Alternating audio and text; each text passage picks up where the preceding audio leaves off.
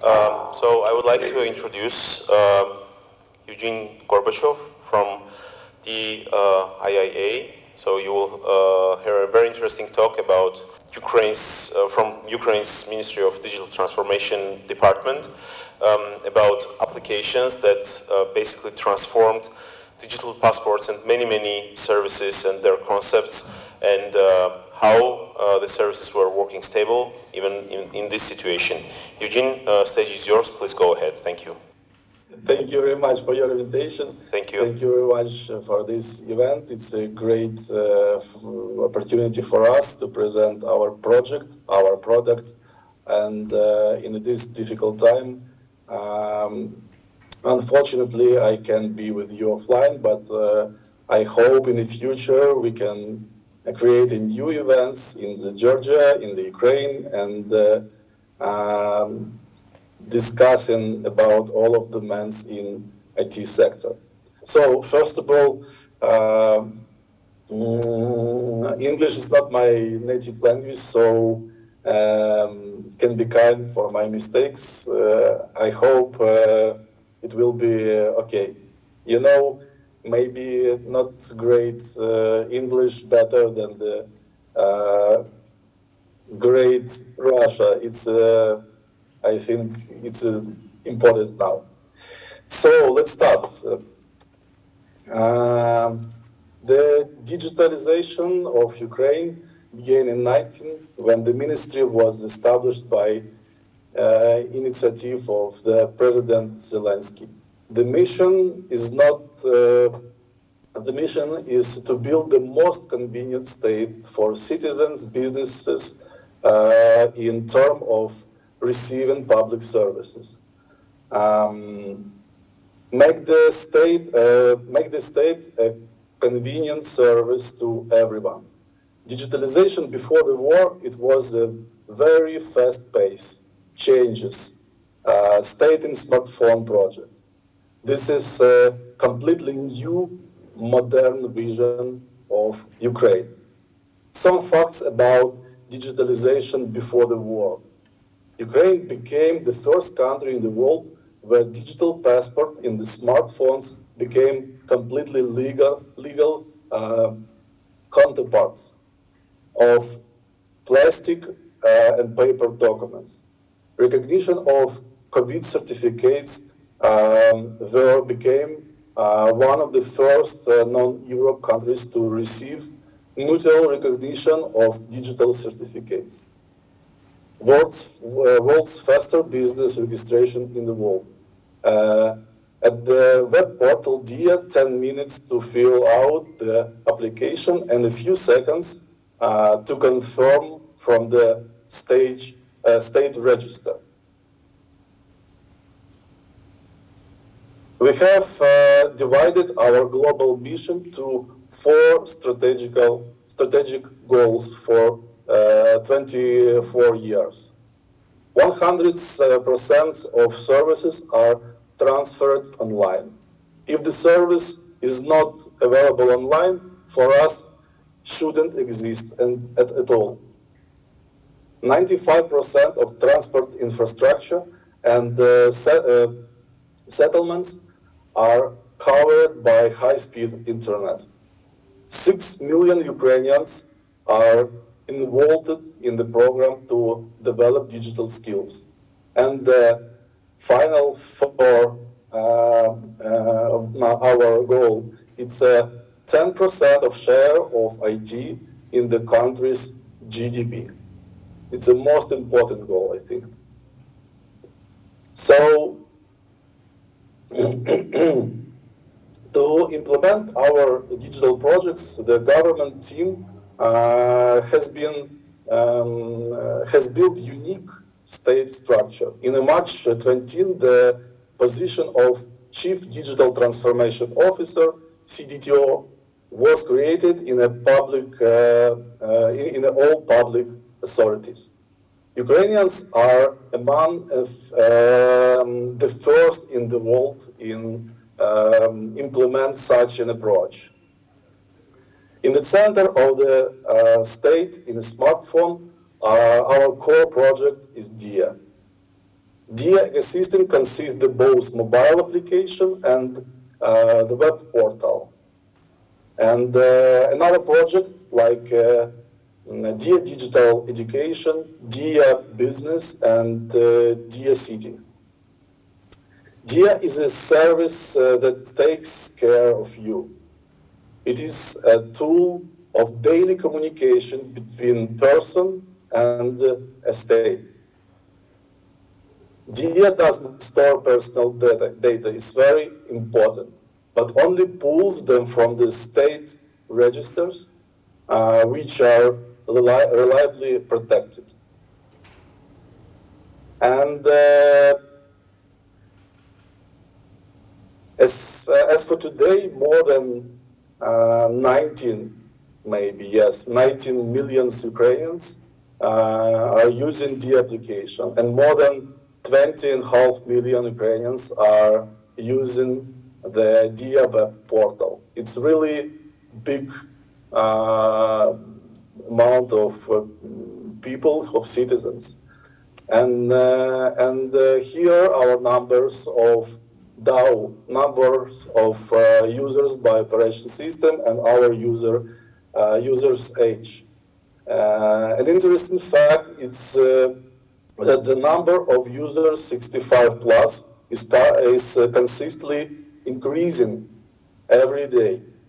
This is a really good signal for us. Our product is clear and convenient, and our services are really in demand. So, DIA is already in Ukraine synonymous with convenience. In addition, our application and web portal received the Red Dot Awards for UI and UX. In fact, it's a worldwide recognition that our services are convenient, really convenient. So, a few words about documentation structure. All of documents have a possibility to validity of the passport in DIA can be checked. Validity of the passport in DIA can be checked through the QR code, what's active for only 3 minutes. Thanks for that, it is impossible to fraud, steal, or forget passport. And anyone check its validity through the smartphone. So it is a principle of people to people with which we implement when launching all of our services. Sharing. We have introduced the revolutionary feature for sharing the documents. Now you can share digital copies of documents from your application DIA from your smartphone. This feature replaces copies and scans, classic offline papers.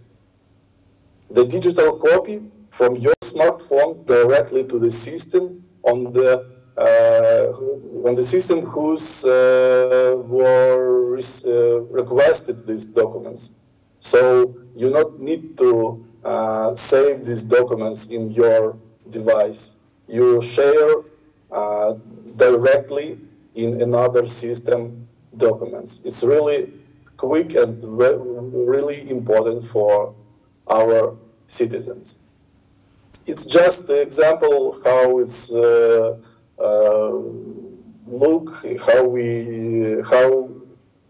how we use these documents in the PDF format and metadata from the documents. Benefits of the sharing feature is, of course, it's convenient. Takes up about 10 seconds.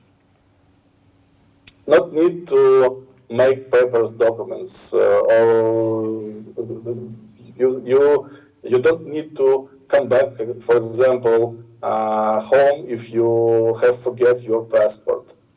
Your time and nervous always the same.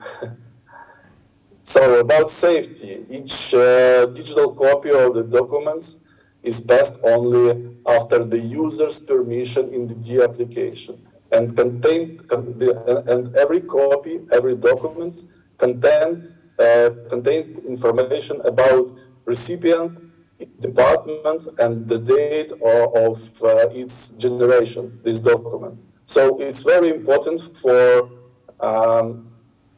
digital wave of these documents and signature, what we haven't, for example, in a paper copy. When we use paper copy, you don't know who and where using this document without you. So if you have digital document and if you have all of digital wave, it's very safety. So validation, of course, we have three waves. It's validation DIA to DIA, app to app.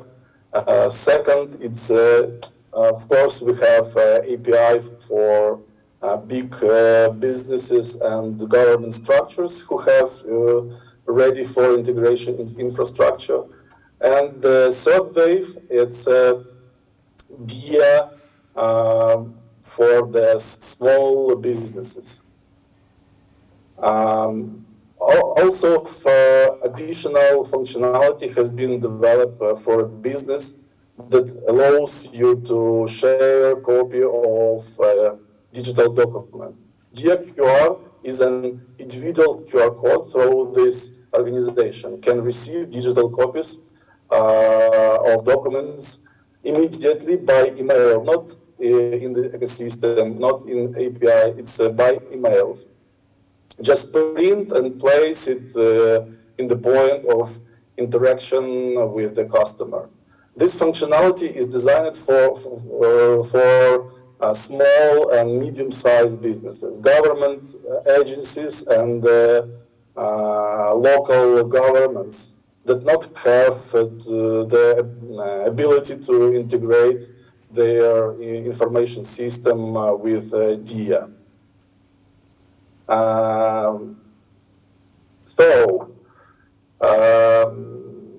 DIA has also become a payment instrument. Now Ukrainians can pay debts and fees directly in the application. And the revolutionary technology of DIA, it's a DIA signature. It's a qualified electronic signature in the smartphone. We use it in authorization and documents signing and in other services where the user need to sign something for state. The DIA signature requests special attention, I think. So it's the most secure electronic signature right in your smartphone.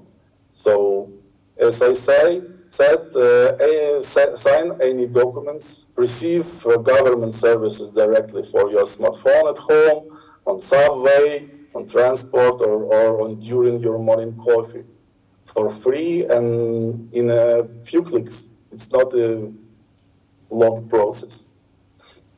After its launch, there were a lot of jokes about NIC gymnastic, because in the first version, we check liveness of person when the person move their head, and we check these actions.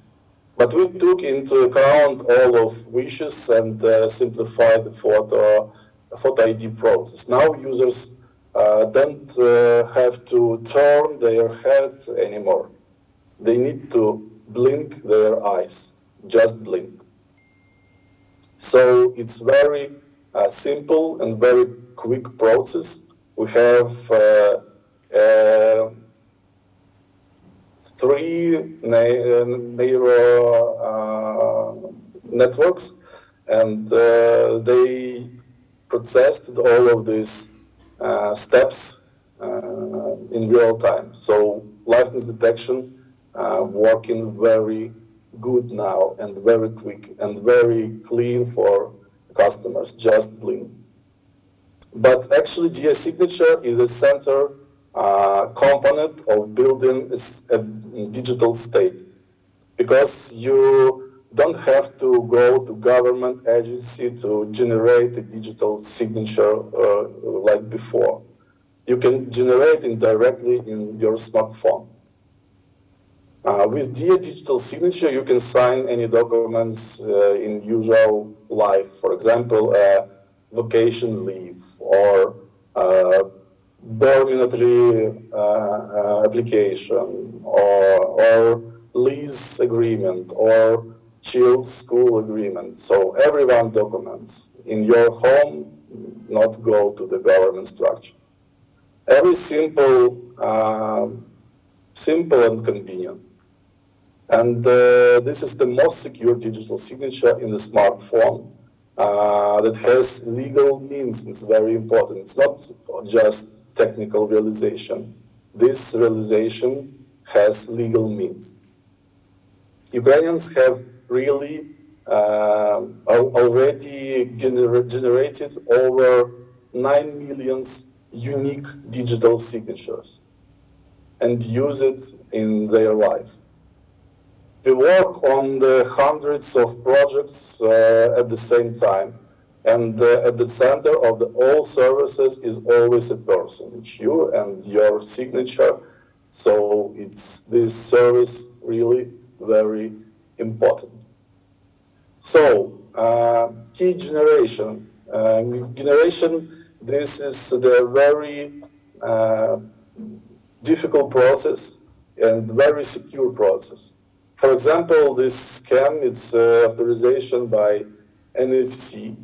It's login in DIA by attaching an ID card or biometric passport to your smartphone. About 30 seconds and all of documents will be pulled into the application and electronic signature will be generated. But after that step, our user needs to check his liveness, and after in this process, in the front camera, we take feature points and manage it. After that, photo from the demographic register. From photo in the demographic register, we take it to these feature points and match it with the feature points from the camera. If this validation were done, DIA requests key generation, and in the HSM module, one of the parts of the key required to the application, only one part. The second part is kept in the HSM module, so it's not the classic key for authorization. It's separate parts of the key, and it's very, very safety, because no one to use your key without you, because the part of the key always with you, and the second part in the HSM module. DIA doesn't store any data. It's very important note, because all of information always safe in the register. Every time by opening the application, the data is displayed from the state register on the smartphone. It's like a video camera that broadcasts a live image but doesn't record it. So it's very, very close. All of information in the register, and DIA just hub and view all of information what government and state knows about customer, and on this information we build process. So our hub, something like orchestration between all of registers of state.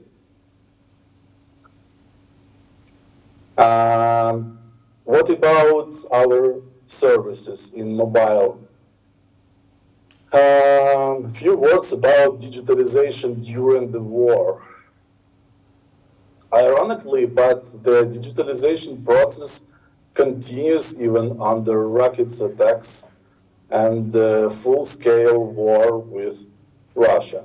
Since February 24, we have readjusted our process and our focused focused on the services what the Ukrainians need now and serve all military and civilian. We have launched over 15 services during the war. It's a very big amount of services. It's a very hard work and work 24 hours, my team, during all of the war. So it's really big work and good stuff. With the beginning of the full-scale invasion of Russia, the team of ministry completely transformed the work. We are focused on launching service what are relevant in wartime. For example, the possibility to submit an application for the payment of financial aid to Ukrainians living in the area where the most active hostilities are taking place through DIA. Or, for example, chatbot in Ukraine called name Ivorokh. It's in English something like there is an enemy. This opportunity to report the location of enemy through the DIA application. So every Ukrainian citizen has possibility to send information directly to the army about location of our enemies. It's very important and very helpful for our army, and we hope for our win. So next one very important service. At the beginning of the full-scale war, it was possible to apply for receiving 6,500 hryvnias assistance to the card called Yepitrimka. It's an e-support card in DIA. This service was available to Ukrainians from the settlements where the most active hostilities are taking place. In addition, businesses who employed IDPs during the war can receive compensation of 6,500 hryvnias from the state for each such employee by submitting an application on the DIA web portal. It's one of the services when we help our citizens and our companies. Because of the war, any Ukrainians had to evacuate to safer regions of Ukraine, unfortunately. But everyone was, but not everyone was able to take the necessary documents with them. For security reasons, state register were disabled for some time. But and this register technically removed in another place. So the digital passport or driver's license in the DIA was not available for a long time. Therefore, on March 11, we have launched a new temporary document in the DIA application for the period of martial law. It's a document, e-document. This unique document, it can be generated even without the internet connection. You understand it was very important for that time. Next one, we have added to DIA an opportunity for all Ukrainians to send donation to help the army to United 24 platform. The state of doing everything to rebuild every house. Therefore, this process begins now with the collection of information and recording the losses. Information about damaged property can be submitted in the DIA application. We have launched a service in the DIA for updating a certificate of UDP, internally displaced person. Thanks to which DPs can receive payments from the state, in order not to allow the occupiers to block our television and spread lies. Together with Migogo streaming service, on the March 5, we launched an online broadcast of Ukrainian TV channels in the DIA TV. And March 12, we launched the DIA Radio. The most important events and the news are now in the DIA app for everyone in Ukraine. During martial law, the time is especially valued. Now more than ever, it's important that people have the opportunity not to waste time in a quiz filling out papers. That is why we have added the possibility to submit 2% single tax payer's declaration and pay the 2% the single tax in the application and portal, just at home. On August 31, there was a major update in DIA. We presented new services for Ukrainians. For example, it's a e-pension certificate, digital permanent and temporary resident permits and e-documents in English, restored a car sharing service and fees. Next one, we are currently working on launching war bonds. At the beginning of the war, they became an effective economic tool that helped keep the country's economy afloat. And now they will soon to be available for purchase right in the DIA application. We invite everyone to support this great project. Now, a few words about plans for IT industry in Ukraine. Before the war, we worked 2 years to create additional initiative for the development of the IT industry in Ukraine. By 24, we had a goal to increase the share of IT in the country's GDP to 10%. For example, before the war, it was 3 or 4%. Ukraine has a great potential in the development of the IT sector, of course. We believe that Ukraine can become the biggest IT hub in Europe. The whole world knows our IT talents as professional specialists who are able to create products and platform complex tasks.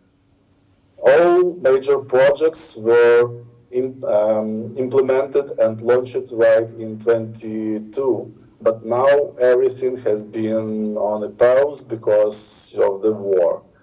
When we're done with Russian aggression, we will definitely return to each project and launch everything. Since the launch, more than 120 companies have become residents to DSCT. This is international and Ukrainian tech companies, Reface, Rouge, Monobank, Makpo, Ajax System, Revolut, IBAM System, Samsung, Genesis, Nix Solutions, SoftServe, Sigma Software, Riacom, Rosetka, Plarium, and Deus Robots too. The main components of DSCT framework: special taxation framework of the residents, flexible employment conditionals for IT specialists, opportunities for foreign venture capital investments, guarantees of the protection of IP rights, fair environment for the business operation. It's very interesting project, and we sure it will be great hub, IT hub in Europe. So in the end, I think I would like to present a few words about project e-residency. It's a project of IT specialized from and around the world. It's something like DSCT, but DSCT it's from companies, and e-residency it's from specialists. This will allow them to register a business in Ukraine without with competitive tax conditions, and to run business in our country without being physically present here. All services will be provided exactly online with electronic signature. And e-residents will pay only a single tax, and the procedure will be automated. So it's our plans, it's our reality, and we hard work on the rocket, and we see the future, the big future of Ukraine, and we hope in this future we will work together with our friendship country, your country, and I hope we provide a lot of projects together. Thank you very much.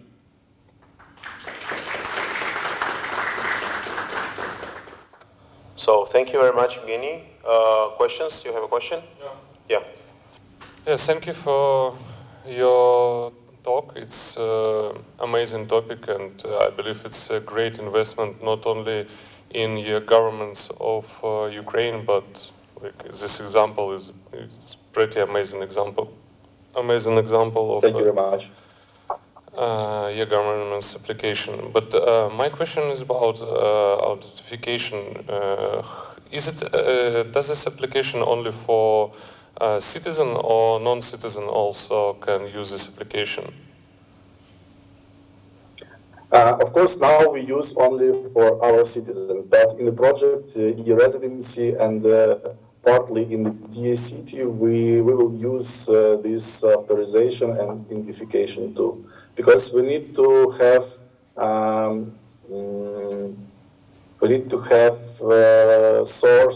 approved source with approved information about photo, about text numbers of person. So when we have this information for our e-residency, we of course have possibility to provide this authorization and all of our technology in this way. So now it's work only for citizens, but in the future we use it in another projects. Yes, thank you. First of all, thank you very much from this amazing presentation. It was one of the most amazing applications as I've seen. I have the question about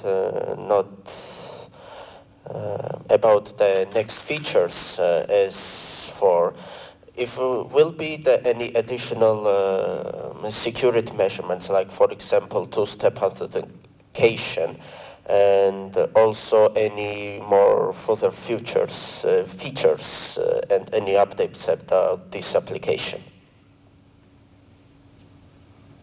No, it's a very difficult and long question.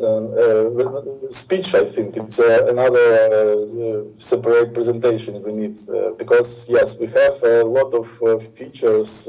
It's a very difficult process because now we use about four services, and we redeveloped these services to one feature for recognition and for detection and recognition. So if you want, we are ready to present this information if you invite us. So we are ready to deep in the technical details of this feature. But now I think it will be a very long story for this event. Okay, thank you very much. Maybe next, yeah. Доброго дня, Evgen. May I ask you two questions? The first one is about voting, like when the vote will finish. Is there any opportunity to vote from the DIA, like for mayor of Kiev, for next president? Yeah. Yes. Thank you for your question. We have functionality of polls. So it's not votes, it's polls. It's functionality about, for example, how we rename this street name strip, or how we need to rename airport, or, for example, something change in DIA, what services the better. So now we have a polls, and this polls very effective. We have great feedback from the citizens, and it's very important for us. It's really clear, not commercial and not marketing information. It's really directly information from our citizen, and we use this information just for application or decision in another ministers and in another questions. But real vote about presidents, of course, we don't develop and we don't think about that because it's a really difficult process. You know, it's a really difficult technical solution. So if we go to this way,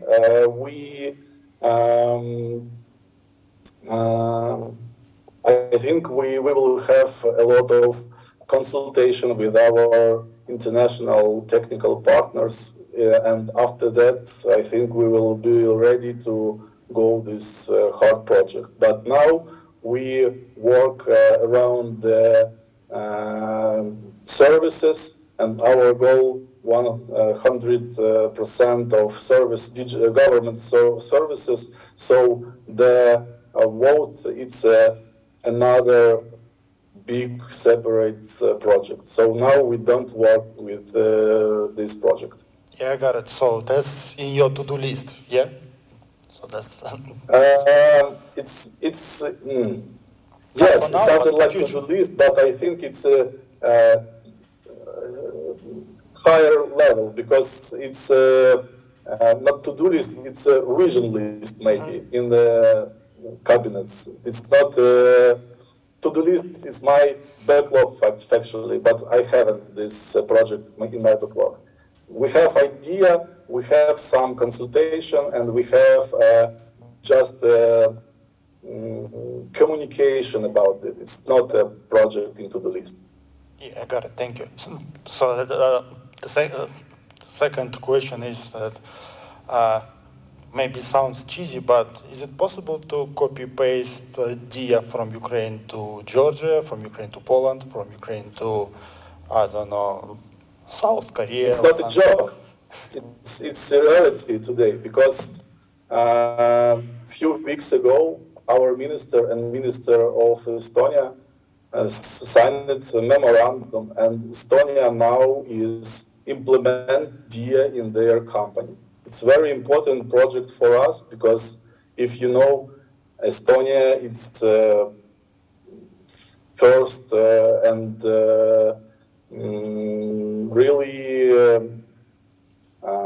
technical ready country who working with in the e-golf segment. So now this company is not company, of course, country. And this country, Estonia, launching MVP by DIA code base and DIA design. So it's very, very important for us. And it's not a joke, it's really reality. And we have a lot of communication with other countries, and a lot of countries about now it's nine with Estonia, it's 9 countries now in a process of consultation with us about how we can to launch your product in our country. It's reality, it's not a joke. So good question, thank you. Hello. First of all, thank you for the talk, and also compliments to your team, because it's always teamwork to make something like that. So I'm very impressed. I have a question about the when you roll out these electronic signatures, the identity vouching, is it only done over the NFC chip of the passport, or do the people have to show up in person somewhere? Because I know from qualified electronic signatures, you usually have also physical identity vouching, which is happening. And rolling out something like this for 2 million people or more, I think it's quite a pain in the neck, right? Yes, now it's a first and most very important functionality for us, because now our people, our citizens, don't need to go somewhere to generate this signature electronic and use flash USB or another physical device.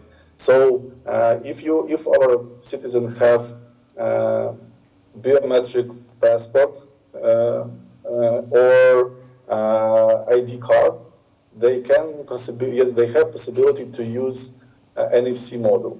If you haven't, they can to authorize in DIA by bank ID, and if they have biometric information in register, they have possibility to create DIA signature. So if you haven't ID card, physically ID card, but you have a foreign passport in the register, you have possibility to create this DIA signature in your smartphone. So, of course, people who have only paper older passport, haven't ID card and haven't foreign passport, it's problem for them because they haven't any information in a new digital register. So DIA haven't possibility to give this information, match them, and create DIA signature. So when you have newest documents, you have possibility use DIA signature without physically going to government agency.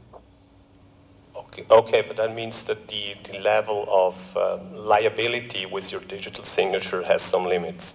Meaning, if I can still impersonate someone by stealing a card or something. A lot of company now is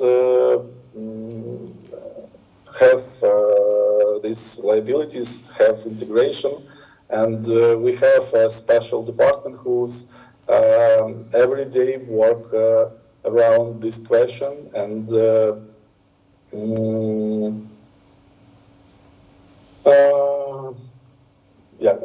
як це сказати правильніше, invited to our ecosystem new partners. So maybe I don't understand well your question, but we work around this every day. I understand the problems you have because I worked in a similar field, and I know that the rollout it's quite painful. It's not just pressing a button. You need an entire infrastructure where you really do the identity vouching for the people if you want to have a highly assured identification. Because if I only use a document, you don't know if it's really the same person, or you do it artificially by having a video capturing of a person. You have limits how much trust you can put in this identity. And that also limits the amount of things you can do with it in terms of signing documents. So you can sign documents maybe where you have liabilities still $1,000 to $2,000 of contracts, but if you go above, let's say you want to buy a house with your signature, you usually want to have a lot of trust in the signature, and this is usually only possible if this person has shown up somewhere in an official place where people trained to do the identity vouching, check, is this the person, are the right documents here, including NFC chip, and only then can you go above a certain limit. Because this is the tricky part. It's if you roll out something like this for 10, 20 million people, you need an entire infrastructure of trained people doing this identity vouching. And this is usually where it's not only a technical problem, it's really an organizational problem. Understood. Yes, but I'm still very impressed by what you did, so I'd keep fingers crossing.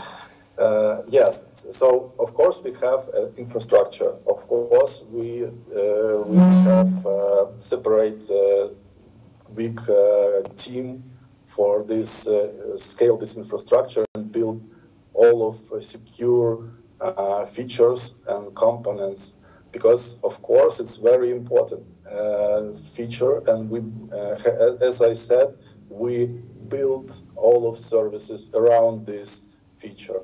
What about identity? Face recognition is not only one method of verification. Our service have three separate, but after that connect wave. First, it's a liveness detection and face recognition, what I said. Second, it's a bank ID identification, because bank ID system, it's a source where we take information about authorization people. So it's a second wave of security. And third, when the person creates a DIA signature, the person create the PIN code. It's a 5 numbers PIN code. And every sign he needs to use their face and know his PIN code. So in reality, you can't frog it, and you haven't the possibility to broke this process and sign something without person. It's not real. So we haven't limits, of course. What you said, we haven't limits of money or the contract on the something like that. It's a part of the process of our third-party partners, because we don't create the document signing service. We create just signature, like a physical signature. It's a digital signature. But where the signature using, it's a process of our partners. For example, we integrated with Ukrainian tax, it's taxes service, yes, tax service, government, and for example, Ministry of Healthy, or for example, signed paper documents, it's something like documents online.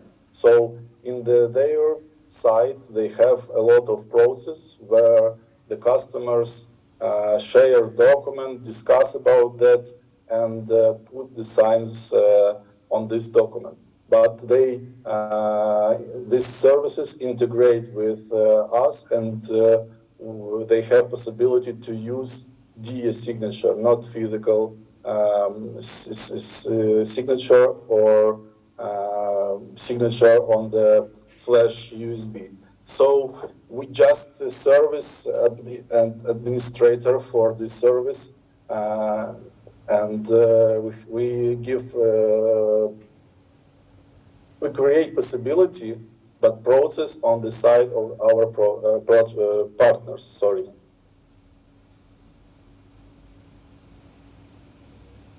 And the banks to use this signature for creating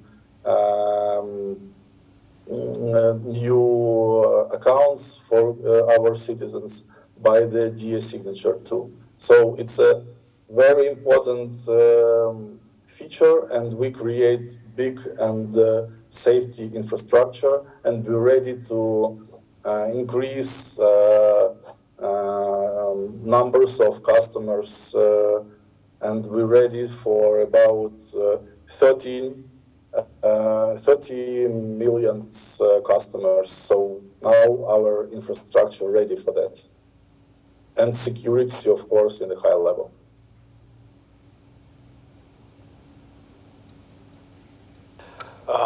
Thank you very much, Evgeny. So I had a question, but we are running out of time.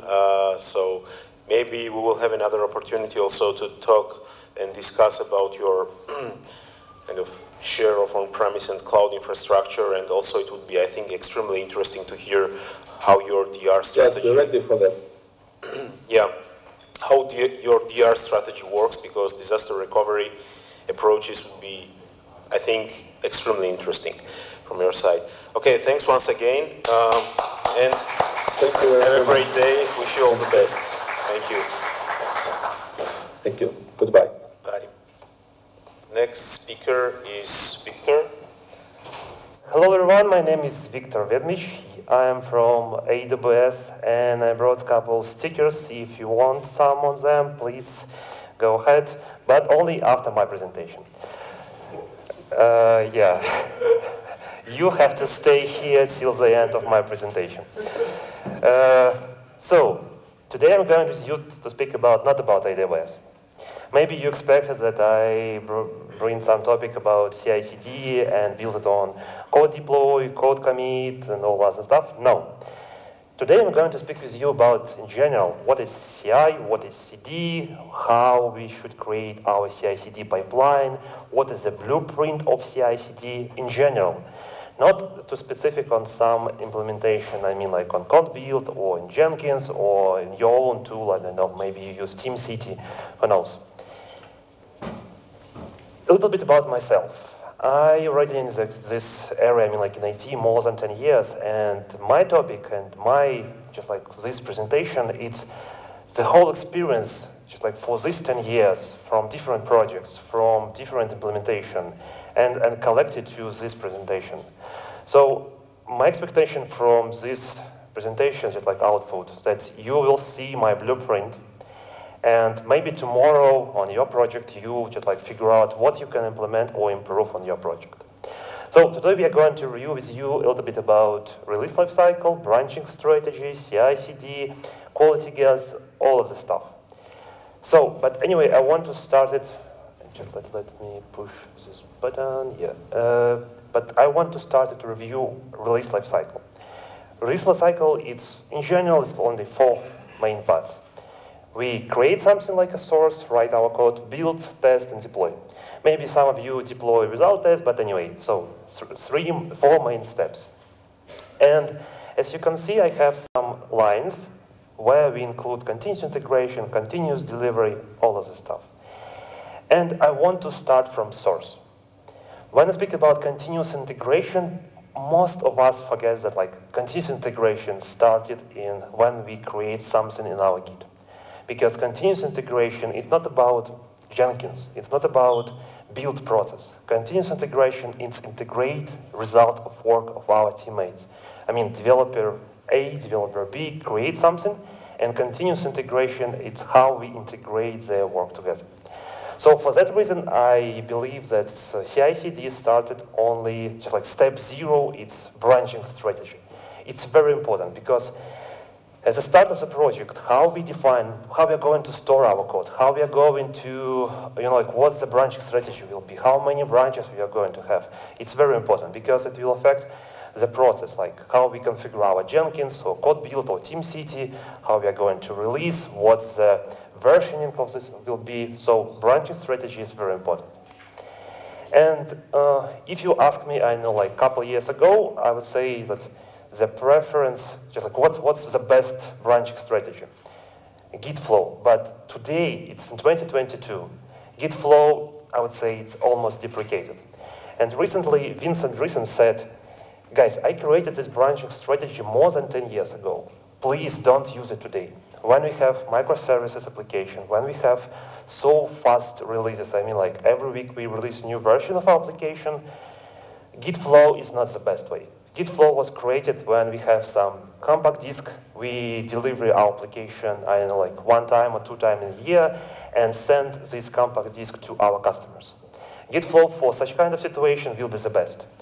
What's the main biggest problem with Git flow?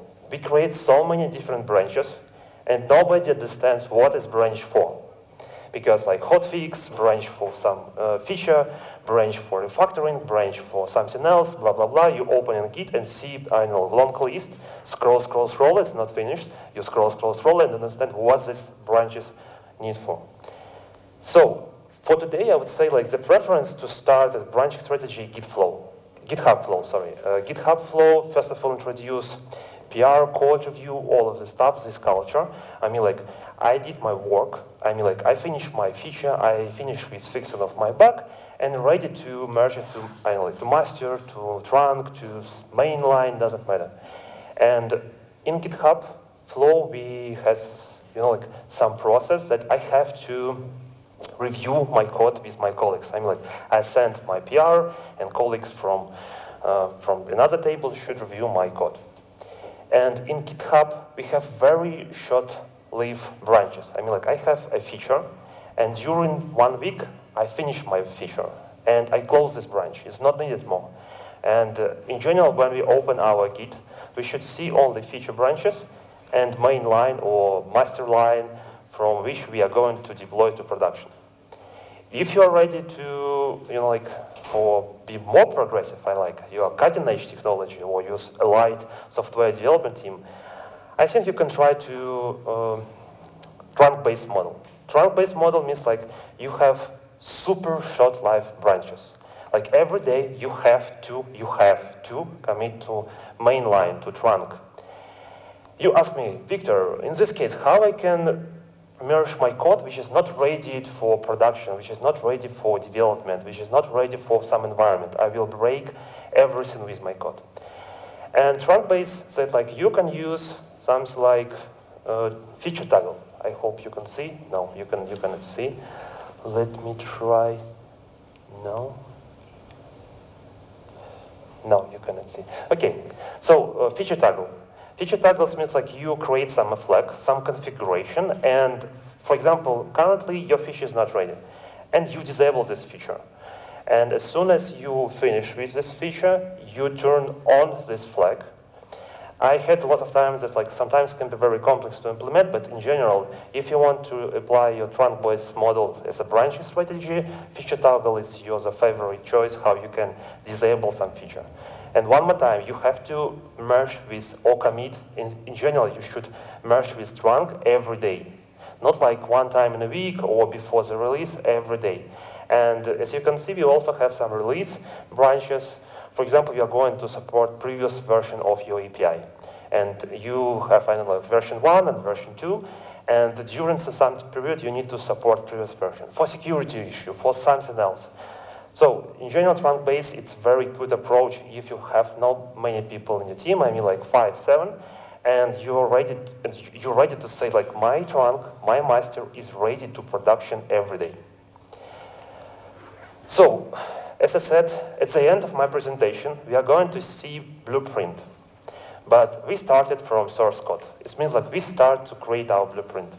Together with you, I'm going to draw, not like a real draw, but in my presentation, to add additional components. So what we currently see here, we see code plus version control. It's our branch strategy, how we store our code. And also we have a code review. And it's the first part of quality gate. Quality gate we will see on every step, because quality gate is very important. Quality gate helps us to save time of developer, save time of our resources, and in general, it's allow us to don't waste everything, I mean like resources, people, because when you're working with new development, like we create something new, it's very important to save the focus, what I'm working now. I mean, if I switch to another feature, to another task, I lose my focus, and it's waste time. So, also for the first step, I mean like for branching strategy, it's also very important to figure out how we are going to version your application. My recommendation is semantic version 2. We have here measure, minor, and patch. Measure, it's like when we have Python 2 and Python 3, it means like we have to rewrite our code. It will not backward compatible with previous version. Minor version, like when we create something new, new features, new functionality, and patch version, it's our can be build number, or just, for example, you can say patch, it's my hash of commit, I mean like in Git, and you will have some, like traceability that this version of my artifact with this version, it's version of Git commit, and I can check out to this version and see what's going on, why this bug happened in my commit. So, from release lifecycle, we review our source. The next two steps is build and test. And the reason we started our continuous integration. Continuous integration in general, when Martin Fowler many years ago wrote this article about what is continuous integration, as I said in the start, continuous integration, it's not about build server. Continuous integration, first of all, it's about process when we integrate results of our work. And yeah, I agree absolutely that Jenkins and other build servers, code commit, code build, all of the stuff can help us to integrate results of our work. I mean, like, we should, for continuous integration, we automatically run build process, we run test process, and at the final step, we create artifacts. Artifacts, it's very important, because if we create new artifacts for every environment, it means like we will have some differences between these artifacts. And also in continuous integration, it's very important feedback loop. As I said, focus on our work, it's like, maybe can be 15 minutes. If I switch to another task during the 15 minutes, I will need additional time to switch back to the previous task, for example, to understand what's the configuration, what's the code, all of the stuff. In continuous integration, it's very important to have very short feedback loop. So, and if we started to draw additional components of pipeline, I mean like ideal blueprint pipeline, on continuous integration, first of all, what we see is our CI dashboard. CI dashboard is the central place from where we can understand, for example, what's really happened with my CI process, what's really happened with my tests, I don't know, with my artifacts, all of the stuff. It's our central place to monitor everything. And also we have a build server.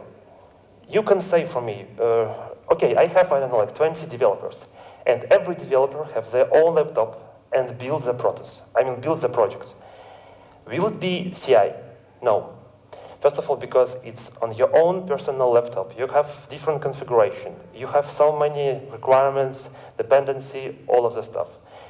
And in CI, it's very important to have some central place where I run my build, where I run my test.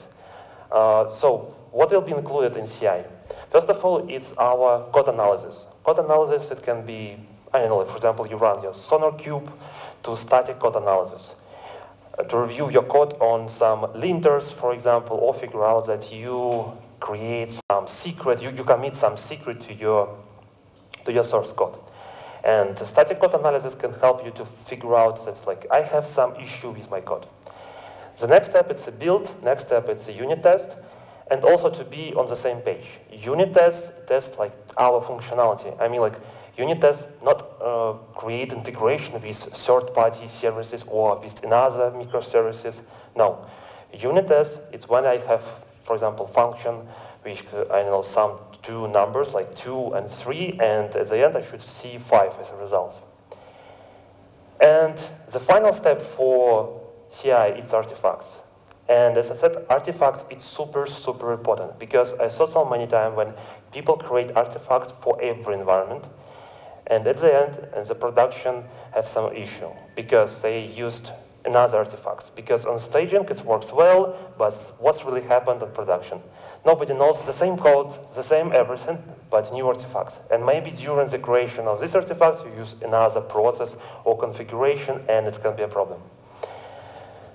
So, the main goal of CI and all these steps is create, first of all, artifacts and make sure that all of this process will not take, I don't know, like 15 minutes. It's like, it will be very great if you can achieve it. I know that you can have a lot of unit tests, you can have a lot of code state analysis, for example. Try to parallel all of this task. Create more build agents. Create, I don't know, some process which allow you to create it in faster way, I mean, like to be on 15 minutes this timeline. So we are moving on, and the next step is continuous delivery. Continuous delivery means like we should to deliver something, to create environment, and at the end, if you're ready to move to production, we have a button like approve and move to production. And continuous delivery, it's first of all use the results of our CI process, like artifacts, and use these artifacts moving to some production. And in continuous delivery, it's first time when we see our environment. Environment, I mean like a place where we can integrate the results of our work. I mean, I have my artifacts from CI. I have to create in the environment. And first of all, we can see here it's infrastructure provisioning. Infrastructure provisioning, I mean, like it can be your Terraform, like from Anton Babenko, or it can be, I know, some configuration management. Maybe you use still some virtual machines and you need to write your Ansible playbooks to configure your environment. So in continuous delivery, it's very important to include your configuration management, your infrastructure provisioning, and at the end, when we see the first environment, like for example, dev or QA, doesn't matter how to call it, it should be also automatically provisioned. I mean, like if you create a version of your code, you also should create a version of your environment, of your infrastructure. And in this environment, we run additional tests, like integration. And integration here is like it's real integration test when we can integrate with another microservices, with another external services, or I don't know, maybe with some file system or something else.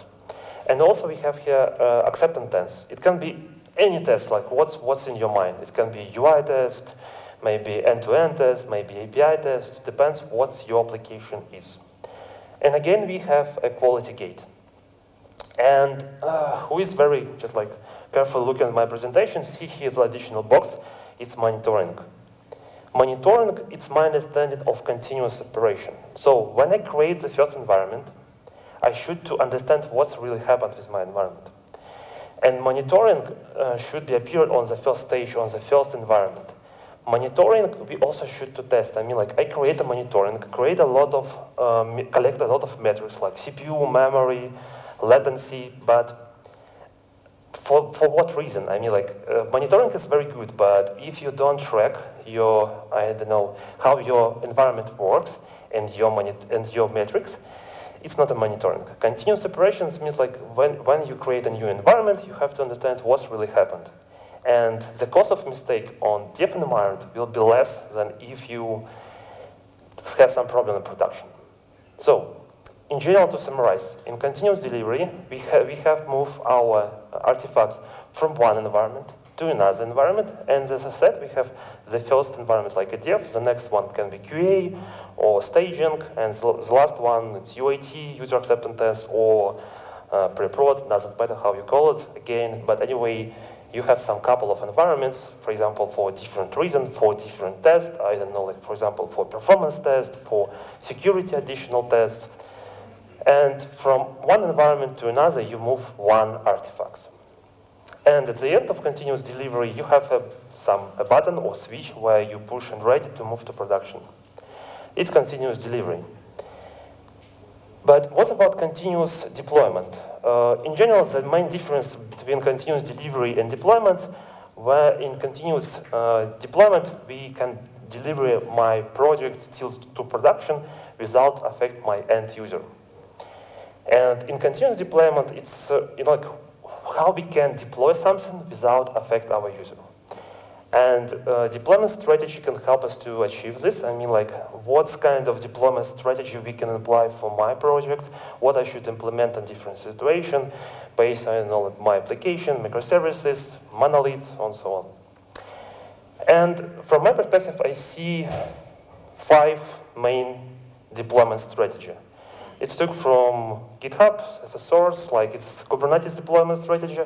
But anyway, you can apply for all another, I mean, like in your cloud, AWS, GCP, doesn't matter.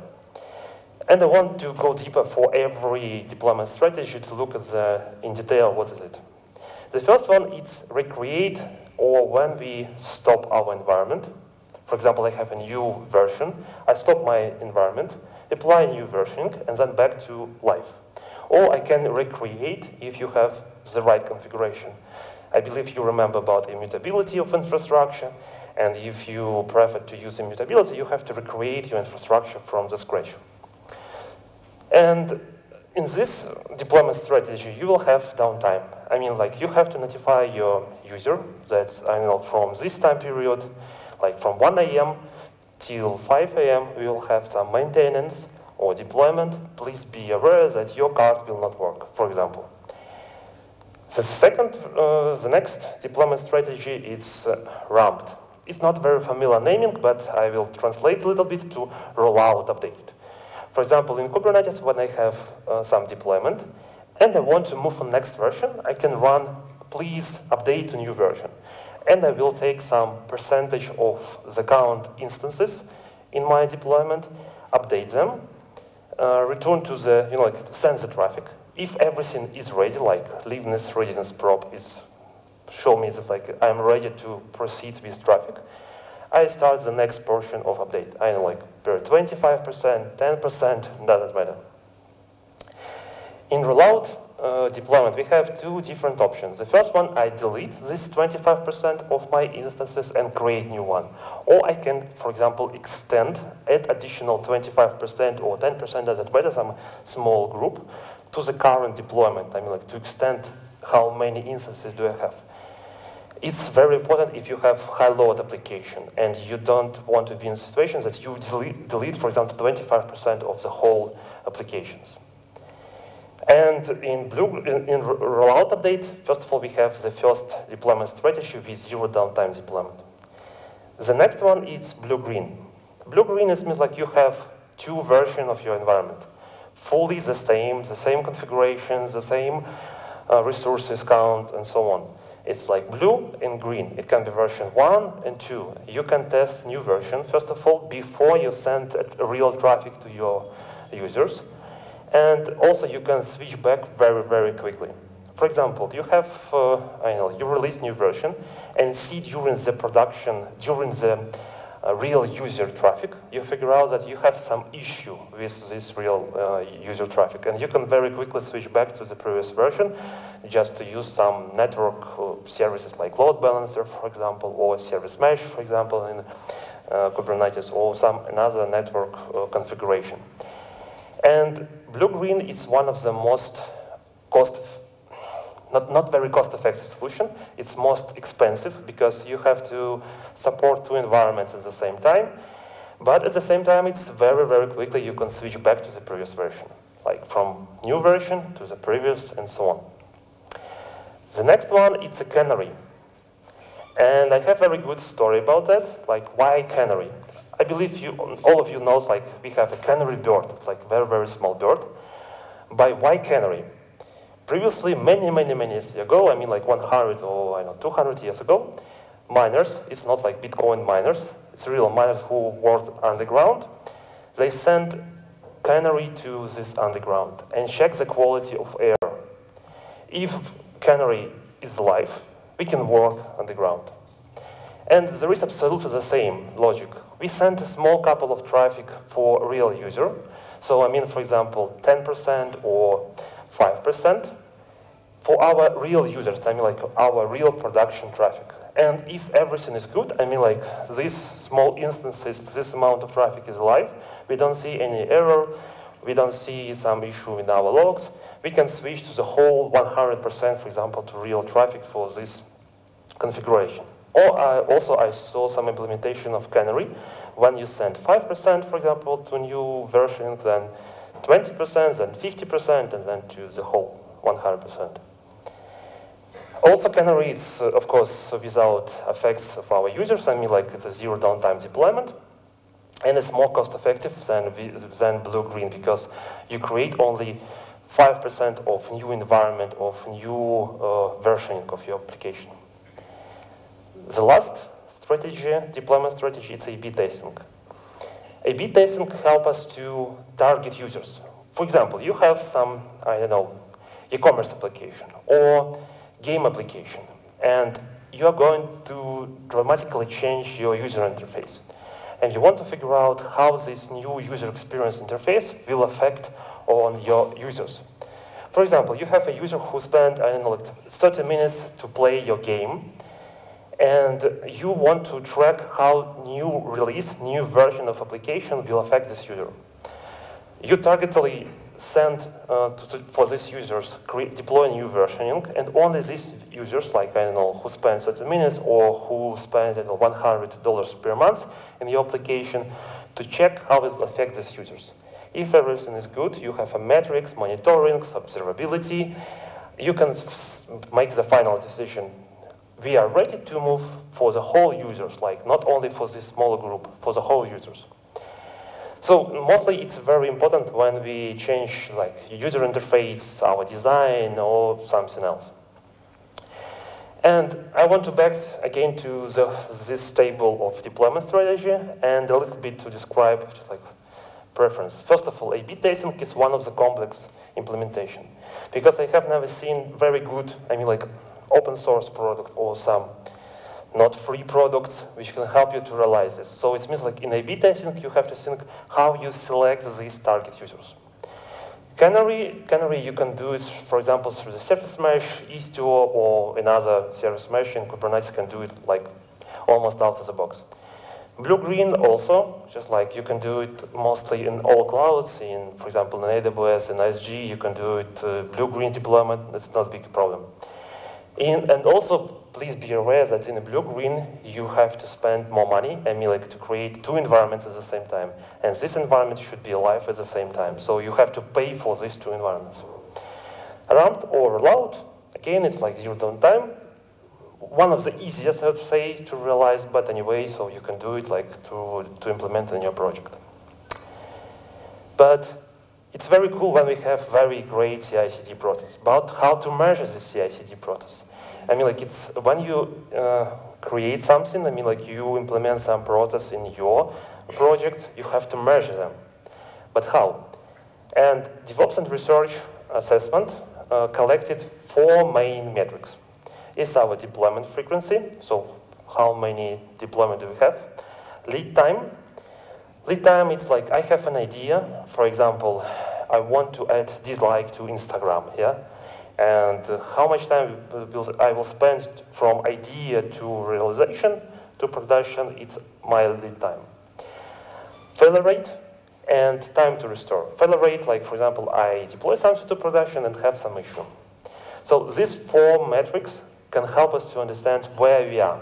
I mean, like from DevOps and research, they said like exist 3 main teams. Like it's losers in the middle and elite team. So if your metrics like your deployment like on demand, your change lead time like 4 hours or less than an hour. I don't believe less than an hour because it's like I want to change the color button. It can be less than an hour, but if I have some big feature to realize this, it's not possible to do it like less than an hour.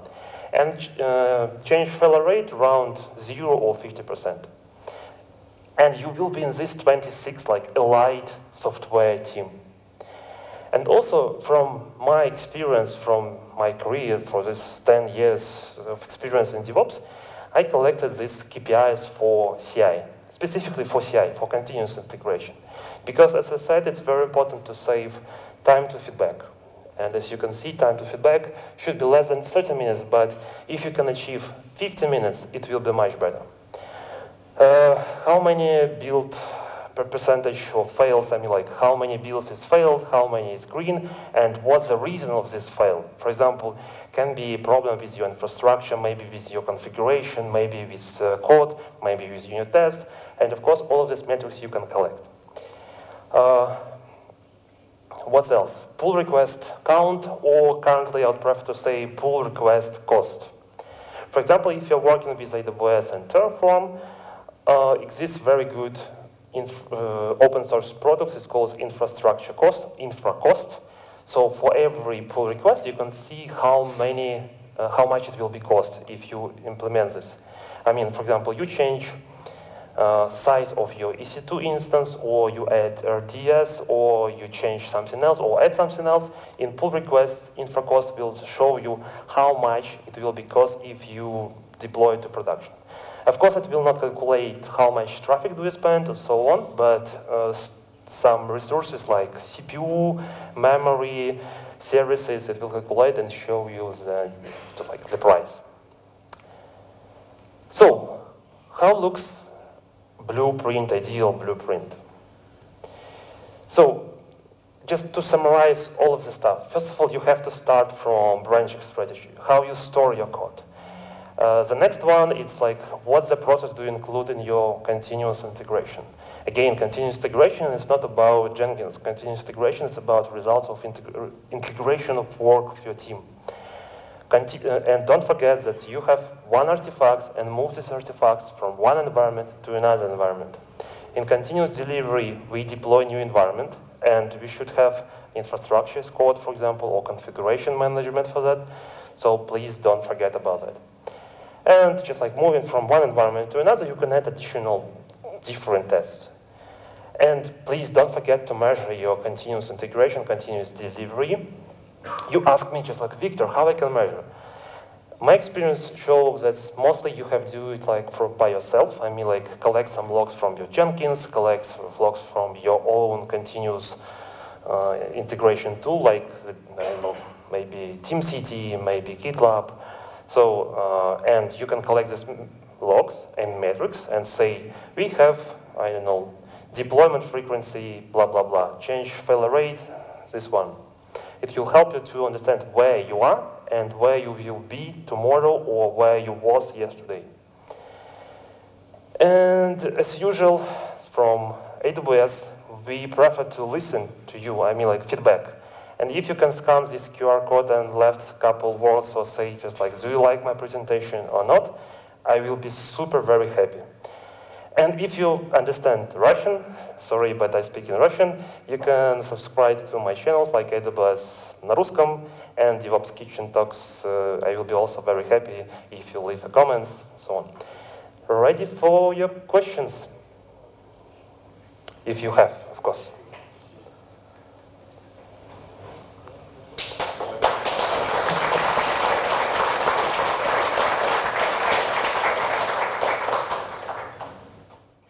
So, question, simple.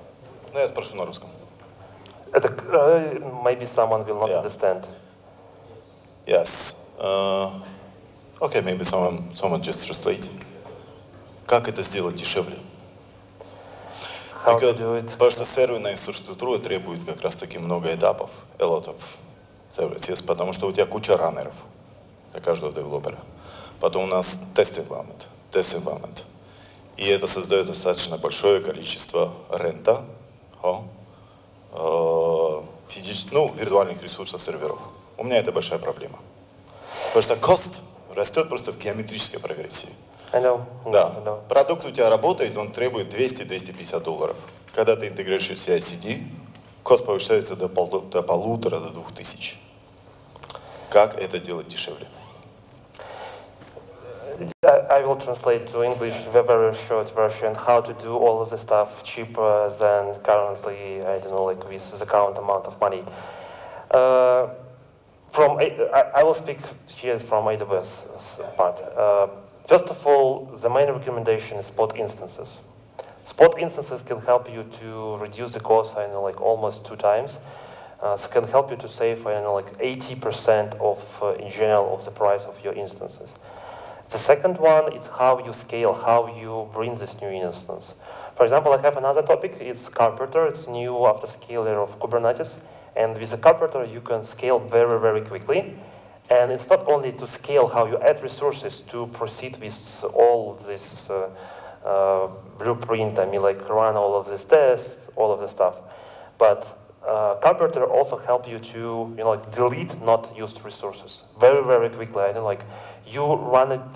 I had a conversation with a game tech company who just like, if you know what is game tech, just like they use a lot of build process. They need a lot of resources. So the main idea from their side, they said, we have a Carpenter run new resources. We run our build process, I don't know, like for 10 minutes. And as soon as we finish, we delete this resource. And we pay only for what we use. And of course, only spot instances. Another one that can help you, it's Graviton, it's an ARM processor. I understand maybe your application is not ready for ARM architecture, but anyway, Graviton is a very great opportunity to save a cost because, I don't know, do you familiar with MacBook M1 and Intel process? If you're familiar, you will understand that Graviton will help you to, I don't know, to do the same stuff, I know, at least 2 times faster. So, my recommendation, first of all, spot instances. The second one, how you scale. If you use some manual or ISG maybe, ISG scale down not very quickly. So maybe you're ready for Carpenter. And the last one, of course, it absolutely depends on your application, your language, what you use, Gravitons. So. Serverless for CI/CD, it's not very good fit, honestly, because you need some dependency, you need environment configuration, and mostly what you do, you create some, I don't know, I still have never seen that CI based on Lambda. Lambda or serverless more prefer for load with huge spike, I don't know, we need to scale very, very, very quickly. But to build, just like to build, first of all, you need the environment, I don't know, like, for example, ARM processor or for test purposes, yeah, it can be, yeah. For test, for example, end-to-end or user acceptance tests, it can be. But again, in my experience, I've never seen. Maybe currently it will be a very good opportunity to do it. Cool. Cool. Another questions?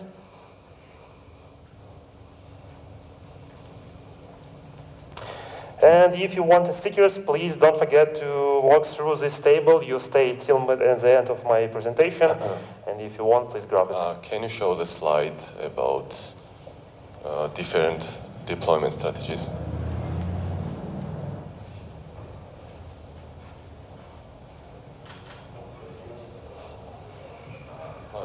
Didn't quite understand the difference.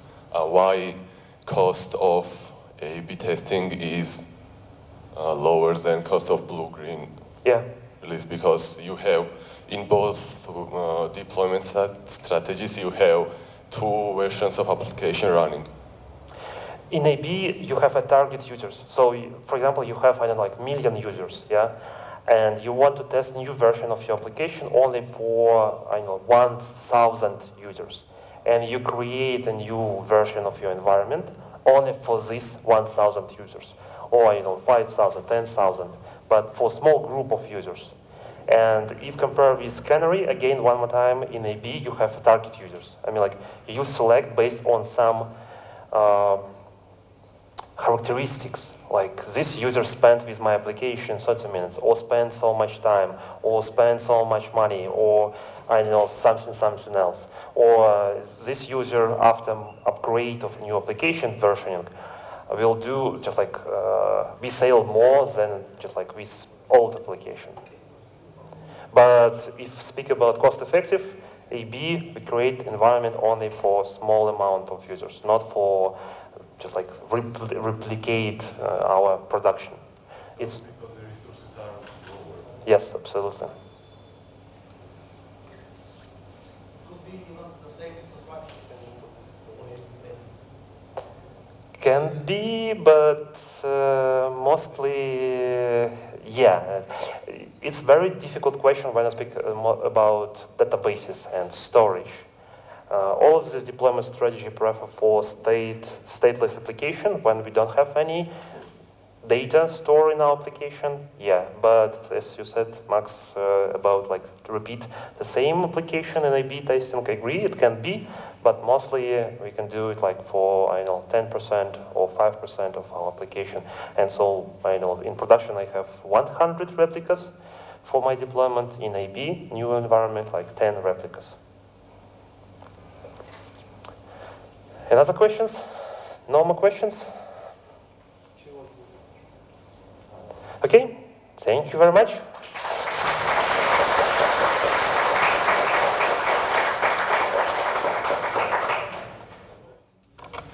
Okay, hello.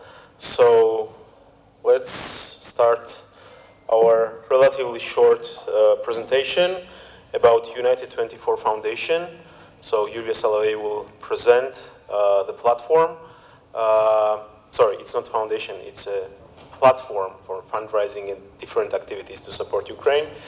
Ilyas, stage is yours. Thank you for connecting, and please go ahead. Thank you for invitation, and it's such an honor today to present you my country and United 24 fundraising platform, which was launched by the President of Ukraine, Volodymyr Zelensky. I think that conferences like this like to visit people who know how to count money. So I will start with numbers. A recent Guardian article confirms everything we've been talking about. More than $2.5 billion has been donated to Ukraine-related humanitarian efforts since February, but 80% of this money are still on the accounts of international aid organizations that are scarcely present in Ukraine and have yet to spend the majority of the money.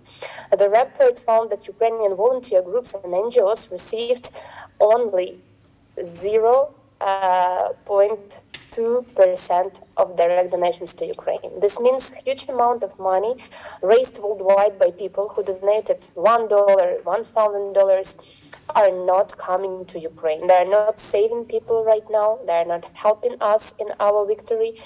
And their money just waiting somewhere. And that is why President of Ukraine created United 24. The idea was very simple, to unite everyone who wants to support Ukraine and to provide people with an opportunity to help Ukraine directly and to be sure that your money will be allocated to cover the most pressing and the most urgent needs. So United 24 allows one-click fast donations through our online platform, which was created by Ministry of Digital Transformation, one of the coolest professionals in the world right now in cybersecurity and in creating user-friendly products. And this platform allows you to be sure that you will create an instant impact with your donation and support Ukraine now.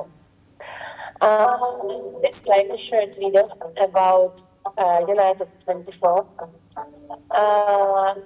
Why is so important to support Ukraine directly? Because Ukraine knows best what it needs, because Ukraine can deliver aid directly to the front line, and because government is the only one who can rebuild, for example, critical infrastructure, roads, bridges, and everything that is needed just to keep living and to keep fighting and to keep this resistance. It works very simple. You can choose one of 3 areas where money will be distributed. It's defense and demining, the humanitarian and medical aid, and rebuild Ukraine. Each of these directions has its own official account in the National Bank of Ukraine assigned to relevant ministries who are responsible for allocating money. Ministries make necessary purchases and report on spending once a week. Also, what is really important, we have Deloitte as our auditor. And as I told you, we try to do our best to make it work as simple as it is, as it can be, and as transparent as it can be. So basically, transparency and effectiveness are our main 2 values in this project, and we do our best to build this trust and to show that Ukraine can be a great partner. And as you see, for all these 7 months, we are doing our best to show how strong are we and that you can trust us. As I told you, Deloitte, one of the big 4 accounting firms, monitors the general reports by ministries. Also, you can see our reports on our website, on our social networks. Right now, we, every day, I'm receiving stories in our messengers how things that we procured saving people. It can be ambulances, it can be the mining equipment, and it's very important that United 24 helps us to have this helicopter view. We are working with all ministries, with all institutions, and we are able to get very fast feedback. What is needed right now, 24 hours, 7 days every week, how situation changes, and how something that we procured saving people. Also, speaking about the effectiveness, we are not trying to compete with other organizations. That's why we decided, and it was a conscious decision, not to be a foundation by ourselves, but to build a platform and network of different NGOs, foundations all over the world that support us, who are ready to work with official accounts of National Bank of Ukraine, and who are ready to start partnership with key ministries in order to receive the relevant information about the situation in Ukraine. And right now we have a very big network all over the world, and we will be very happy to find partners in Georgia also. So, for example, donors will be able to transfer money from Georgia to NGOs they trust and maybe have this tax-deductible contributions. And with this NGO, we can build then the most effective way, how to allocate and where to allocate this money to see very fast impact. Also, working with all key institutions, we have this faster decision making. Before I joined United 24, before it was launched, I worked on Romanian border with different NGOs, and I saw on my own eyes that sometimes it can take months for different international organizations just to understand what's going on, to find the right partners, to sign some contracts. But sitting here right now in Kyiv region, I can tell you for sure that we don't have this month. It's every week, and it's keep going on. Every day we have air sirens, we have attacks from Russia, and I think you know the best what does it mean and how strongly we need this support. About first results, on the next week, we will have our 5 months, like small birthday. For me, it's like 5 years already in United 24. And for this time, we raised almost $20 million, which is big amount. And it was very hard because when we launched, this first wave of support was getting lower, and we were trying to do something like this in order to show people that we still need this support. And to be honest, we need it every day, with every person injured, with every infrastructure object being destroyed. For example, right now we are making a big fundraiser for ambulances because every week Russians attack ambulances and stolen them, and that's why this need is ongoing. And we've already bought more than 80 ambulances and evacuation cars, but the need is approximately 400. Still, we have a great support from all over the world. More than 100 countries join us. To be specific, it's 110 countries we receive donations from. And, we have great donors. The smallest donation was less than for 50 cents, and it was a check, something like that. And one family donated us $80,000 to procure ambulances, and we received the support from different places. Also, what is important, we constantly hear the same thing. We will not give money to the army. You often hear that it is forbidden to donate to defense. Celebrities say they don't want people to think they are promoting the war. But I want to be really very clear. And I think that we all understand that this war cannot be won with diapers, no matter much we wish it was so. So these diagrams show that people around the world think the same, because defense and the mining direction is still one of the most where majority donations came to. 60% of British, Canadian, and French donate to the army, 50% of Americans. That's because supporting the Ukrainian army means supporting the freedom and work not with consequences, but with the reasons why we have such big losses. At the same time, we are very actively promoting the medical direction as well as the demining direction, and we are ready to start the first rebuilding project. Also, speaking about different partnerships, right now we have on our board different partnerships with Balenciaga and Demna, our director of Balenciaga, who had this experience of being a refugee, of leaving his own country because of the war, and that's why he supported us very honestly, strongly, and we launched this charity t-shirts collection. We had collaboration with Spotify, who they launched charity playlist, and also now a lot of new collaborations are coming. We have great ambassadors such as Barbara Streisand, Imagine Dragons. This week we launched Mark Hamill as our ambassador. If you saw the movie Star Wars, then you know him. He is Luke Skywalker, and he's supporting one of our priority projects right now, Army of Drones. So speaking about partnerships, we have here different formats. It can be direct donations, and we invite international organizations, companies, private donors, corporate foundations for cooperation, and we're ready to offer here goal-oriented projects for your donation. So you can be sure that you choose one project and your money will be allocated to this specific goal, and then you will receive your personal report how this help is being provided to people. Collaborations, it's my favorite type of partnership, where we call on all famous brands to collaborate. Charity products, special editions, yellow-blue items, Ukrainian characters integrations. There is a wide range of ideas to support Ukraine's fight for freedom.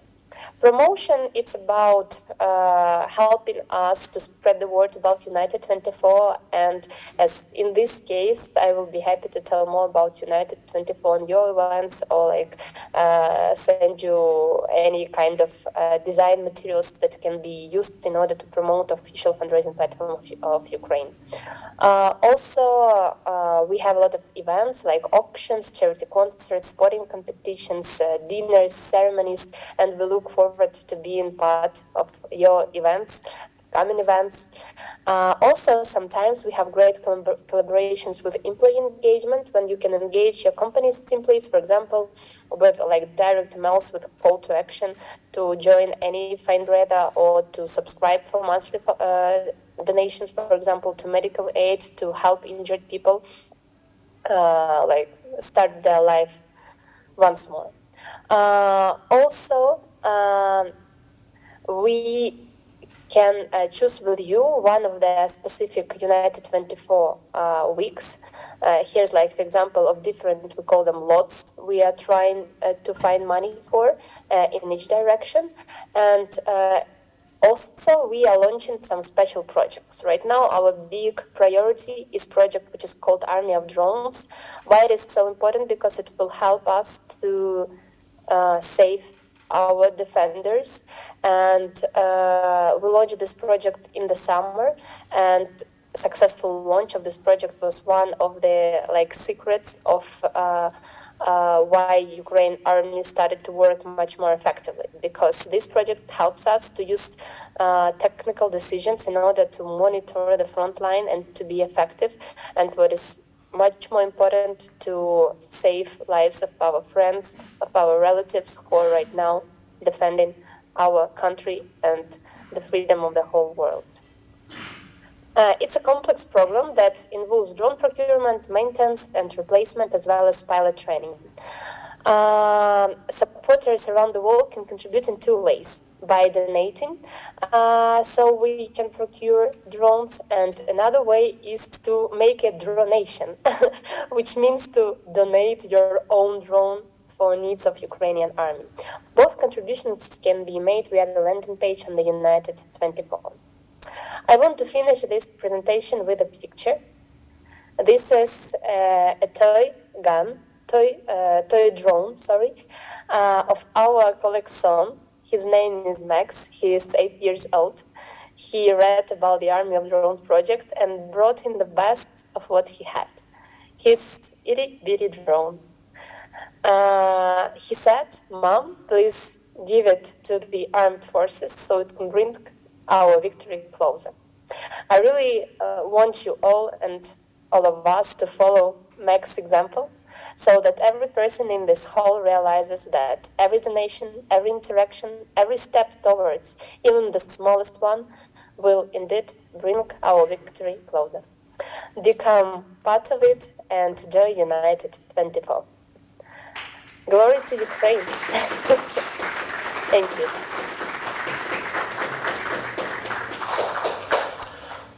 Thank you very much, Ilia. So, are there any questions about this? Yes, go ahead. Good afternoon. First of all, thank you for this amazing presentation, of course. I have, I don't know if it's a question or something, but about the Army of Drones, if it's classified information or it's, what do I say, which materials will be used in order to make these drones? We are so basically we are making procurements of drones all over the world. We have drones from USA, from Europe, from Turkey, also part of the drones being produced in Ukraine. So it's not about creating them from the beginning, it's about having as much as it's possible resources in order to provide each group of our soldiers with a drone that helps them to monitor the situation around them and to be sure that they won't be attacked without knowing what's going on. That's like our eyes in the sky that helps us to be more effective. You can see on the website of Army of Drones and on United 24 social pages what drones have been already procured, and also what drones being donated from people around the world. Okay. And yeah, that's basically this information. And of course, here we're working very close with different IT specialists who are helping to build this network between drones and like build some system of monitoring, which will help us to be more effective. Okay, thank you very much. Okay, so thank you very much, Ilyas. So especially this is important for us to have you here on the stage because we had exactly the similar pain in 1992, 1993, then in 2008, and we know exactly what you are feeling right now and what kind of hard times entire country is going through. So thank you very much once again. Thank you. Thank you so much. Thank you for your support.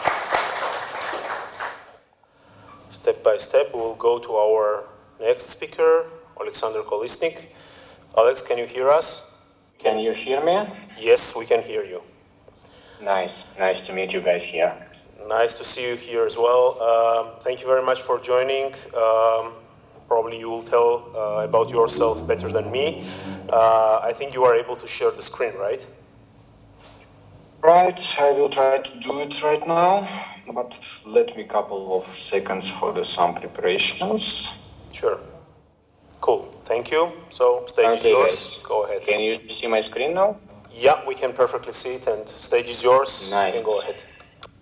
Nice. Again, nice to meet all of you guys here. And for the beginning, several words about myself probably. My name is Alex. I'm a DevOps engineer with a background in the high-load projects with about 10 years of experience with the different projects in different domains like, healthcare, payment, telecommunications, etc. I'm just actually technical guy who gets his hands dirty with the infrastructure setup on a daily basis. My main focus is on creating reusable infrastructure as a code solution with the wide sphere of implementation and without any vendor or cloud block. And our topic for today is how to build cloud-agnostic Kubernetes and where we need it at all. So let's start with that. Almost all of you, I believe, use the Kubernetes in day-by-day practice. So all of you are aware of these 5 vendors who provide us with the cloud Kubernetes solution, right? There are AWS EKS, Azure AKS, Google Kubernetes Engine, Alibaba Container Service for Kubernetes, and Oracle Container Engine for Kubernetes. This is like a 5 measure of players in this area. By the way, guys, how many of you use EKS in production? Just raise your hands, please. Any of you? Okay.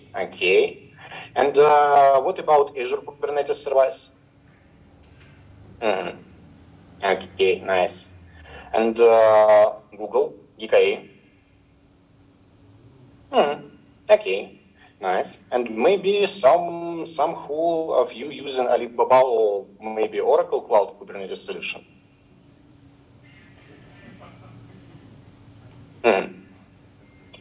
Okay. As I can see, many of you using Cloud Kubernetes solution in production. That's good. So let's imagine the following situation, that we are in the very beginning of the new SM project. We have the full power of choosing the cloud and any technologies that we want. We can implement our best here in this area. So what we should do roughly? We need to choose the cloud or use given one for sure. We need to create the infrastructure architecture for our future project, choosing some tooling for automating like Terraform, maybe Pulumi, CloudFormation for infrastructure as a code approach, Ansible, Chief, or maybe Puppet for configuration management, etc. Right? And yes, let's rock with automation and implement it here. All looks good. let's imagine you are done a ton of work with the automation. You have all of your used as a code. You fix minor bugs. Sorry. Okay. You fix minor bugs time by time. Maybe looks like heaven on the edge, but once your company management decide that the existing cloud is so expensive and you need to optimize the costs, one of managers go to you and said something like, by the way, you can see this manager in front of you. This is like a Superman guy. They said to you, hey, mate, you know, I had a conversation with the guys from another one cloud. Those guys are ready to get us extra credits for infrastructure that we need and we can use for the next year, or maybe half of year. It's really great. Customers of the project are happy with this news and ask us to just try to migrate the existing cloud infrastructure to the new one. And for sure, we need to do it as up because of costs, because of, you know, any other things. So let's do it. Pretty often situation for the startups, for example, isn't it? And at this point, you just start thinking about your infrastructure. You just start thinking about things that's going. So, for example, here is your infrastructure. Just for example, you built it for half of year or looks like that, and it looks a charm for now. It's maintainable, it's pretty stable, durable, full automated. And now, what now when you need to migrate to another cloud? Yes, exactly. You need to start from the scratch with the new cloud, with the new KTS vendor, with the brand new things inside the cloud for you, and all of you were done for the last half of year should be dropped because of migration. It looks terrible, really looks terrible. But it's not other way here. So you just grab the box with the new cloud stuff on your hands and start to work. You do the same things that you did previously. You again have a nice infrastructure with modern approaches like infrastructure as a code, management as a code, all of you can imagine as a code. Nice. But yes, business is business and your project grows.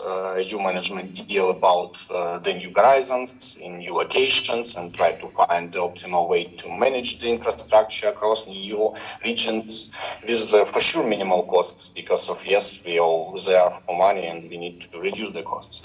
Also, some of the customers want extra installation inside their own cloud account, etc., etc. The same Superman manager that was super excited with the previous migration talk to you with the following.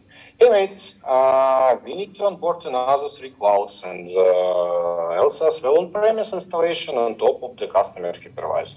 Let's start with it. This should be easy, I think, isn't it? You already migrate us from one cloud to another. Remember that it was easy from your side and you just do it like a charm. So let's go ahead. And what now? You have a ton of boxes with different cloud stuff that you need to deep dive into. You have a ton of routine with the new infra. You have a astronomical amount of bugs with the new clouds because of have no many experience with that, and you don't have a clear understanding of what you should do with the particular on-premise infrastructure from the customer side.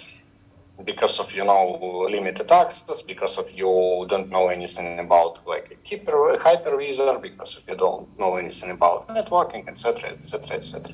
So your day-by-day routine looks like that.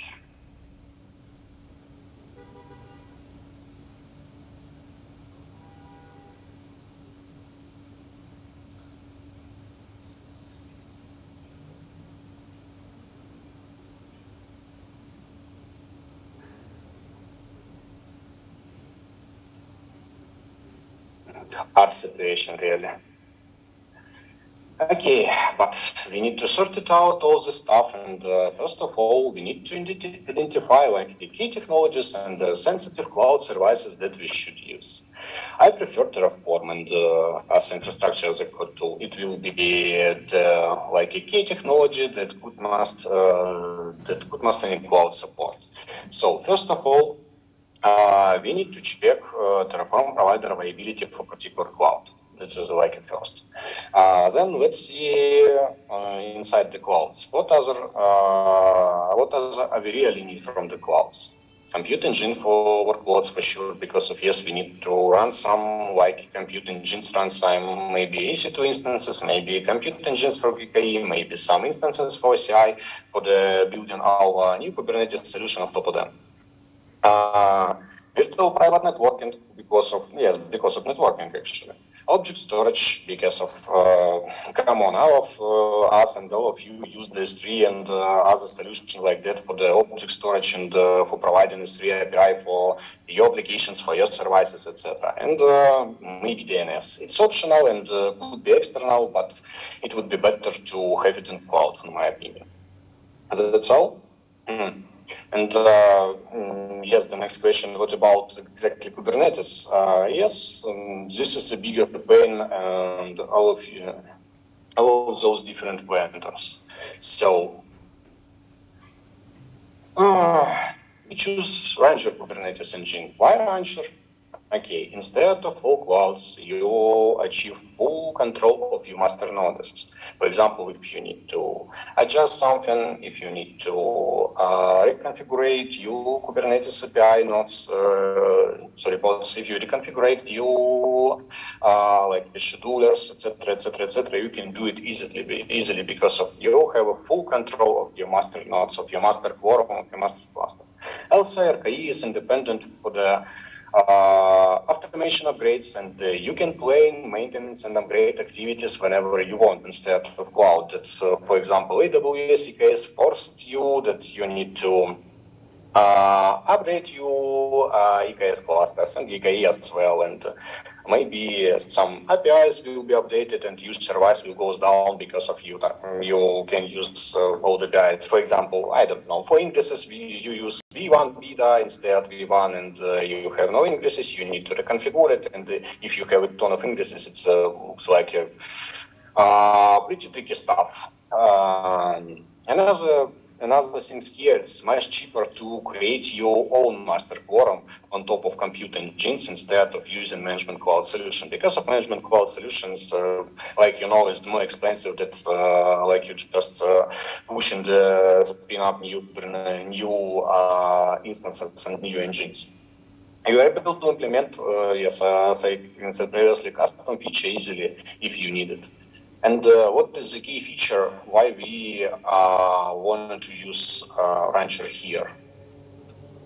Yes, the key feature is Terraform provider for the RKE. So yes, RKE have a Terraform provider. It's pretty easy to use. It's nicely documented, and I think it's not a big deal to create Terraform module for RKE or start using one from the community, because of this community for now have a ton of RKE models. You can grab it from community, you can adjust it as you want, you can create it from scratch. So like many variants here, just up to you, just do your best and so on. Okay, and RKE is not at all that we need here. So let's try to dig around the Terraform models that we need, that we should use. What we should to implement. For first, yeah, RKE for sure, as we already discussed. Second one, the cloud engine. That as well is not a big deal with clouds and a lot of ton of models and a lot of stuff from the community, or you can do it from scratch because of Terraform is nicely documented, and you just can specify your own needs. You just can specify your own like logic inside this model, or yes, you can use from community, something from community. VPC here is up to you, but I will provide you with some like tips and tricks regarding that, how we can manage VPC, what we should do with networking, and not only networking in the next part of my presentation. Okay, next one, it's object storage. It's very simple and primitive because of what we need from a model. We just need the ability to create some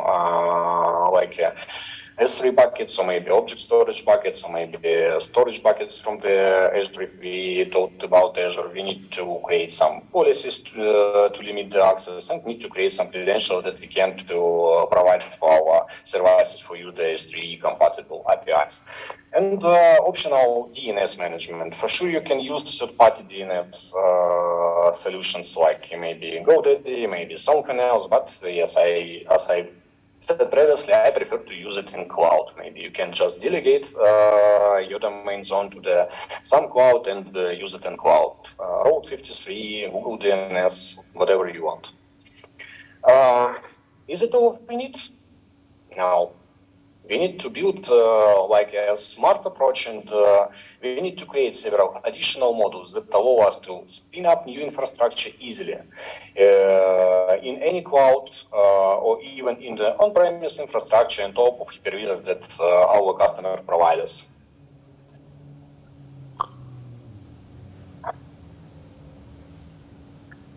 Okay, the next part is about particular tips and tricks that we will use regarding build of our infrastructure. First of all, from the additional models, the model with the instance type. What is it, and for what we do need it actually? Just a quick question here. How many of you remember of specification, for example, I don't know, AWS instance type, for example, T3x large? Just raise your hands, please. How many of you remember that? I don't see properly if any of you just raise your hand, but okay. Okay, and what about maybe something from STI, maybe VM3 standard M3 flags? Do you know about what kind of CPUs, how many RAM we have here? I think no, and yep, I don't remember it as well. Not that many hands rose, just maybe one. So yeah. Sorry, I can barely hear you. Not that many people rose hand about your first and second question. So about specifications, so about the instance. So yeah, go ahead. Okay, and yes, we actually don't need to remember it. But when you will migrate your infrastructure from cloud to cloud, you will need to match instance types. And in case if you have a huge infrastructure, it should be pretty tricky stuff because of different cloud, different instance type, different costs, etc., etc., etc. So what I propose here, we can create a model that should be a simple map between your own instance types. You can name it whenever you want. And cloud types. In this case, you can specify your own instance types across all of your infrastructure, and it should be consistent. So all that you should do when you will onboard a new cloud on your, let's call it framework. On your framework is that only one-time match instances with your own instance types. And after that, you just can use it across all code base in spite of the particular cloud instance types. For example, I use a naming close to the AWS, but my own. You can see that for the SI cloud, I use B2, M2, BM2, BM4, BM8, etc., etc., etc. For the Proxmox, I call this cloud PVE. This is like a hypervisor that we use on our on-premise infrastructure. I use G instances, GM8, GM16. It's pretty useful for me. Okay. The next one is about VM image model. What we're trying to do here and what we need to achieve actually. We create a map. We need to create a map between region names and cloud image IDs. For me, it works for the region names. You can create your own matching. For example, you can just create your own instance names. But for me, regions with instance with image names is okay. So yes, we don't need to specify the image ID and try to find it every time because of yes. For finding image ID, what you should do? You should log into your cloud console. After that, you need to find the region. You need to find the right image. You need to grab it ID. You need to put it in your infrastructure code. It's like you can consume many time. It's tricky because of this IDs often is not a human. It's not at all human readable. So yes, we just need to create some margin. Another important thing here in terms that you use alias name instead of ID. If image ID will be changed for some reason, like I don't know, like a security updates, like a new features, like maybe new Linux distro, etc., etc., etc. You don't be forced to recreate your instances, your compute engines during the next Terraform apply. Because we use alias and Terraform can't see that anything changes. Terraform just see the alias and alias in place. And yes, if you will need to upgrade a particular instance with a new image, you can do it granularly by just obtain resources on the Terraform state. So what you need to do, you need to go to the particular infrastructure. For example, you have 3 masters. You need to grab this master's resources from the Terraform state. After that, you can taint it one by one and just run Terraform apply 3 times. After that, you will have upgraded instances without any downtime. And yes, at all, this is one more step for the global immutable configuration of our infrastructure Terraform code. Okay, let's move ahead. The next important model, it's a model that I call IP lists. For me, it's working in the following structure. I have 3 sections here. First section is basically IP lists. Here I define IPs of resources like VPN servers, like load balancers, like some static customer IPs, like some maybe static IPs inside my infrastructure that I hosted out of Kubernetes, maybe Jenkins, maybe I don't know, Bastion hosts, maybe Zabbix hosts for monitoring, maybe something else. Okay. The next one is IP sets. This is like a logical abstraction on top of IP lists that I can build some sets, like sets for example, inbound traffic, for outbound traffic, for maybe particular customer, for maybe customer groups, for some API groups, etc., etc., etc. It's like a pretty simple and useful because we just need to specify only one set, and we can have all our rules, all our like firewall rules on board. And third, it's regarding the IP rules. These rules for particular sets with the public or non-public access by ports, for example.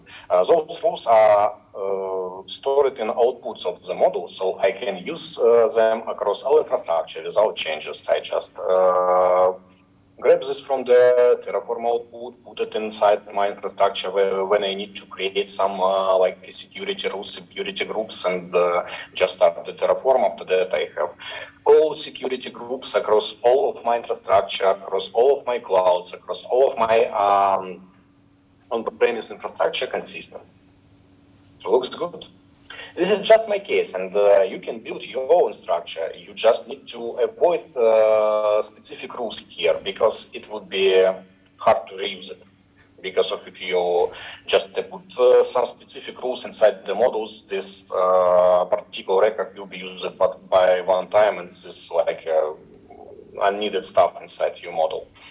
If you need some specific rules, for example, for the specific customer, you need to set it on the infrastructure code level instead of the model.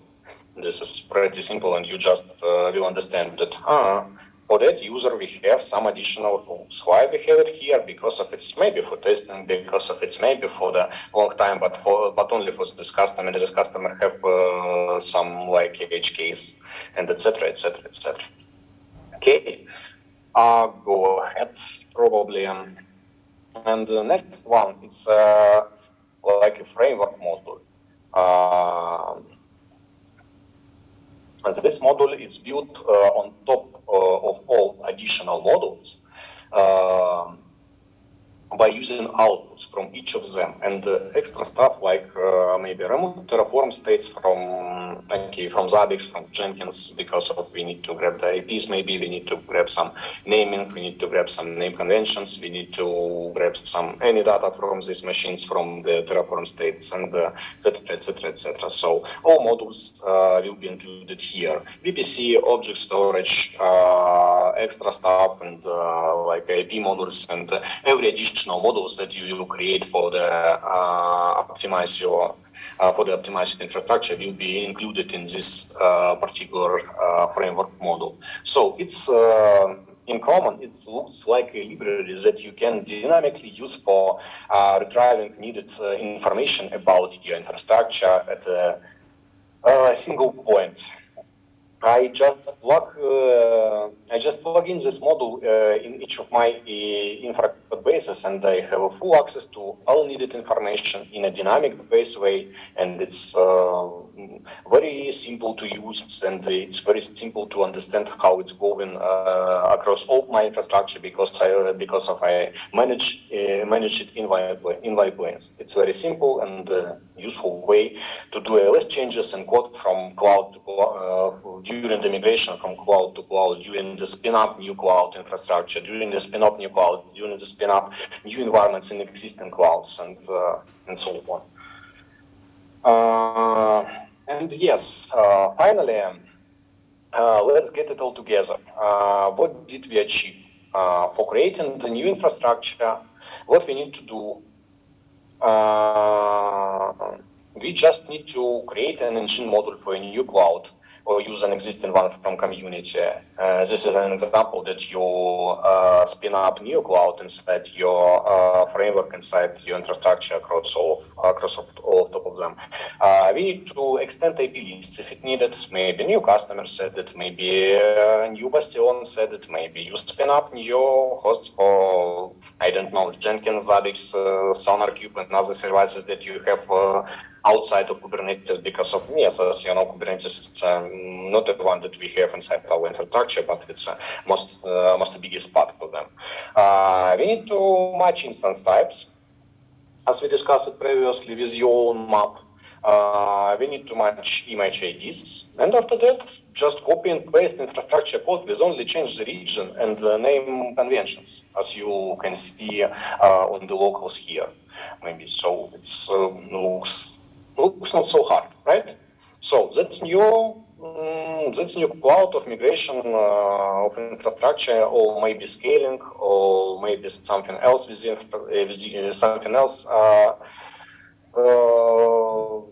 But with your infrastructure is not a disaster anymore. As you can see, with this approach is simple. You just copy paste in your code, you just change name conventions, maybe adjust some models with the IP list, maybe adjust some models with new cloud images if you need it, and that's all. Terraform apply, fire it, it works, it's nice. Okay, what for now? For now, we have Kubernetes with several clouds, with several on-premise infrastructure. We have it nicely configured. We have it on top of our cloud engines. We don't need any specific knowledge about new clouds, because of only that we use for that cloud. It's a VPC cloud engine, and maybe DNS, maybe object storage. This is not so much easy. But yes, the next thing that we forgot is like object storage. Okay, we have a model for object storage. It's amazing. It's cool. But as you know, different cloud providers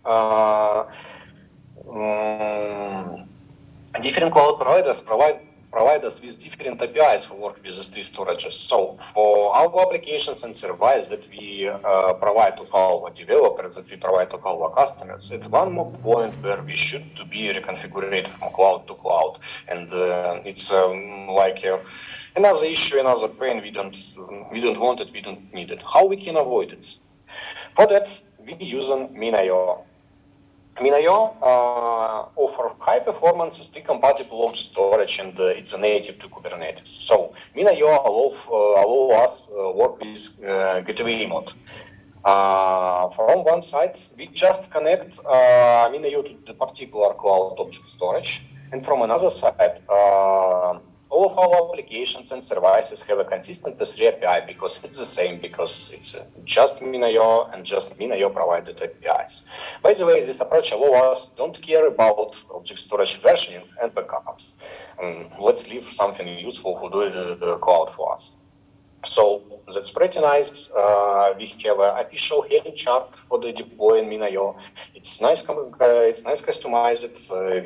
We can extend it as we need. And yes, just deploy it inside your Kubernetes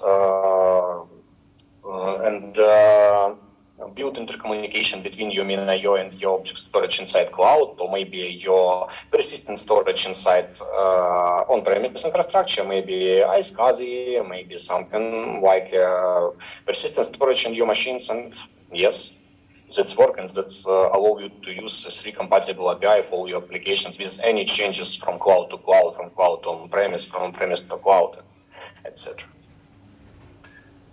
Okay, and last but not least is the issue that all of you will be faced with during the creation of your own Kubernetes, persistent storage. Actually, this is a huge topic for like a separate presentation, but persistence is very important. And if you want to deploy stateful services inside your cluster, and I believe you want to have maybe Postgres, you want to have maybe Kafka, you want to have a Mongo, you want to have a I don't know, etcd for some reasons, etc., etc., etc. So you definitely need a persistent storage. So in this, in scope of these presentations, I just want to share you this experience from our team, because we spent a lot of time pulling between the solutions, and we determinate 4 of them that can be used with Kubernetes and that just can work. Okay, let's proceed. First of it, it's OpenEBS. OpenEBS is stable, but very slow, and have no ability to resize the volumes because of other, like resize the volume. If you need to extend it, what you need to do, you need to create additional volume. You need to resync data from this volume to the additional volume. After that, you need to remount it. You need to drop old one, and it's lead to some downtimes, lead to some instability. Maybe you have inconsistent data and no zero downtime, so worst case. Another one solution, it's OneHorn. OneHorn is a native solution from the Rancher team that we use at RKE, but it's working unstable for us, so skip it as well. We just spend a lot of time to try and to stabilize it, but in high load we have an issue, we have no any replication, and it's not working for us. Maybe we do something wrong, but we just go into another solutions. The next one is Ceph. Ceph, it's working like a charm. It's a powerful, it's a high available solution. This is solution. One of them have geo-replication. This solution have a stability. This solution have like clusterization. All of you want, all of you need, but it consumes too many resources for our project and for our workloads.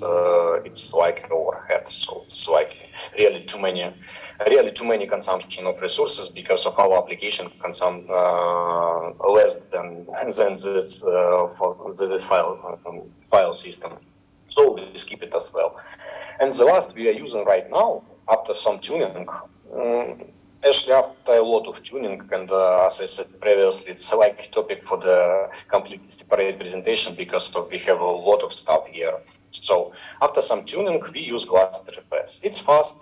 It's integrated with third-party APIs called Hekity. We can use official Helm chart for Hekity. We can use official YAMLs for Hekity. We can deploy it inside our clusters that can that give us ability to create additional storage clusters with different replication factors, with different speeds, with different IOPS that allow us to replicate data, that allow us to resize and remount volumes without any downtimes when we need it. That allow us to create multiple storage clusters inside one cluster. So it's it's a beautiful system, and I strongly recommend to see on it, and strongly recommend to try it for you, maybe for your, for example, development environments, and you can see how it's going for you. So for now, yes, it's the best that we try to use, and yes, I definitely can recommend it for you. It's that I have regarding the like a storage classes, like a storage solutions on Kubernetes. And so this is pretty much it from my side for today. Thanks all of you guys for the attendance. And if you have any questions regarding the topic, I think now it's the very best time to ask me.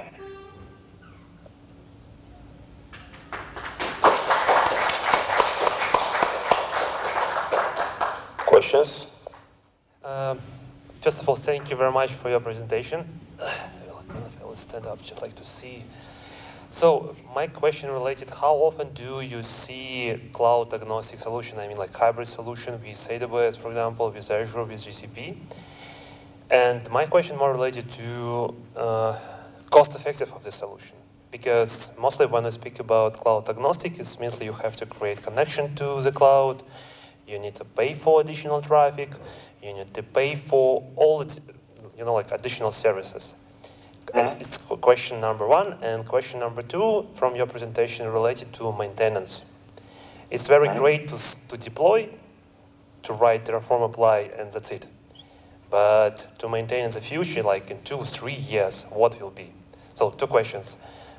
Price and how often do you see cloud agnostic solution? And second, about maintenance of your solution. Thank you. Okay. The first question is regarding the cloud agnostic solution and how often we see it. I often see it in 2 areas, in 2 domains. First domain is the startups. We don't need big cloud agnostic here, but we need to perform migrations from cloud to cloud very often because of, as I said in the presentation, our customers just go into another vendor and ask him for some credits. After that, our customers just go into you and ask you to migrate your solution from one cloud to another, because in this cloud we have no any more credits, and another cloud we have it. We have it, and we will live on this cloud maybe for next year, maybe for next half year, and after that we go into another cloud, we ask him for credits, etc., etc., etc. Another one that we see, that we can see it and that we can use it, it's like a healthcare domain or maybe payment domain, because of HIPAA compliance and because of PCI DSS compliance. Because of, as you know, we strict to create our infrastructure only on needed regions. And if you, for example, build, build application like maybe Monobank, like maybe something like this, you need to spin up your servers inside the region that you will provide your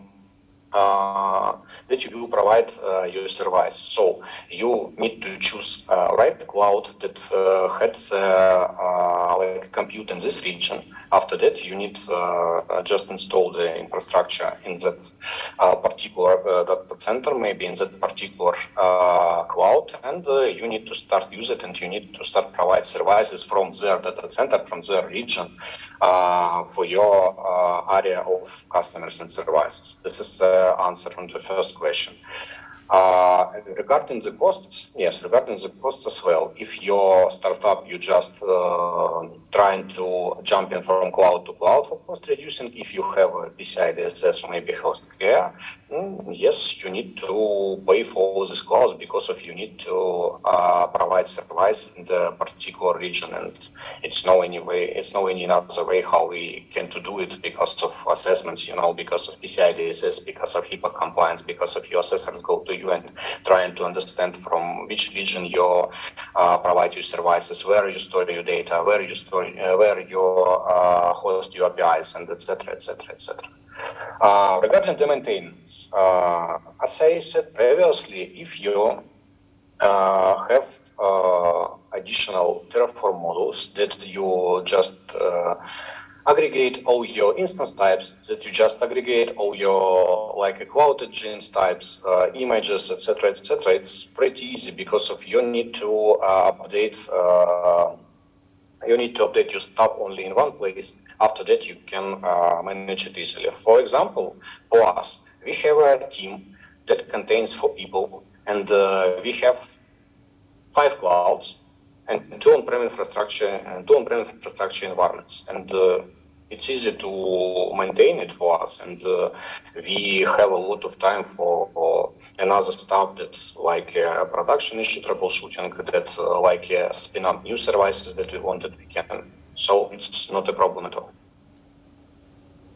I think if it's okay and I answer your question, so we can move ahead. Okay, Alex, I have a question. So you mentioned that for the storage you are also using cluster-FS. Can you give us an example for which or for what kind of applications you are using it? We're using cluster-FS for Percona Postgres because we have Percona Postgres operator inside our Kubernetes clusters, and we need to persistent store it. We use it for Kafka. We use it for Conk because we have application gateway Conk, and we have it as enterprise solution. And as you know, enterprise solution of Conk contains Postgres database. We use it for Mongo and for OpenSearch. Yeah, I'm asking because it's like explicitly mentioned that you cannot use cluster-backed or cluster-based volumes in Kubernetes explicitly for the relational database. So it's basically like right. I can show you the exactly. I mean, it's really in the documentation, so it doesn't work. With the relational databases, basically you are not able to create a volume on the cluster-FS and use it as a data store. So. I understand your question, and yes, it's related to tuning cluster-FS. We had some issues with Kafka, and we had some issues with the Postgres. So you are going probably through Heketi API, right?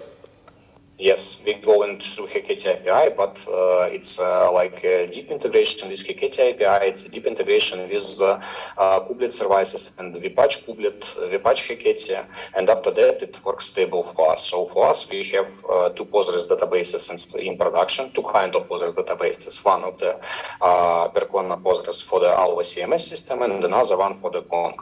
We have Mongo, we have Kafka, we have OpenSearch.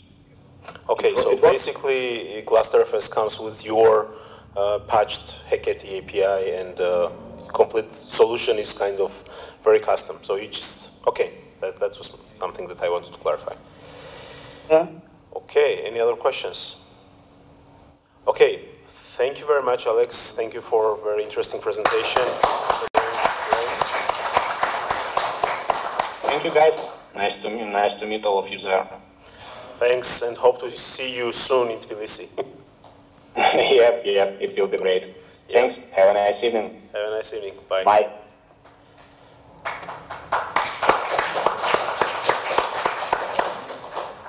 Ihor, stage is yours. Whoa, a little bit loud. Okay, firstly I want to tell thank you. Guys, you are the last heroes. In the end of the day, you will hear, yeah, you know, with Red Bull, etc.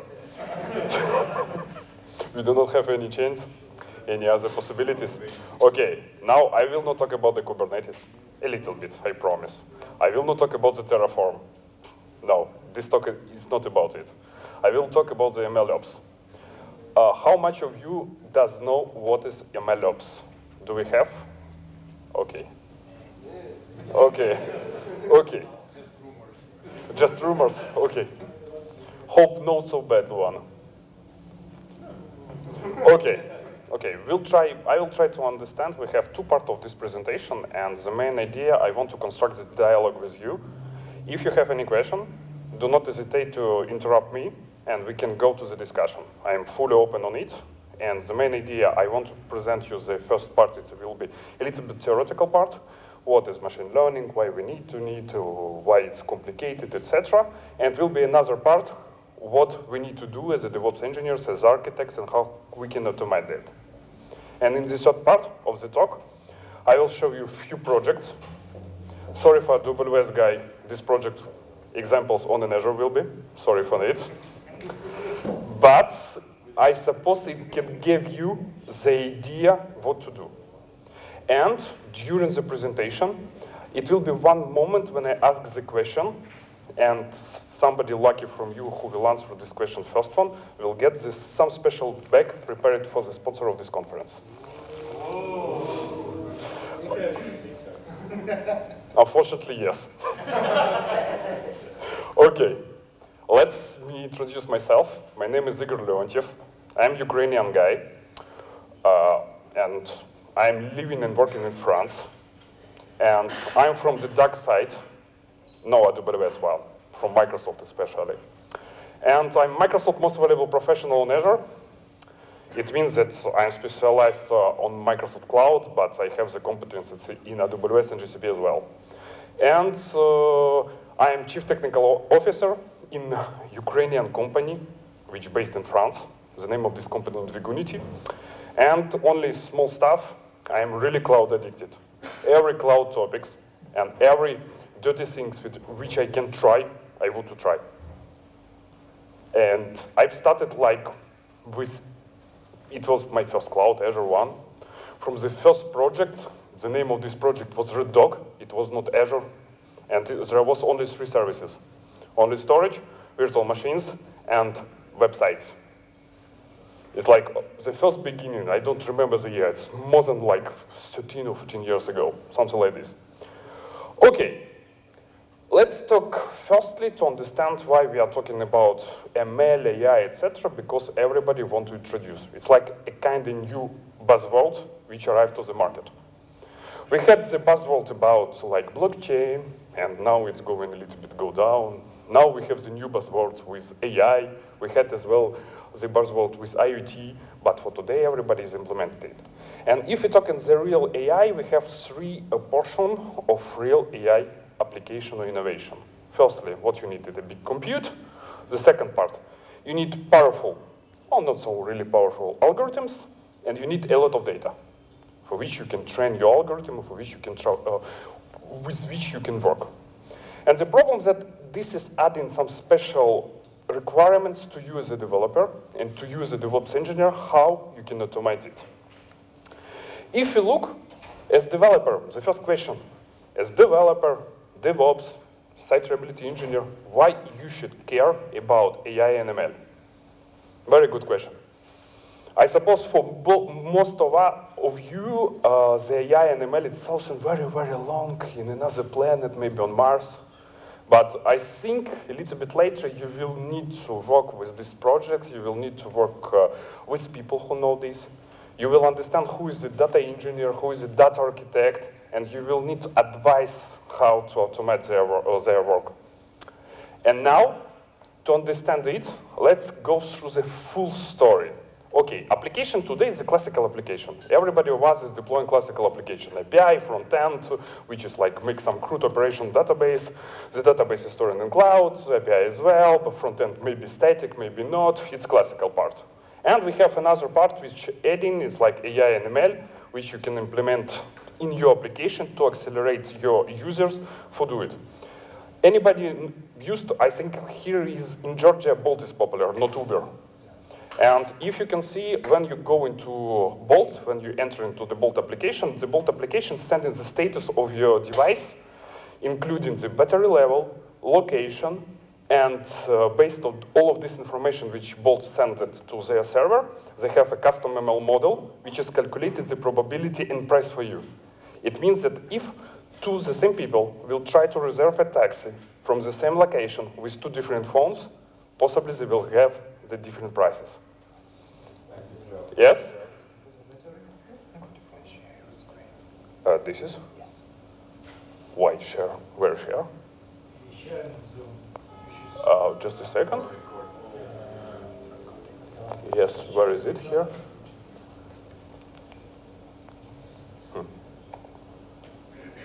Okay, I'll have to do it. Share the screen. Ah, okay, got the full screen. But I think the full screen will be much more good because yes.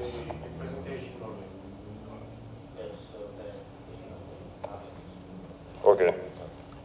Why I share the full screen? Because if you will go to the presentation, it will be like understood by Zoom, not as the full stuff. Okay, and you have this situation, and for Bolt it's additional money. Okay, for you it's not so good idea that you will lose your money. Potentially your prices for the taxi will be a little bit bigger. But for Bolt it's free money.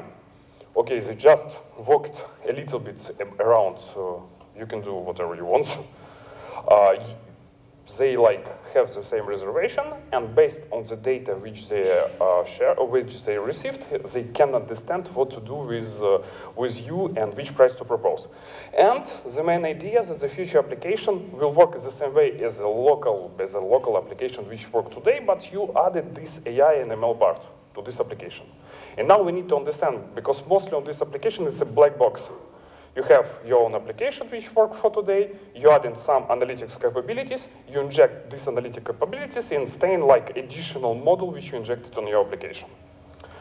Okay, some problems are very difficult to solve this traditional way and traditional algorithms and like procedural programming. For example, classify is a customer is a retention risk. Everybody of us, when, for example, we're trying to have a credit in the bank, when we're trying to get a credit, the bank asking us a lot of different questions. Different. And based on this, they created the classical statistical model on this, and based on this statistical model, they propose you and giving you the credits. This is like classical and basic algorithm which you can implement just to calculate on this model and to make a decision.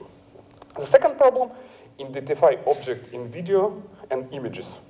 How you can identify the person to justify this was a good person or not. I've shared it maybe yesterday during off-top discussion that I was really surprised at the powerful of cognitive algorithms for today. That, you know, in Ukraine there is a war, and based on the cognitive services was detected the person, exactly the person which are hunting soldiers in Russian jails. And we know who is doing it. It's amazing.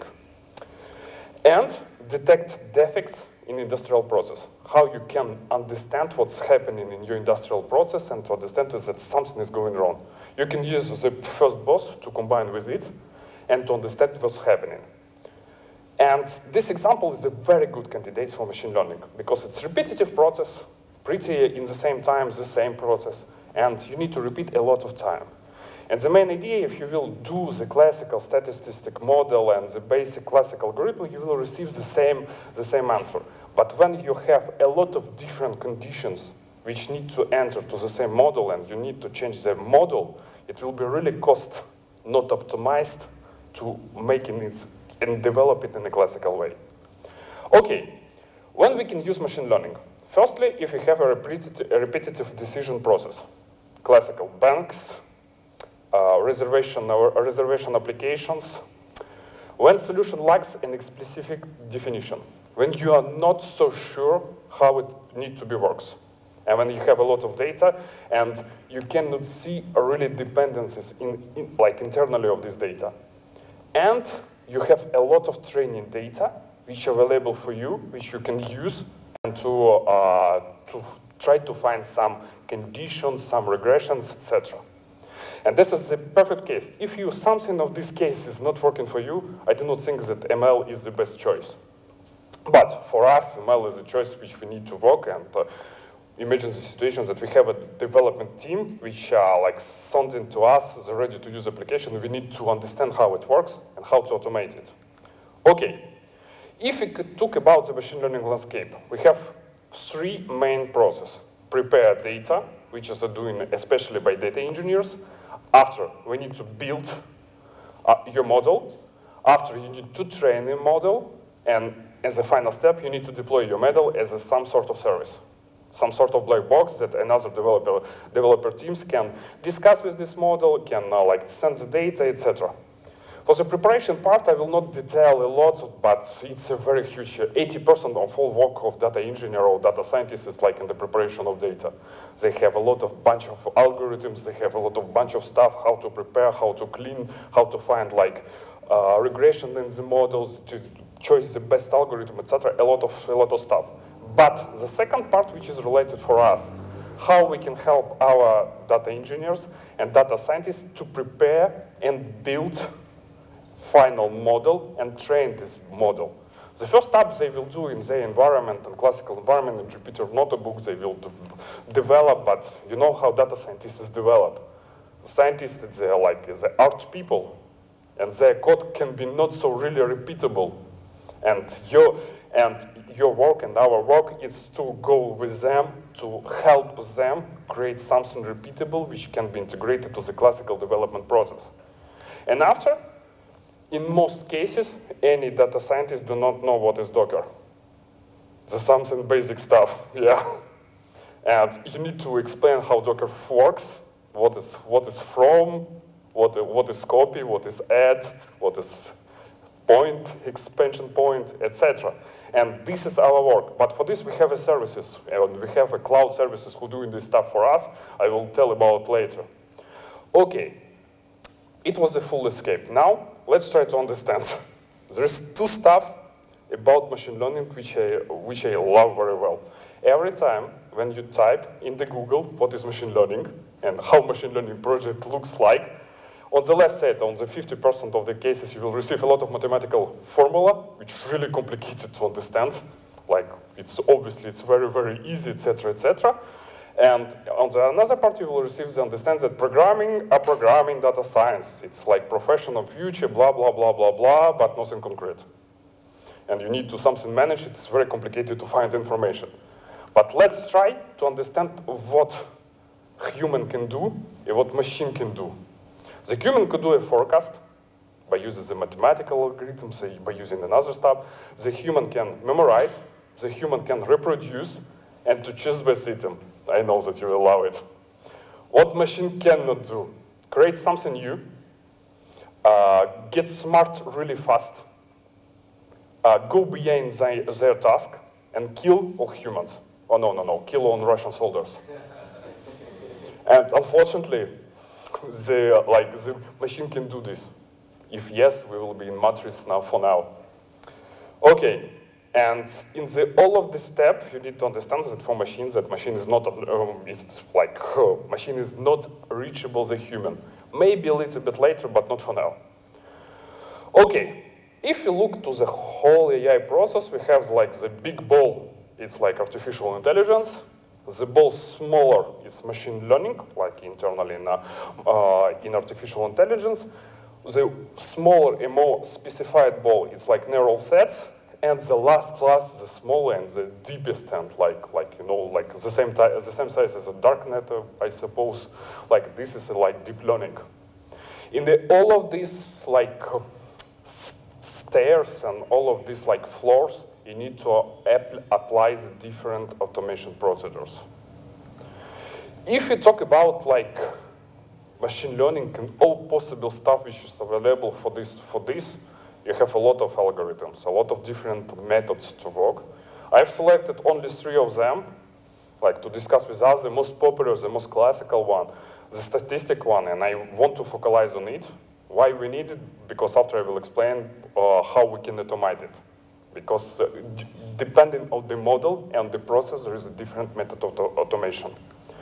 Okay, the first one starts with classification. You have a data, you need to classify to which cortege this data is related. Here, I want to show the basic example. Like on the left side, on the X, you have the ability to dance. On the right side, you have a degree of drinks. And when the degree of drinks is a little bit like more than 10 degrees, the ability of dance is going down. And now you can separate. It's a very good idea that you can separate based on the degrees of drink. There is a beer, there is a wine.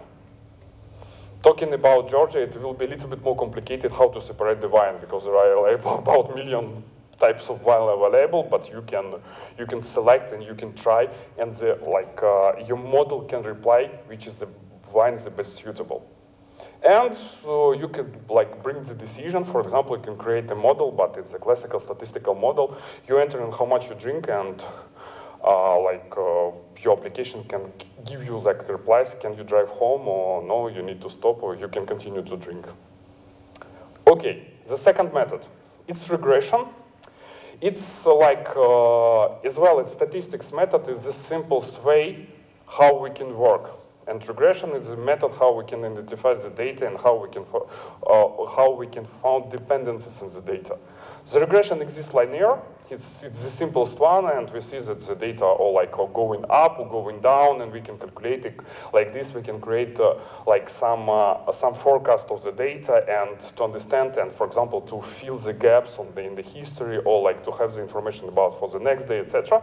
And we have the polynomial regression, which is more adapted a little bit, but it's staying like same mathematical stuff. And the final method, when we need to combine multiple methods together, like for example, the name is like three names of the whole method. It's taken when you have different data sets based on the initial one, and you apply the different models, and after you unify the result. There is a begging data set. You have different from initial data set you create in the different small data sets. It's like work of data engineer, and he applied the same algorithm, and he'll see the difference in the final what we received. And the main problem we need all time remember that model which used in application machine learning, it's not static, and the problem is that it can give you the reply, the correct reply just now. In 1 minute, it can be a reply which is not correct at all. And the last method is like boosting, when you create the different data sets and different algorithms which you used, and you add it together and it works together. Okay, the complicated part I think finished. Now we will go to a little bit more. Yes. Neural networks. It's the last method. Which used to work really with the data, and for example, for you, I've showed example of Facebook research, which is how they detected the people, etc. And for you, we should need to understand, which is needed to understand that the neural network is, as well. This is some binary which you can use, which you can implement. You need only to control which reply this binary is giving for you. That's all. Okay.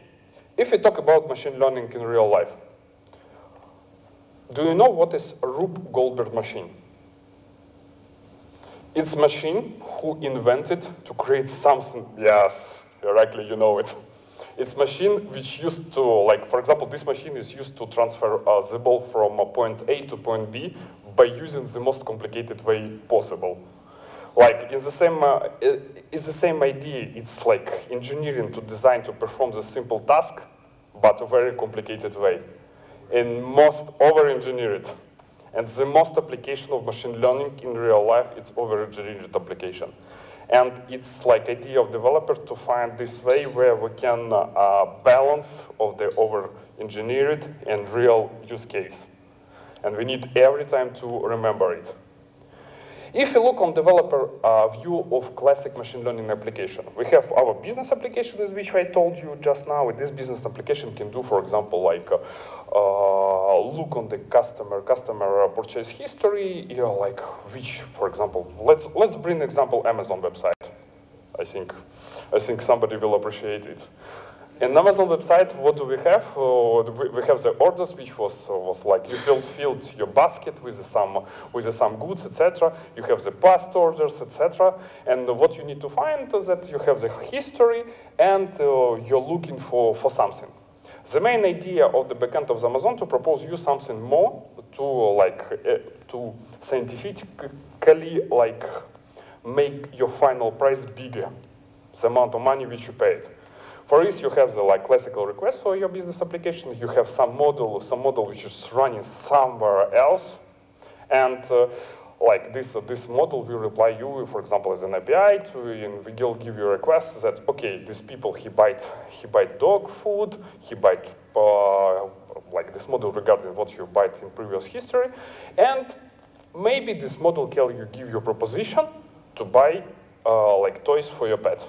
because you buy the dog food, etc., which seems to be logical because this is related goods. It's a good idea to use. And what we can recommend, like, it's like pet toys, for example, for dog, because there's a difference between pet, like a cats and dog, I suppose, in toys especially. And for typical developer of ML, only this part of ML application is related. He's working in ML model. He's not working on all of this like API discussion with another services, etc. He doesn't know it.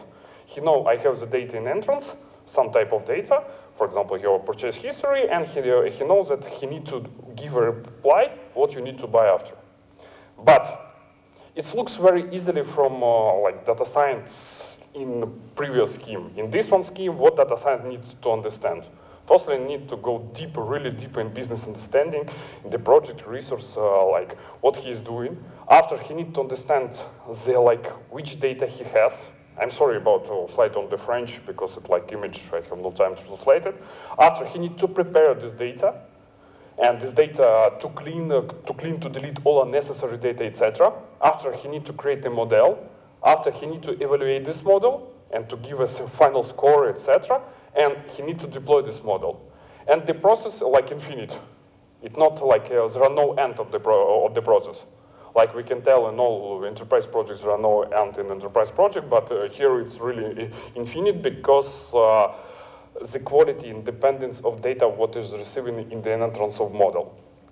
Okay, and really what we are doing, firstly we need to ingest data, after we need to analyze this data, after we need to make the data transformation, after we need to validate the data, after we need to split the data, after we need to train the data, create model, validate this model, make the training and scale with a lot of different data possible, make a rollout of model, serve this model, make a monitoring of this model, because model it's a final application which is working, and make a logging of this model.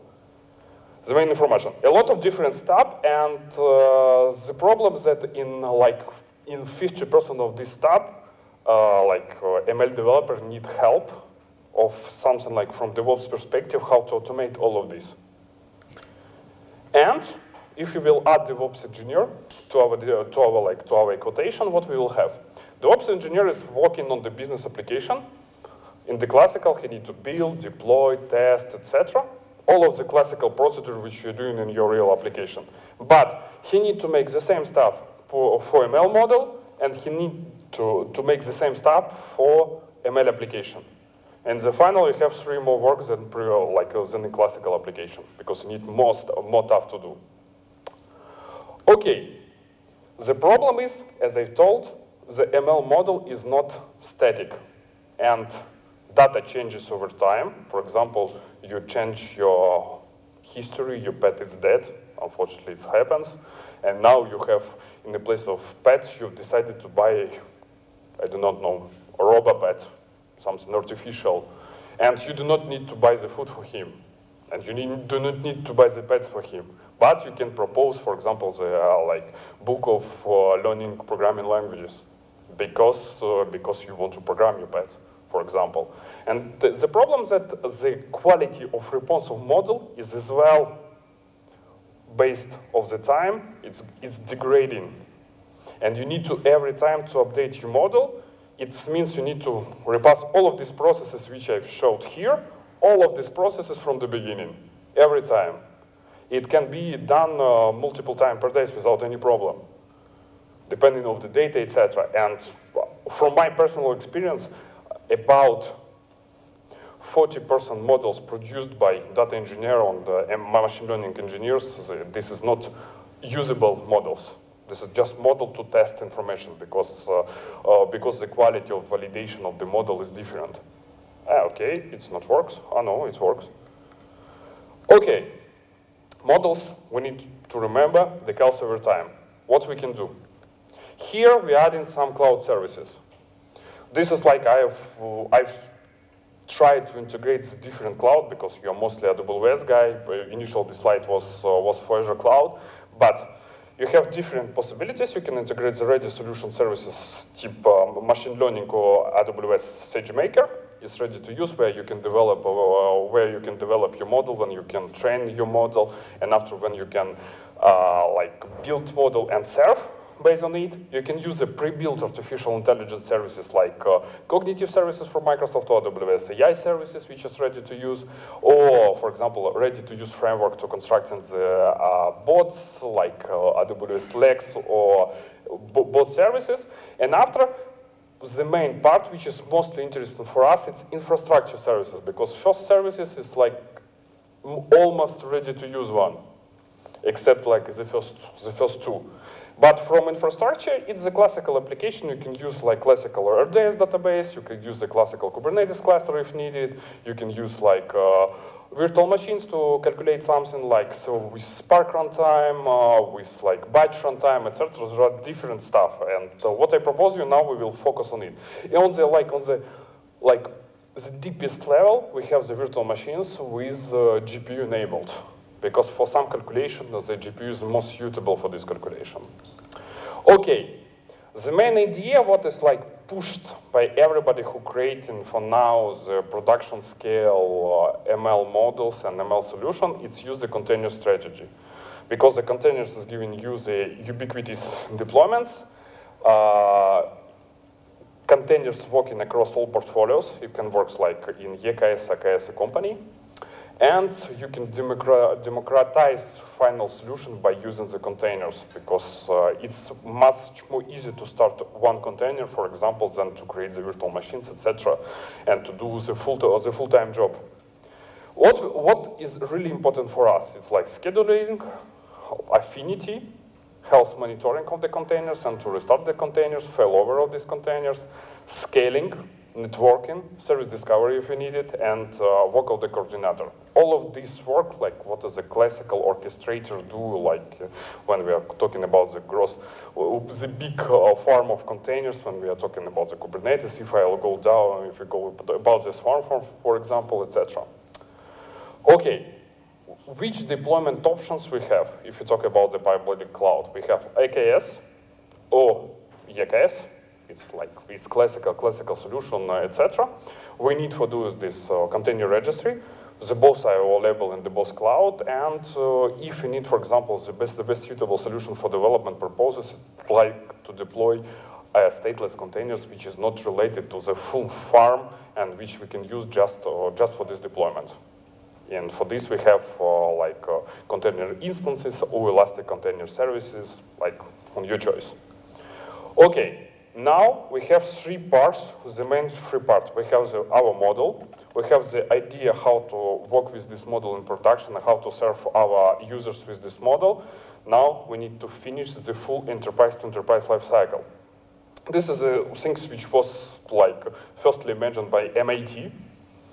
It's like the ready set to use how you can operate your machine learning application in production. Like first, you need to develop your model, develop and train model with reusable pipelines. After, you need to package your model using containers to capture runtime dependencies for inferences. You need to validate the model behavior functionally and not technically as well, because you need to validate the time of how quickly it responds, which data it's giving, and as well you need to validate if the data which is used to produce is compliant. After, you need to deploy this model, and the deployment of this model can be done directly to the cloud, and as well it can be done directly to the edge devices, because mostly of edge devices working with containers for now. And you need to monitor this model through different all of the stages. It's not like when you deploying the model is not like you deployed your classical application. Here, you probably will do the rollback more often than you do for the classical application, because the changing of the model of the new deployment, it's very quickly. And you need to monitor all of the time what's happening with this model. If we go to MLOps, here we have additional degree which add in. The classical DevOps is like develop plus operate system. Here we have the experiment part, which is adding like in the beginning. We need to verify our data, we need to prepare this data, we need to understand this data, and two main processes where works for data engineer, it's like data acquisition and business understanding and initial modeling. And after we are running to the classical process of like modeling, testing, continuous integration, continuous deployment. The same stuff is staying. And on the operational side, we have continuous delivery, data feedback loop, system model monitoring, and all of other DevOps practices, classic DevOps practices, which you used in your companies, you can apply here. But you do not need to forget the first processes like of experiment, because your experiment will determine how often and with which quality your model will serve in production. And on the left side, you have the data science as the final, and where you continue to go to the right, you have your system engineer or your DevOps engineer who arrived and who entered in the game. And if I understand well, for example, for me, I know a little bit about like algorithm of statistics, etc., but I'm not the person who will write the really complicated algorithm. It's not my job, and I suppose it's not your job as well. Okay. Two different, what is the main difference? We have the DevOps, which is like the main metric is the code reproducibility, code testing, and application deployment. It's classical part, it's staying, it exists a lot of different years, maybe before inventing the world of DevOps, but actually because what we are doing, it's existed. But for ML ops, we have the different metric because our models need to be reproducible. The model needs to be, in all of the time, it needs to be validated. We need to imagine how we can deploy this model. And we need to, after deployment, how we will retrain this model in the future. To go back to initial code, to initial model, to change the version, etc. It's not like you develop something, okay, you made the test, and you started in, you deliver to dev qualification and production environment, and it worked. Here, every time, in each step of the life of your model, you need to qualify this model and to give the reply, does this model is correct or not? And how to do it? What we have, if you look on the full process, which we are managing here, we have the prepared data. After we will build this data or in Jupyter, on the VS Code, whatever, after we trained in testing this model, for example, in SageMaker or Azure Machine Learning, in this service we made the register this model and manage model versioning, because not only of the version of the artifact of the final like build, Docker build container or version of artifact of the model itself, this binary you need to manage like which algorithm in which concordance you use to arrive to this model. And you need, after you need to create the image which will be used, and this image can work like as a classical API, and you need to deploy this model and monitor. And all of this stuff needs to be orchestrated. And now if we go a little bit more later, for my another, like the topic which I love, this makes the build of the model can be done directly in the cloud. Like the first initial, for example, SageMaker proposes you the Jupyter Lab directly in your Chrome tab, where you can develop this model. Only one thing which you need is just to connect the necessary compute after to calculate the necessary information. Okay, and here you participated as a DevOps only like in train test model, build image, and deployment process. Actually simple. Okay, but the path to production is really complicated.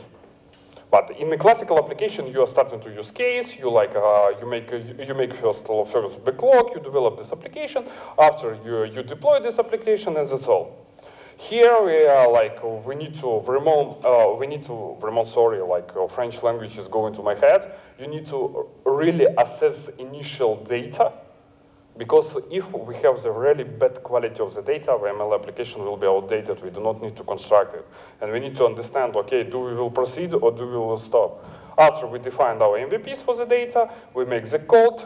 For the code, we create the like ML application, and we create pipelines for this application. After we deploy this application, modularized to production. After we rethink our infrastructure, because like for the small amount we can use like only, for example, one container. After we need to scale, and after we need to optimize the data, the model, and this optimization model, it will be, this process of optimization will be like a repetitive process for all of like life cycle of the project. And I hate IBM, but this is their proposition, and it works for all ML application. Like on the most application, most architecture which was created before, it was their job. It's just like architecture which started from there. Okay, let's look to the DevOps process, how it looks like. Here you can see the logo of Azure DevOps, but it works the same way on the GitHub, GitLab, etc. You can use the same. You have your repository part. From your repository part, you have a trigger for your continuous integration machine here, where you created, like, for example, Linux virtual machine, the compute. After you connect this compute with your machine learning workspace, after you create compute for this workspace, and after you run your pipeline to create the first model. After, in the release pipeline, you need to create, you need to deploy your web service, your model, final model as an API. You need to make an assessment and scoring of this API. After, you need to create the release after scoring of this API and expose and to make the continuous scoring every time. For example, every 1 hour of using of your model, you need to replace the scoring process to justify that everything is working well. And you need to monitor it. And the log you can store directly in a S3 bucket or in a blob storage, doesn't matter. And you have the special part. As for containers, you have the special registry. For the model, you have as well special registry for their versioning. In Azure Machine Learning is Azure Machine Learning Registry. In SageMaker is their own mechanism or control the version of the model. And this blueprint is work for every ML project, which you are starting with the cloud. Only what is changing is the final services which you are using, and some configuration parameter which can be a little bit different. Okay, next. If my trick works, no. Okay, now I propose you to pass through 3 different ML applications to see in detail the architecture side of these services, what was done, why it was done, and what we need to do. And in the final thing, I will ask you for the question for this bag. You ready? You're not sleeping? Oh, not yet? Okay, this is a good idea. Let's go. Okay, first, big data and advanced analytics system. What was done? There is a project, a client. Okay, we have a disco. Reminder that we are getting to the... Oh, wow, okay. No. It's a joke. Okay, perfect. Let's go. We have a system. We have a company who is making the proposition of prices for transporting like maritime containers, the classical maritime containers, from point A to point B around the world.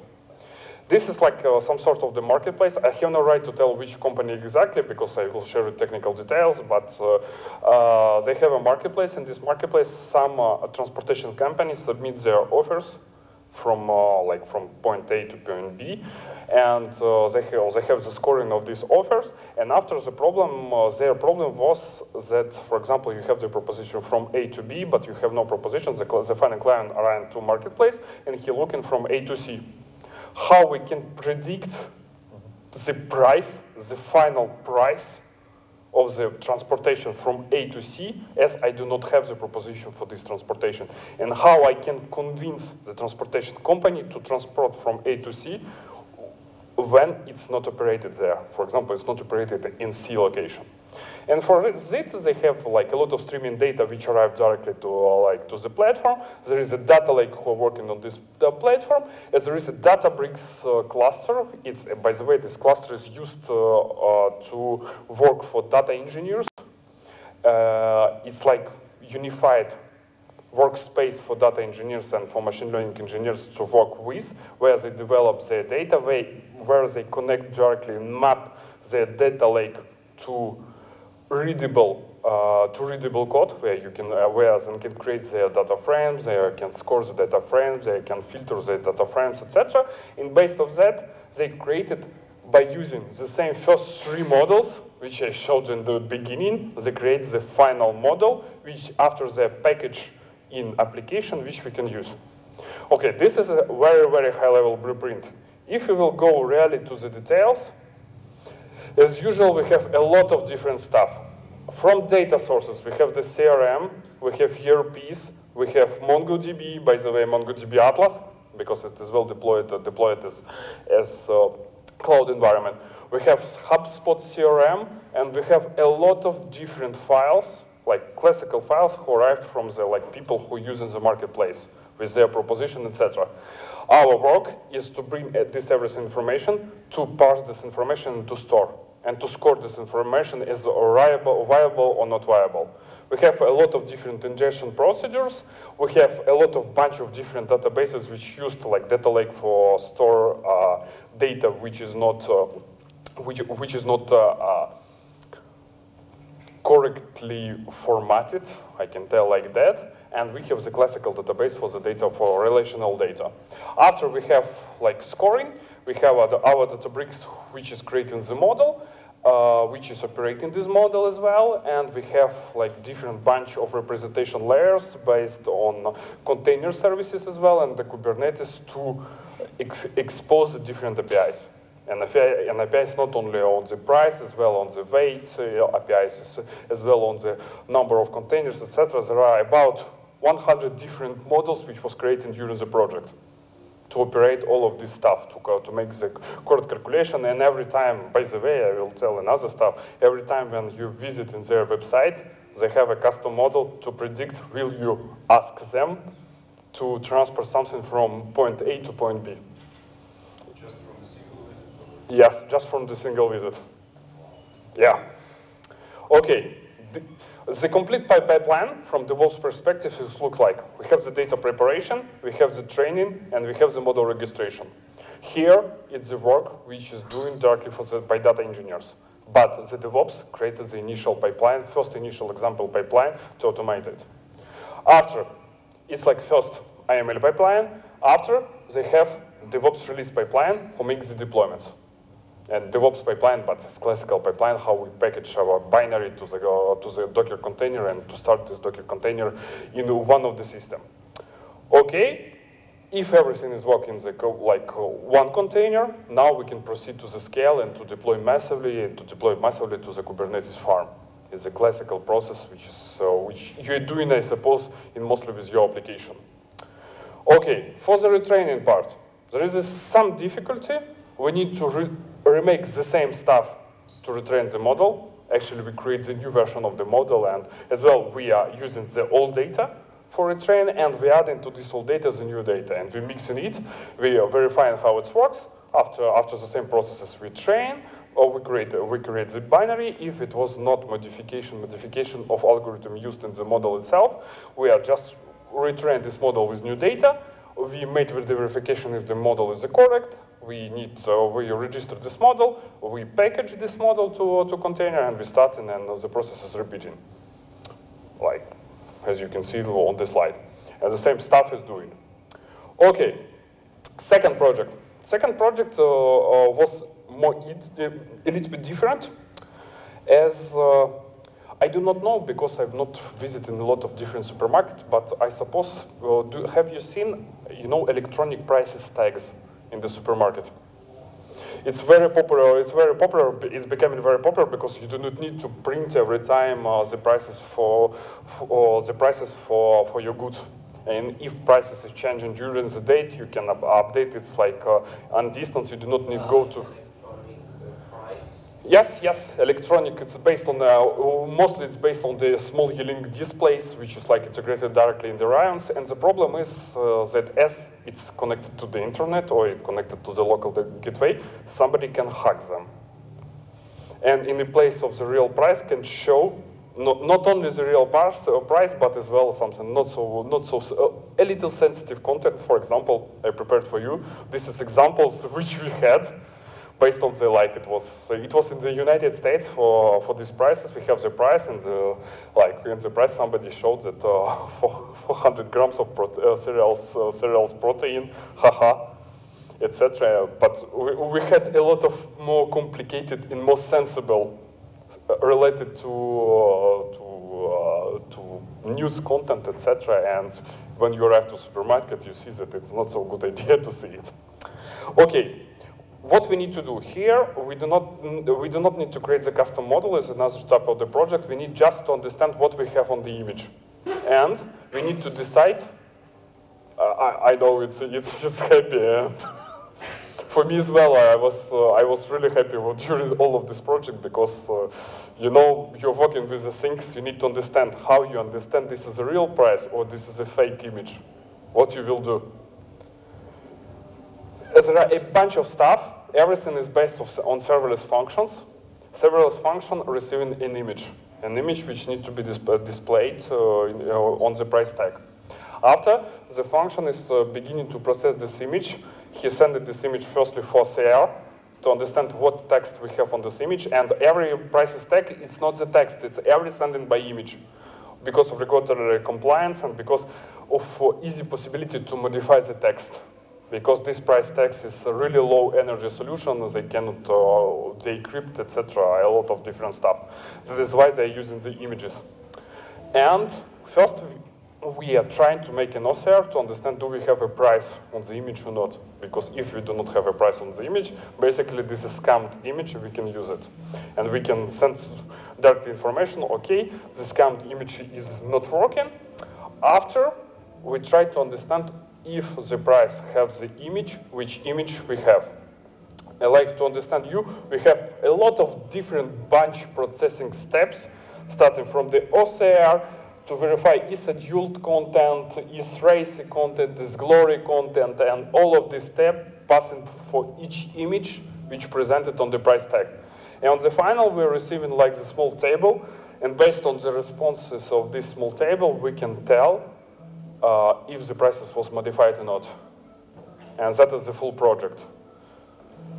And the last one, which I want to present you, it's a project of analyzing of real data, where you like have a camera and the drone is flying and he analyzing the data stream, how to detect like the possibly broken containers on railway way. You know these containers were connected, which make it the isolation of yes, physical one. Not ours one. Here we have a lot of process done. Like you need to have the acquisition, or you need to make a choice of camera. You need to make a choice of operational system. And by the way, not all production camera can really good work with the Docker containers. And you need to pay attention. After, you need to make a dataset annotation to understand which data you have. And approximately, for example, for 1,000 image, it takes about 2 weeks to work on it. After, you need to make the all of exploration of the data and try to find the dependencies on this data. After, you need to make the first model to train this model to execute it. Most 3 weeks. And we have, for now, we have like about 8 weeks of the project. And after, we need to train on GPU and to receive the ready-to-use model. Okay, to show how it works, I prepared some video. This is video which used on the conference. This is a real drone, like you will see just a second. And you have these 2 lines. Who will reply why we need these 2 lines will receive this bag. And, like as the drone is flying, as you can see, and drone detecting based on its camera, it's detecting the containers. The 2 of the left, this is a ready-to-use containers, normal one, and the right one is broken. And by flying the drone, analyzing how much containers he found on its way, and he made an inventory. Because there are no railway company who knows how much containers installed on their network. Because the life of the containers is like very, very biased. Okay, I will go you just to show you these 2 lines. And the reply is pure mathematical. Why we need this blue and red line. Maybe when container is closed. So it's one healthy and another is broken. So they Yes. compare each other and No. I will try to give you a small idea. When you analyze an image, how your algorithm will understand that the container which you see it's unique container. Yes. what was the question? How would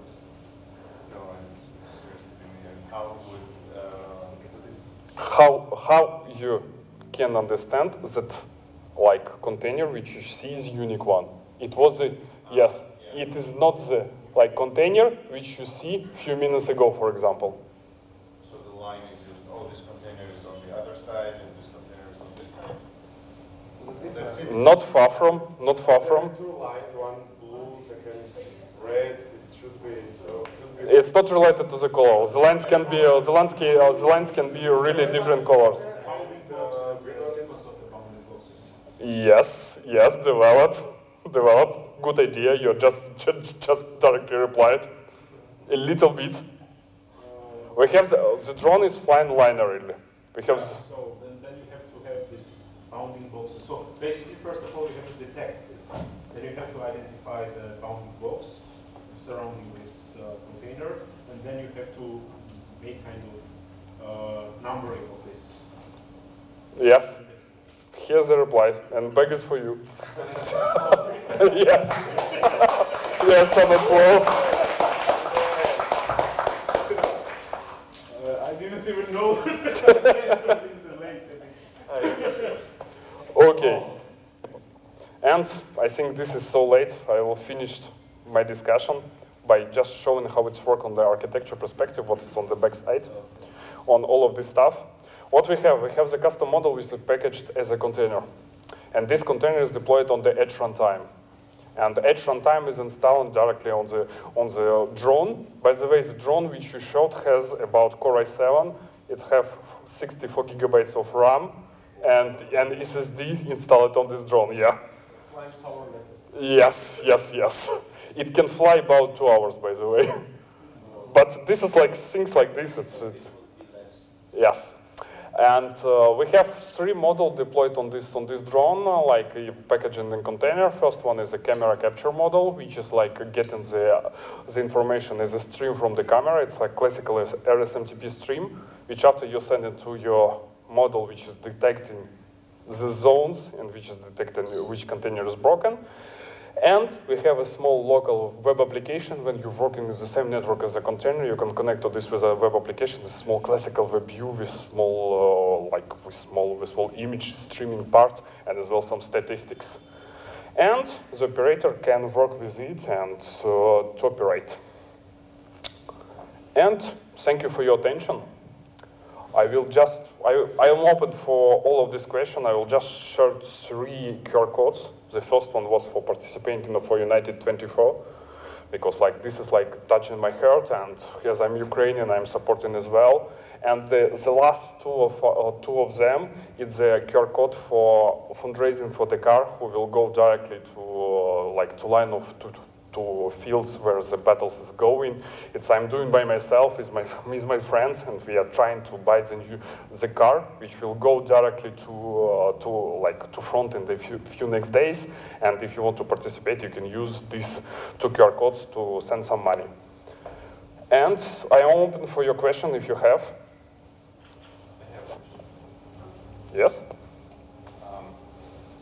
Question is actually derived from Victor's presentation. He mentioned a sort of feedback loop when developers do continuous integration. They make some change, they get feedback on that. How does feedback work here? Like data scientists make a new model, and I assume the feedback time would be much larger, or maybe it's not. How does that work here in this case? It's work of the revalidating process. If I will go to initial what we have, like to classic process of the AI. Yes, just here, like what we have. Yeah, we have this part of monitoring model, And the part of the monitoring model, what we have every time rescoring of this model. Because so we have to deploy the model to yes. get the feedback, no other way to... No other way. There are no any possibilities to verify if your model is correct, if it's not deployed. So that takes a bunch of time. Yes. And another question, you also mentioned that models can become stale. Well, I don't know if that word I remember correct, but models can sort of become outdated. Yeah. And the same can happen with data, right? Yes. And is there some sort of automated way of filtering that data yes. continuously? So, again, yes, coming back to those. Yes, it's a very good question. It's a very right question. Like, to understand if your model is becoming outdated, you make the requalification process if the data is giving you the right result, the expected result. And you, from business understanding, you need to define what is the expected result of this model. For example, if you give into the model that, well, I will go to the example with Amazon, if you give to the model that you buy, for example, car tires, you buy, for example, something to clean your car, maybe you will be interested in some car upgrades. If you receive it, the related response, the model is valid. If for this entrance of the data propose you, for example, to buy socks, the classic socks, it's not related. It means that your model becoming outdated. And basically, how much data you have, how much you created the annotation, etc. That is why I showed it the process of annotation, because this is a continuous process. And you need to create a new bunch of data every time and new use cases of your data. And you make retraining, or like a revalidated model procedure. You are determining if the model is correct. If the model is not correct, you are starting to decommission this model and starting to think how you can re-update your model. You have this injection pipeline, the first injection pipeline, which like ingest data to your system, to your data lake, etc. And based on this data which arrives to your data lake, in all of time, 24/7, etc., you recreate the new model and you can recalculate. Time of time, it can be enough to recalculate just retrain model, and that's all. But time of time, the retrained model can give you the wrong answer. In that case, you need to redevelop your model mostly from the beginning. So it seems that this process is much more engineer involved than the classical, where you can have some sort of more automated tests in general. But in here, you need slightly more human attention. Yes. Yeah, okay. Yes, what you can automate the model scoring to understand the quality of your model. This is an automated process. You can automate the new data ingestion. It's automatable process, but make the node, the model outdated or not, is a human decision. And like, unfortunately, the machine cannot kill Russians. The main idea, the machine cannot tell you if the model is correct. Yes, Igor, thank you so much for your presentation. I have just some small question regarding this life cycle. How we can integrate, for example, data mining technology in your life cycle? In which model we can just insert it? It's before. It's the first process. Data mining. It's data ingestion. In all of the cases, like the ideal solution in which you worked for, it's like beginning from the data ingestion. Initialization, yes, you mean? Yes. In data ingestion itself to the data lake or to the like classical database system, etc. And before that, you can integrate data mining to recuperate your data and to integrate it. What about, for example, in the end, if you have already information gathered and whether you can use it or not, or just at the beginning? But the problem is that if you have already this information, how much this information will be like updated, and where it will be like where it will become outdated. So it was a question. Yes. So data mining will be in the beginning. Yes. Yes, in all of the cases. Okay, got it. Thank you so much. Oh, we have one more here. I will ask one question and pass microphone to Victor. So you had a slide, typical E2E process, but basically, yeah. What I'm missing here, so personally I had a big problem and big trouble, and 80% of my time was always going on the data engineering part. preparation of the data. So this is really a piece of cake, what you have here. And this is more like maybe data ops than ML ops, but if you elaborate a bit more on the pain of the data engineering and setting up the pipelines, etc., it would be great. Because it's not, I mean, this part is already fun, but before that we should, I think, also dedicate at least one slide how big pain is the data engineering part and data ops. Actually, to be really truly with you, I deleted the slides because I suppose that I will forgive everybody will be so tired that to not pass through. But this is a very good idea. I will tell only one thing. And the main thing is really important. First idea is to have this data stored somewhere. And for it, you have a lot of different bunch of technologies, starting like from the classical Apache NiFi pipelines, for example, Kafka pipelines based on the Kafka, data factory pipelines, etc., etc. You have a different way how you can go, or classical ETL processes like SQL Server integrational services, if you remember this stuff, or Talent, etc. And you need to create the first ephemeral storage where you can store all of the data, like in whatever format.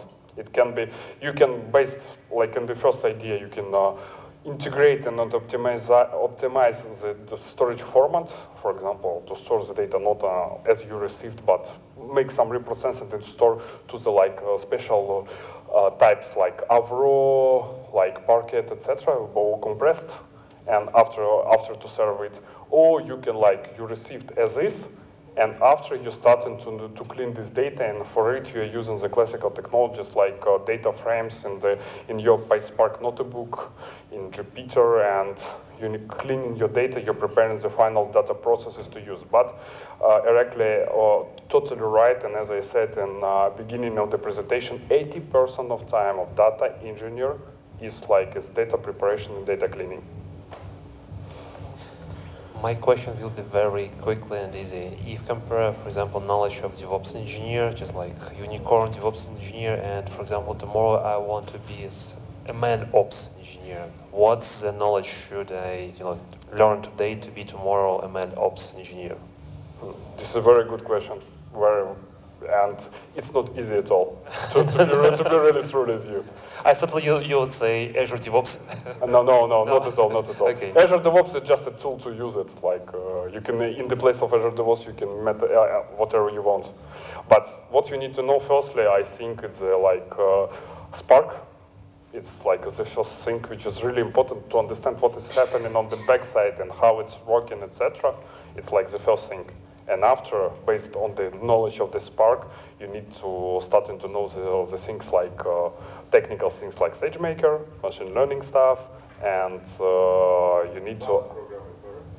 Yes, because plus programming, actually, all of the libraries which you're using in Spark, it's old libraries which is made on plus technologies. And as well, I will add one more thing, starting to understand the pipelines, the data pipelines. Not to develop them, but understand how it's work and how you can automate. Thank you. Thank you very much. Thank you all.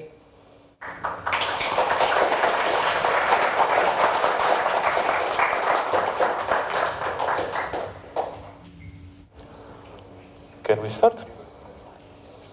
Perfect. You're still alive? No, you're not. Okay, good. So, two buzzwords, observability and serverless, and digit form. Right? So, observability for serverless. What is observability from the beginning? Right? Who has the chance to work with observability? Observability. So, what is observability? Yeah, I'm a lazy guy, so you do the stuff. I'm just changing slides. Right, so first of all, let's check if this works. Probably not. Give me a second. So let's think how good is your monitoring first. So question to you, are you happy with your monitoring?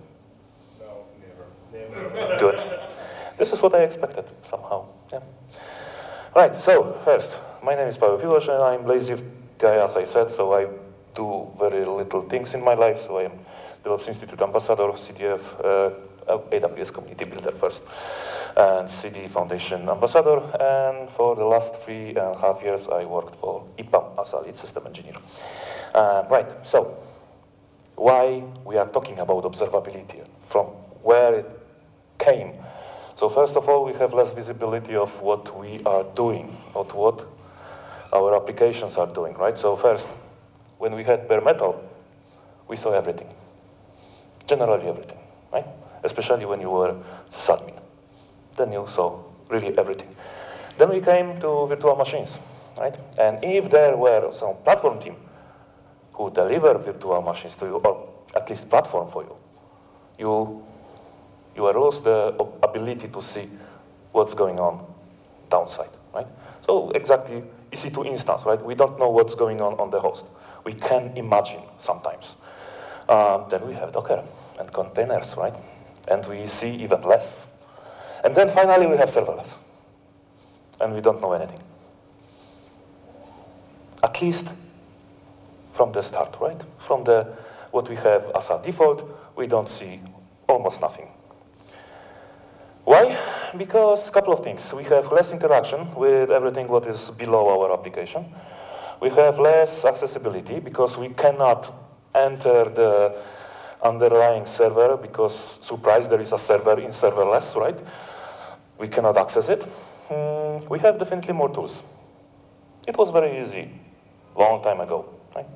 Right now we have I even don't know how many tools to monitor stuff. And we do not central logging. No, it's passé. We are agile. We are self-organizing. We don't care about anything else. We are here. Right? An example of what happened in this kind of situation, I joined my company a couple of years ago. And on my first day, I was invited to the meeting where they're discussing the problem which appeared 2 weeks ago. And they follow the monitoring strategy, which I call customer-driven monitoring. So someone called them and say, hey, you have problem? And really? Where? Right? And when I joined, 2 weeks later, they still thought what was impacted. And I asked one stupid question. Where is your monitoring? Right? That's why they fired me 2 months ago, 2 months later. And the most important part why we see less and we understand less, or maybe not see, but understand less, is because we went into decoupling, right? In Monolith, everything was simple. Everything was almost in one log. Right now, it's not. You disagree? Totally agree. Good. Because another way, I will be very unhappy. Yes, I see you. Yeah? Right, so why we have less visibility? Just because of this, right? Green, you manage. Red, you do not manage. Someone else is managing it, right? So this is standard computing models right now, today, and with serverless, we sometimes even say that this is function as a service, right? So it's the less visible for us what's going on inside. And because we can't, right now, work with logs like we worked before, we need to do it differently. That was very creative, what I said. But we need to build another approach to the things, right? So first of all, we need to start with something what is called structured logs. Who knows what are structured logs? Good, two. Okay, so this is the practice of implementing, as its definition said. This definition is from Somologic. Implementing consistent and like a predetermined message. But this is not structured logging, in fact. This is structured message. This is something else, all right? This is part of it only, right? Let me show you the example. This is the normal log. Right? Old enough people understand this log from Linux systems or Unix systems. I understand it. So when we structurize this message, we simply can do it as a JSON file, right? This is almost ready for machine to interpret. But still, this is only structurized message, nothing else. When we talk about structurized log line, we have a little bit more information there. So we can find the source of this log. Because please remember, we are talking here about the application with 1,000 of different components and 10,000 of different containers. And looking for the information manually without knowing where to look and for what to look is quite impossible, right? So this is structurized log line. It's not structurized logs yet, right? It's a good start, but this is only the start, right? So here we come to the observability, which can help us to make structure log from structure log line, let's say. And please remember that if you have Grafana on Kubernetes, it doesn't mean that you have observability. It means only that you have Grafana on Kubernetes. Nothing more, right? So what elements or pillars observability has?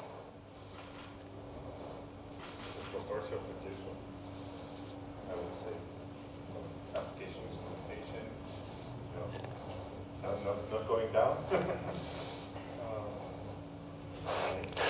Logs, traces, and metrics. Those are three pillars of observability. Or maybe let's say data sources for observability, right? And logs, we are quite familiar with logs, right? This is normal. Metrics, yes, we know metrics. Definitely we know metrics. And traces, not necessarily, right? Maybe some of us heard about this. Maybe even our business heard about this, but that's it. So about logs. How many times you heard something like that? We write everything to logs with small but. We write errors only because we need to save money, especially for startups. I've been there a couple of times, right? So what we can say about logs? First of all, they need to be structurized, right? Because what is important, we need to somehow later analyze those logs. And if your application, big application with thousands of components, will send those logs differently per application, your central part or this kind of intelligence which need to understand what's going on inside logs, we need to understand completely different messages, and this takes time and compute power and money, right? Should contain full information, so not only errors but everything, right? Must be constructed for automated systems, because today, I'm sorry for all sysadmins like me, we are not able to grasp all logs together and go through all logs in one shot. It must be collected consistently, right? So we are not collecting stuff from part of our production system, right?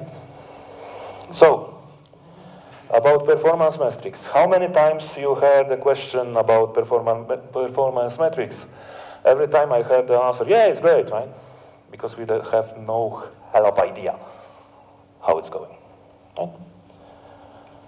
So what we can say about metrics, what we need. Again, and I will be repeating myself, this is smart, right? Repeatable tasks. Structurized, they need to be structurized, they need to be consistent, they need to have a context, full information, of course, and again, constructed for automation. And collected consistently again. Yes, I copied this slide. And it needs to be relevant for business. And this is very important. Because, for example, we can collect, I don't know, metrics which are not really important for business, right? So now the question, CPU usage is important for business or not? It depends. The best answer from DevOps, right? No, at all.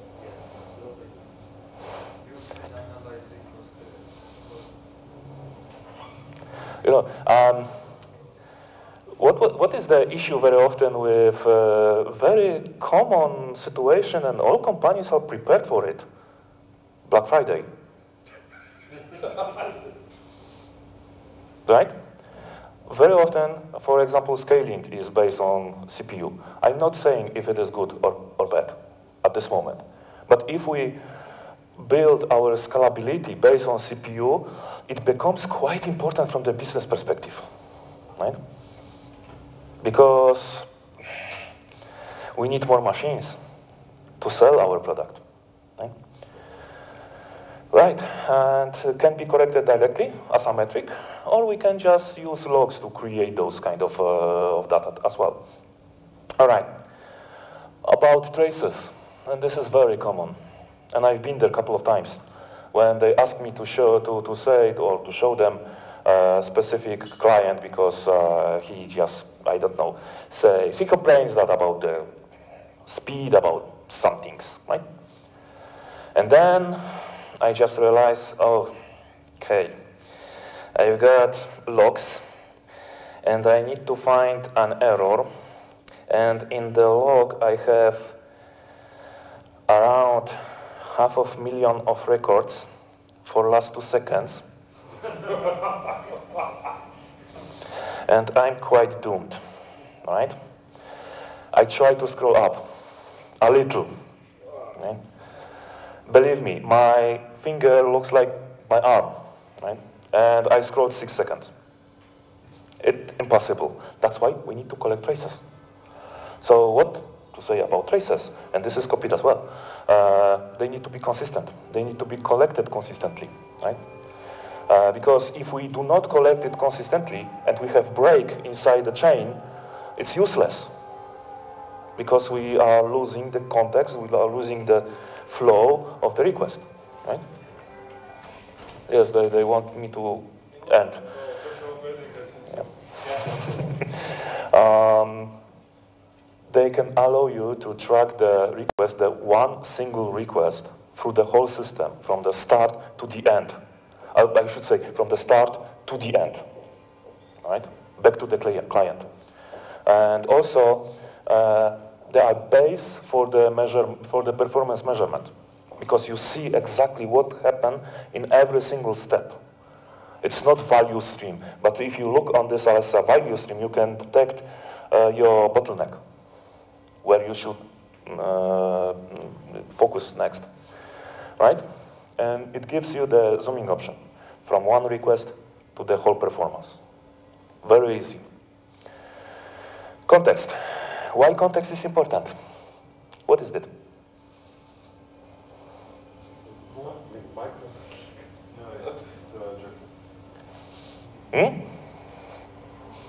I have time.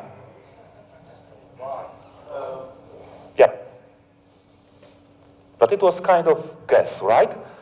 It could be something else. Right? So without knowing on what we are looking, we can just guess what it is, right? Maybe ice water. Sorry? No, this is planet.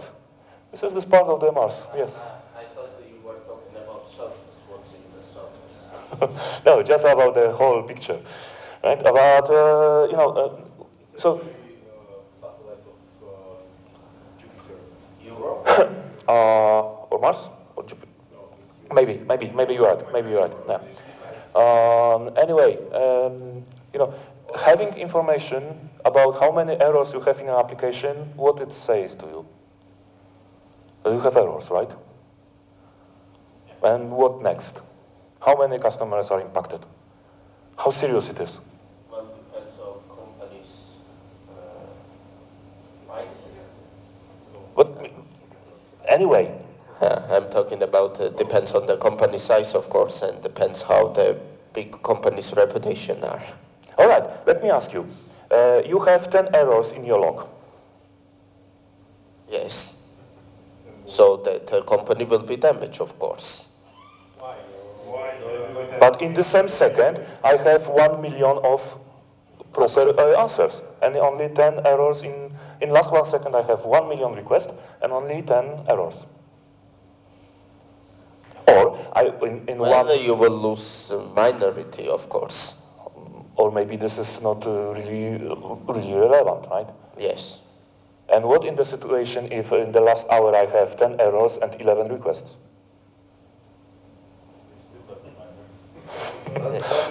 I still can keep my business, right? but you know, you see the difference, right? But you know, if you don't know to what you are referring to, it's hard to say something, right? How important it is. So without context, we kind of lose something, right? What is context in the observability? We can say a couple of things. So logs can allow us to understand what is around, right? What's happening around. Traces can understand us from where it went and where it is going, right? And metrics can understand the scale of the issue. And now the observability comes to something what you touched a little bit, right? Because we have observability and what?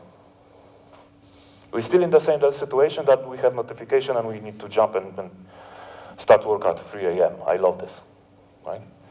So we should do something with this, right? Because observability gives us a lot of information which we can use from different kind of perspective. And we can just start not look like this guy, especially at 3 a.m. I've been on his situation many times.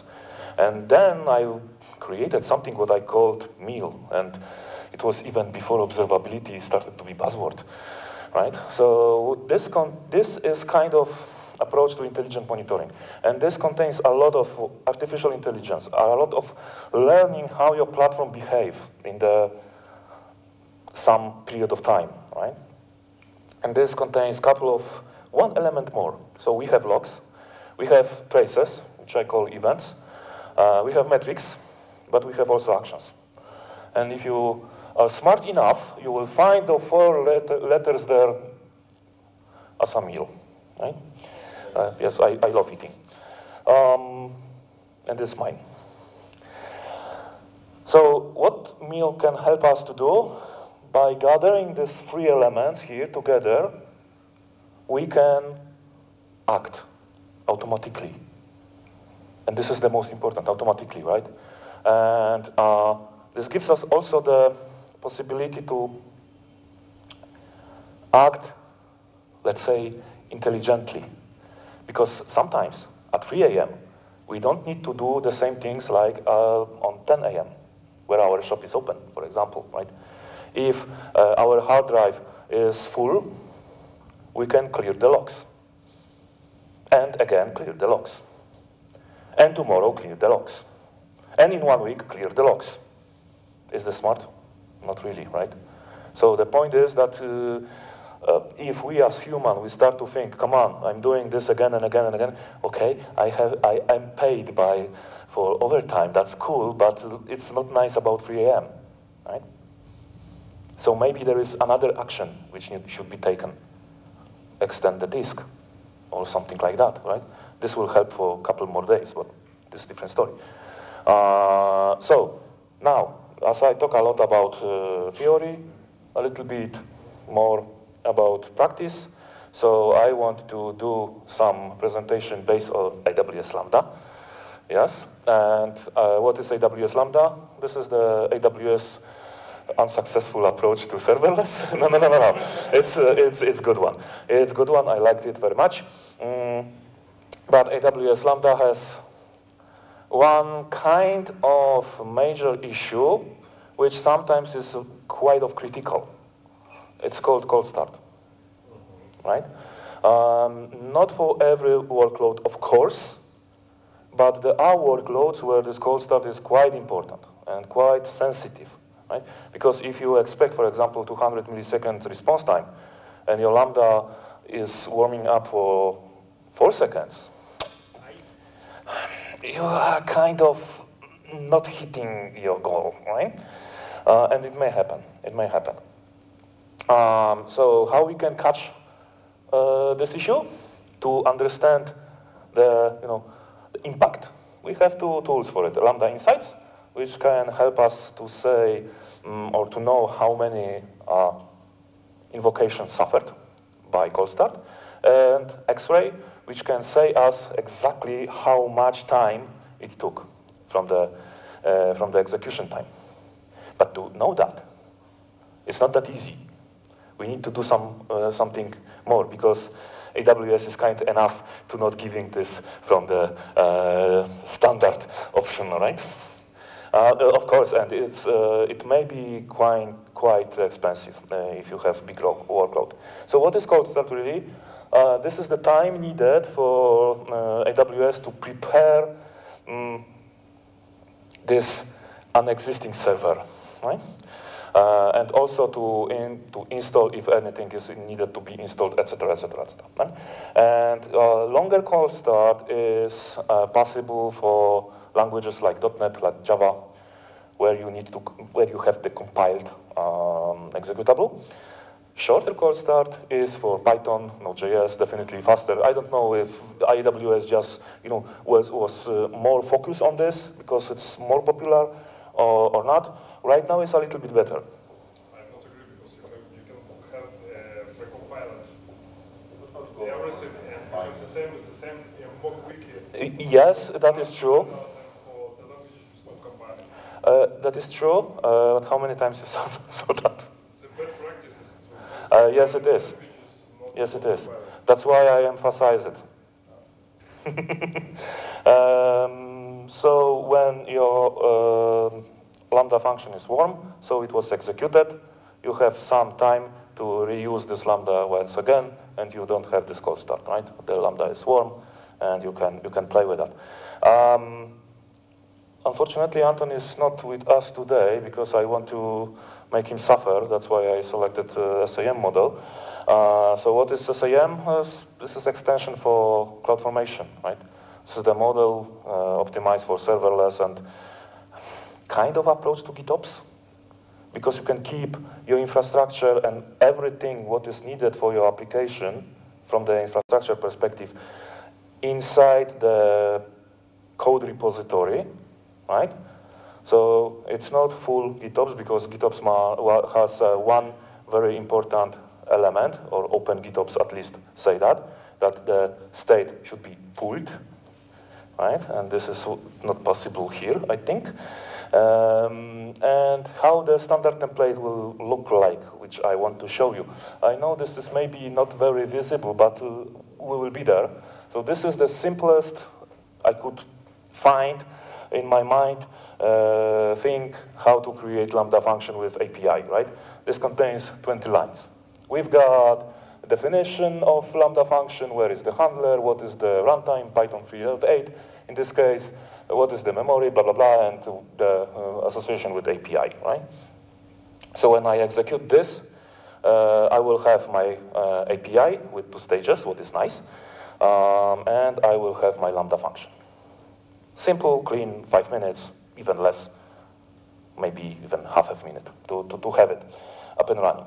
But when we execute this Lambda function, we can see something like that. This is number of execution of API gateway. Nice. We know at least that we executed our API 20 times. And this is the default information which we have for Lambda function, right? We have number of invocations, the duration of execution, errors if any, and some more, a little bit lower. So it's about 9 metrics, I think, something like this currently, right? I don't remember really, but something like this. But what we really know from this, what your function did. Your function was executed, probably without errors, in 2 milliseconds.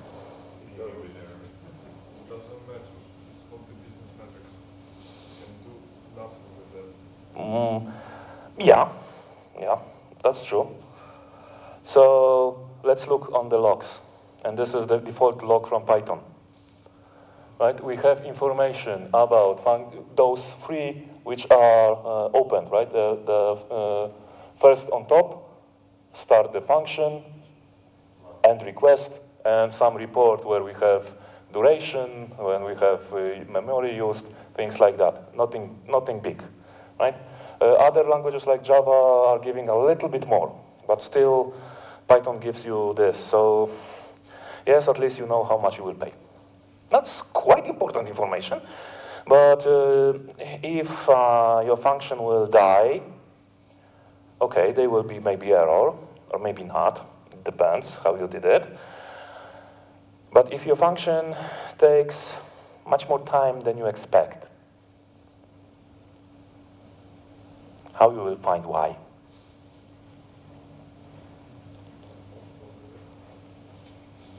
Maybe you have this, glass ball and you can do magic or something like that, but it will not work.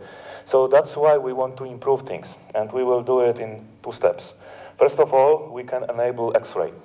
This is a very nice tool from AWS. I mean, it's really nice. I love it. And to enable it, you need to go to your Lambda configuration, click Edit, and just move this button. That's why some people are senior engineers, because they know where to find this button, right? When you do that, you can go to API, because it's quite good idea to have the information about the X-ray have the information about the request in X-ray also from API. This makes you lead, right? So you click here and done, and you'll have something like that. From very simple Lambda function. This is, very simple Lambda function. What we see here, a couple of executions, one directly to Lambda, that one on top, and here through API, right? And we see even, how many requests were a success, the average times, response distributions, a lot of information. And what is more important, we see something like that. So we have traces. Yes, we have observability, right? Not yet.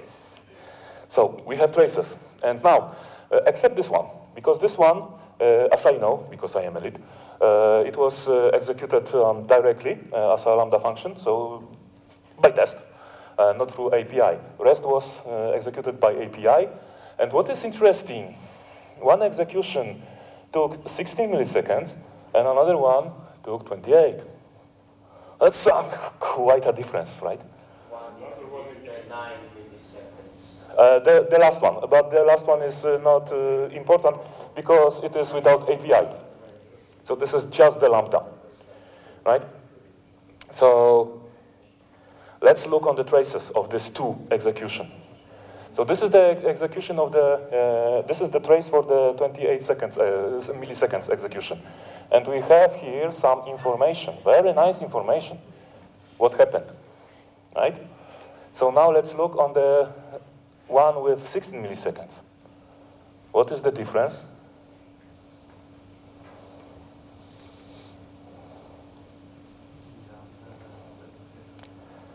There are some smart enough people here, they know that this is cold start, right? But it's not visible here. Not visible directly. You cannot see it. You can calculate how much it takes, blah, blah, blah. But it's not exactly. You can see it. If you go to the previous one, you will see time of execution. The methods is still the same. Yes. Yes, yeah, exactly. So that's why I'm saying you can calculate it, right? And if you understand where to look, you will see it, right? But if you are new to this, probably you will not use observability to that. But it's hard to to touch it, right? And I like touch things, like power cords or things like that. So what we can do? We can enable Lambda insights to at least know how much of our execution suffer, right? So when we enable it, and we wait, and wait, and wait, wait. Half an hour later, in average, this is my experience at least, we have a list, right?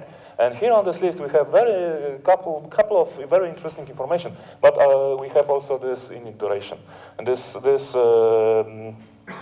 value here show us those cold starts, right? So let's go further, right? We can enable logs for API gateway, which is very useful thing and very simple. Click, click, click, done, right?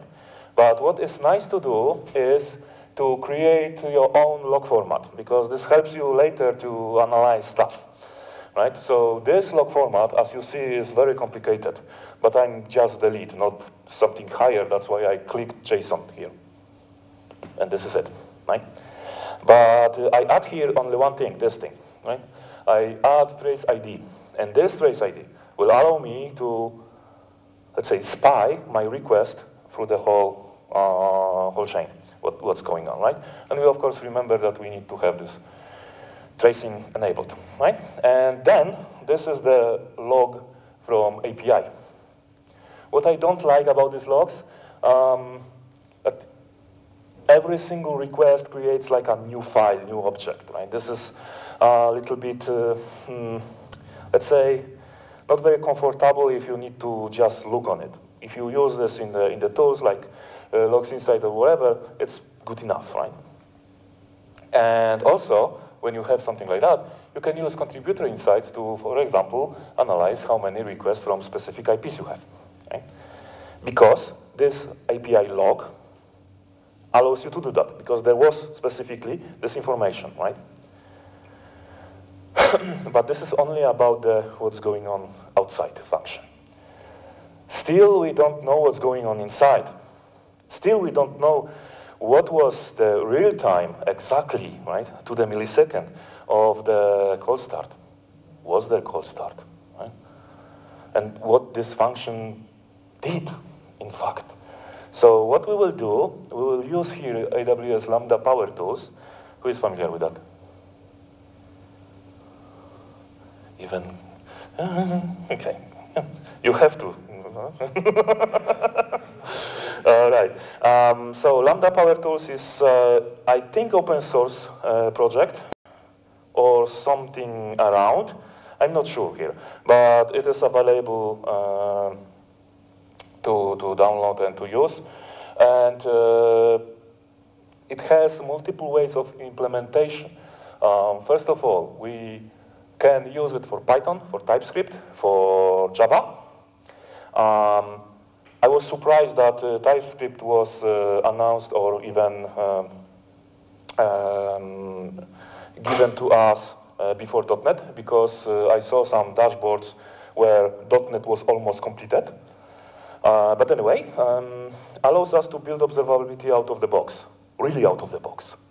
And I show you how easy it is, right? The best use, especially for Python, is to use Lambda layer. And you can show yourself as a very smart person who uses Lambda layers. And finally, we can start instrument our code. And this is another buzzword, instrumenting. So what we will have after the instrumenting? Something like that, right? And this is the information from very simple the same function like before. And I will show you later how I achieve that. But first of all, we have Lambda function which contains a couple of functions inside.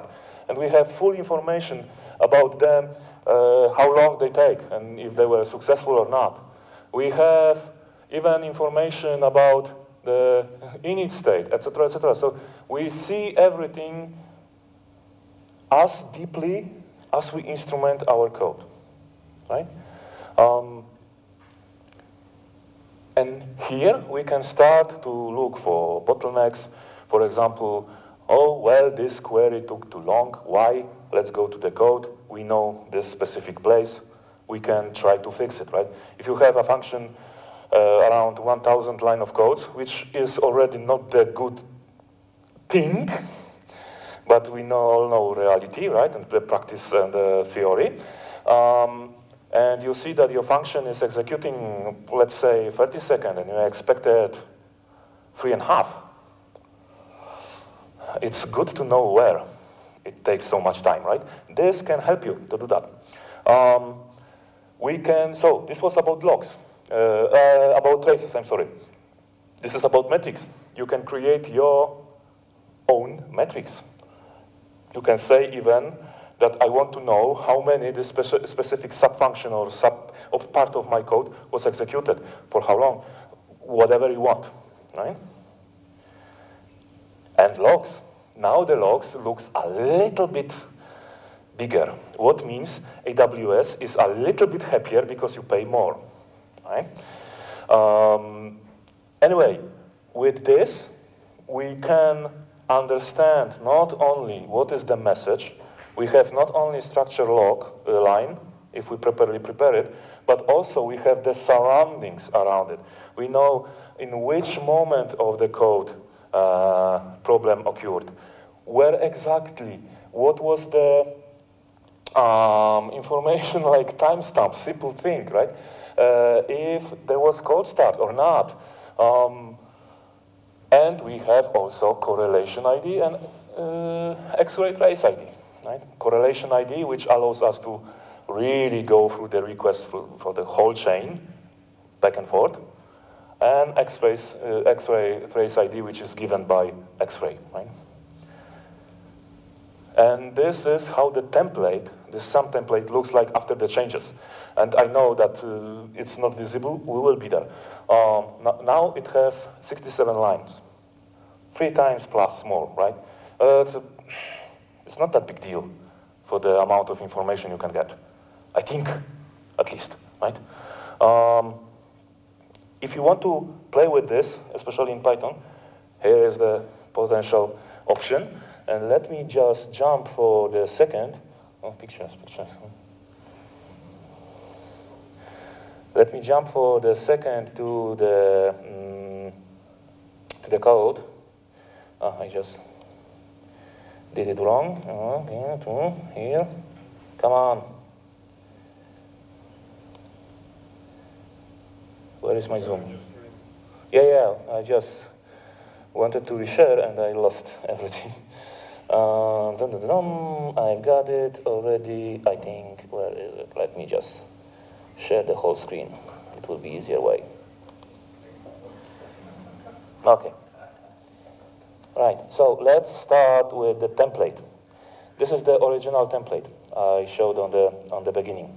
Come on, make it bigger. It is enough for you? No, it's not.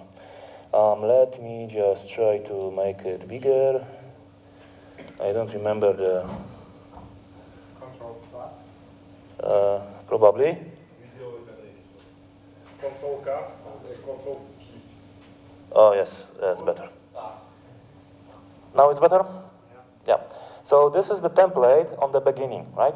So as I said, a very simple definition of the lambda, very simple association to the API, which will be created during the execution of this template, right?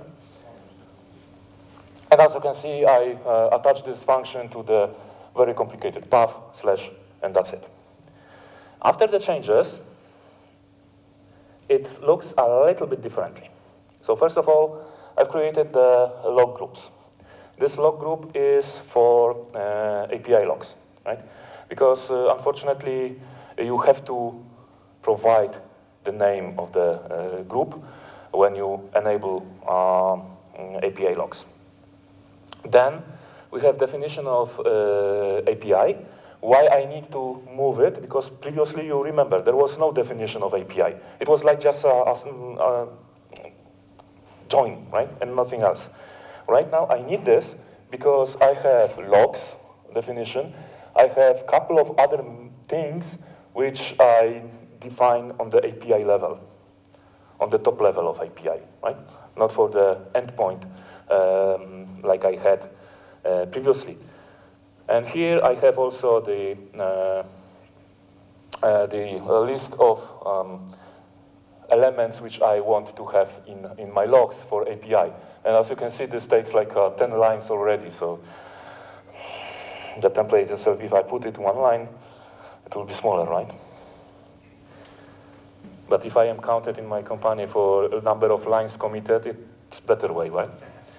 Right, then I have definition of my Lambda function. Only one thing which changed here is that I added policy for access to Lambda insights, and I added the layer for Lambda insights, right? I think we turned on the lights because the cameras don't work. Quick down. Or maybe like this. No, opposite. Yeah. It's the same. I will take a very, very small amount of time now. So this is original function, and I say that this function is very simple, and I mean it. It's very simple. I'm sysadmin, not programmer. Okay? So this is the handler for my function, and this is what I'm doing. Just provide some variables and then add, subtract, whatever else, right? And call the functions which do the things. That's all what I'm doing. And now, important information is, maybe not here, next. This is the function after implementation of Power Tools. So I needed to import some stuff, right? This came from the layer. I need to initialize my stuff. And what I've done here, I added metrics for cold start. And why it is here? Because this shows you also how cold start works, right? When you execute your function, when it is called, it's not going directly here to the handler. It's doing all the stuff here, importing, etc., right? So more stuff you have here, longer cold start will be. That's why these metrics here, these 2 lines, will be executed only when cold start happen, because this part will be executed only when cold start happen, right? Then let's go to handler, and in order to have, let's say, almost observability enabled, what I need to have are those 3 lines. And that's it, right? I use the decorator for metrics, for traces, and for logger. And then I say for metrics that additionally please capture for me cold start. And for logger, I say additionally please log the whole event and use correlation ID in the log. Here we need to be a little bit careful, because if you do this log event true for the production system, where, for example, password will be provided. It's a little bit risky, because this will be locked, right? So we don't want this, I think, at least. What else I have here? Simple things. I added metrics, and that's it, right? So this is additional metric here. For the functions itself, I need to add only tracer, and if you remember, there was a list of functions executed. This 1 line did that. Nothing more is needed. What I added more, that just to have it for myself, is another metric and some message which is generated also by Power Tools. So what I need to care about is only what will be in the message. The whole log line, let's say, it was not line, it was a couple of lines, but the whole log entry, oh, this is the best word, is generated by Power Tools for me, right? So I don't need to do anything. Of course, I can add things to this log line. I can remove things from this log line if I wish. But by default, I have already a lot, right? So this is the difference, right? Okay, code is a little bit bigger. This is 86 lines, but still in the limits, right, for the Lambda function. And this file had 42. So by increasing the size here for this very, very simple function twice, I achieved a lot. I mean, a lot from the perspective of, let's say, even observability. And I can do something with this. I have the information, right? I have understanding where I was, where the error happened, how long it takes, etc., etc. I know everything what I should initially know to start properly work with the next steps for the observability, right?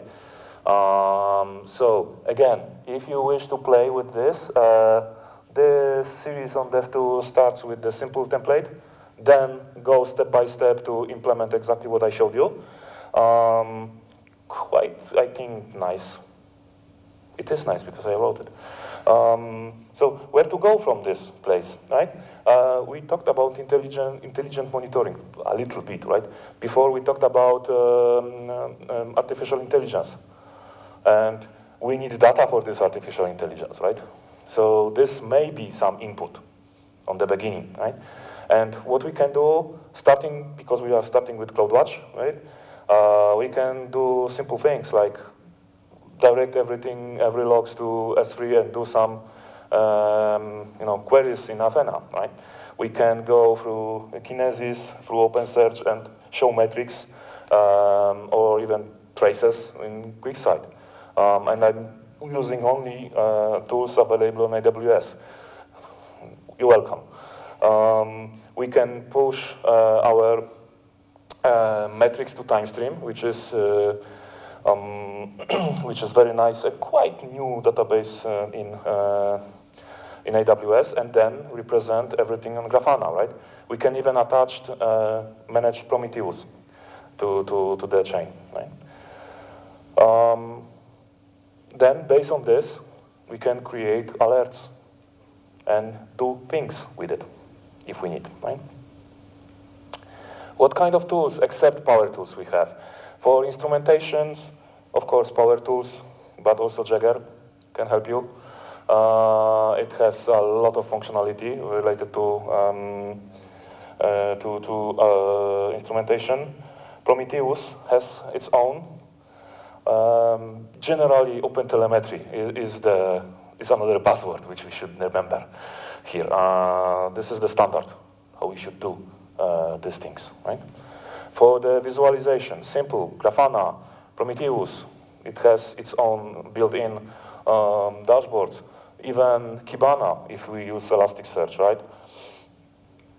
For databases, we have a small choice, like NoSQL databases. It's not very smart to play with logs using Postgres or whatever else.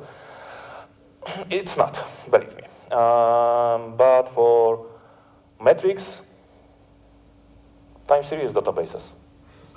Those databases were designed for keeping data in terms of time, right?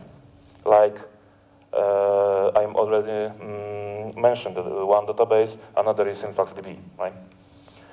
We have also all-in-one tools like Prometheus, because we can do everything with Prometheus, like Jagger, like Honeycomb.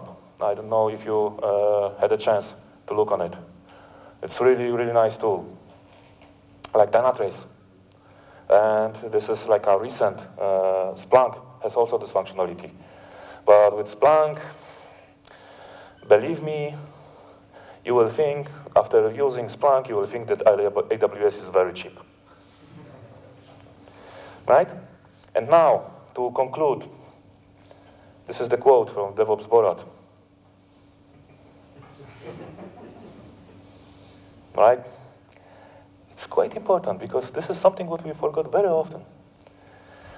Right? If you have questions, I'll be happy to answer if I can. Of course, I knew that. And if you want to stay in touch with me, so there is the other links. Now the tricky part.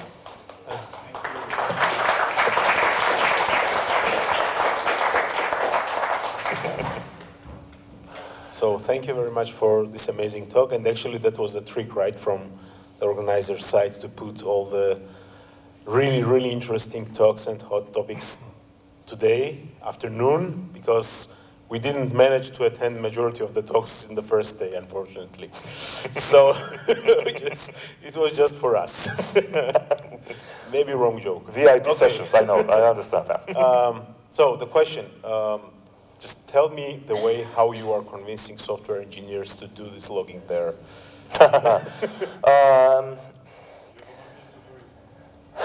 Let me say this way, I don't need to do it, errors will do.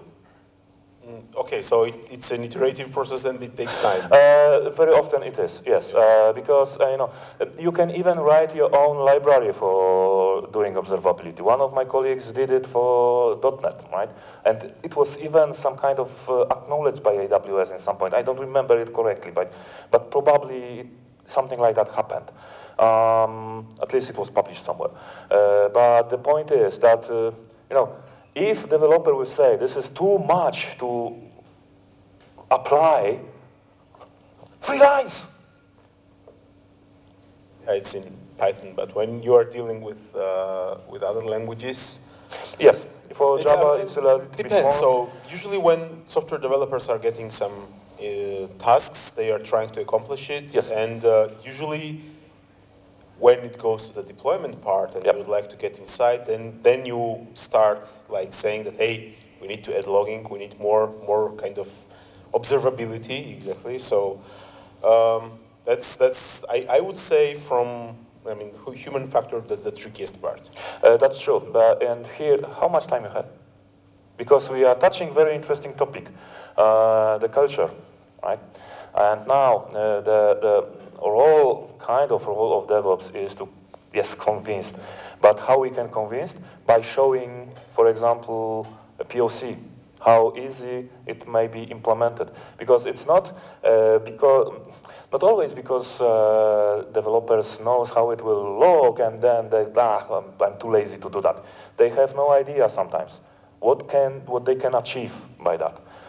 With Power Tools, it's really very quick demonstration which we can do, right? It don't need to be deep like mine was. It was really on the surface, right? Nothing special was there, but it was easy to see what can be done more, right? And very often this kind of presentation do the job, and not only for developers, but also from another perspective. If you show this to management, they have more power than you to convince developers to do stuff, right? Of course, I'm kidding you, but sometimes this is also from the management side. You don't have time for this, just skip it, right? But also when you will show later amount of time and effort needed to go through whole raw data, and then you have this like that, it may help. Not always, but it may help. It's individual. I can answer your question honestly, because only one way you can say to developer to create some additional, like logs and so on, it's on call. And puts a pager to developer. And if developer will wake up tomorrow at 3 a.m. and again, and he will not sleep during the whole week, because his responsibility will be to monitor what really happened with production. On next week, on next sprint release lifecycle, I'm 100% sure that this person will include additional logs, traceability, all of this stuff, because nobody wants to wake up at 3 a.m. Definitely, this is ultimate solution, yes, but it works all the time. Culture of on-call is only one way to yes, you want to add something? Yes. But this is very good solution, yes. I want to add technical part to this, what is definition already of the task of developer? Because there is a part which you can impose, in which is need to be imposed by an architect on the project. And definition already is need to be done, because yes, the developer will not do additional stuff. If it's not written, sorry, it was not asked, okay, I will not done it. Okay, he will participate in the night, in the more time, but okay, if he is smart enough, he will write this code, he will add all of the necessary login, etc. But from my understanding and how at least I'm trying to manage the teams, that in the definition already, it's clear net what type of the logins need to be implemented and how implemented. Yes, that's true. You have the business metrics, business values, which you need to measure, right? This is something what you have to have, right? That's true, and this is also a role, not only architect, but also business analyst to gather this information, right? But the point is, this is also kind of tricky, because we can hit the same issue like very often we can hit with code coverage. We are creating unit tests to have unit tests, right? To pass the coverage. But those tests are not doing things.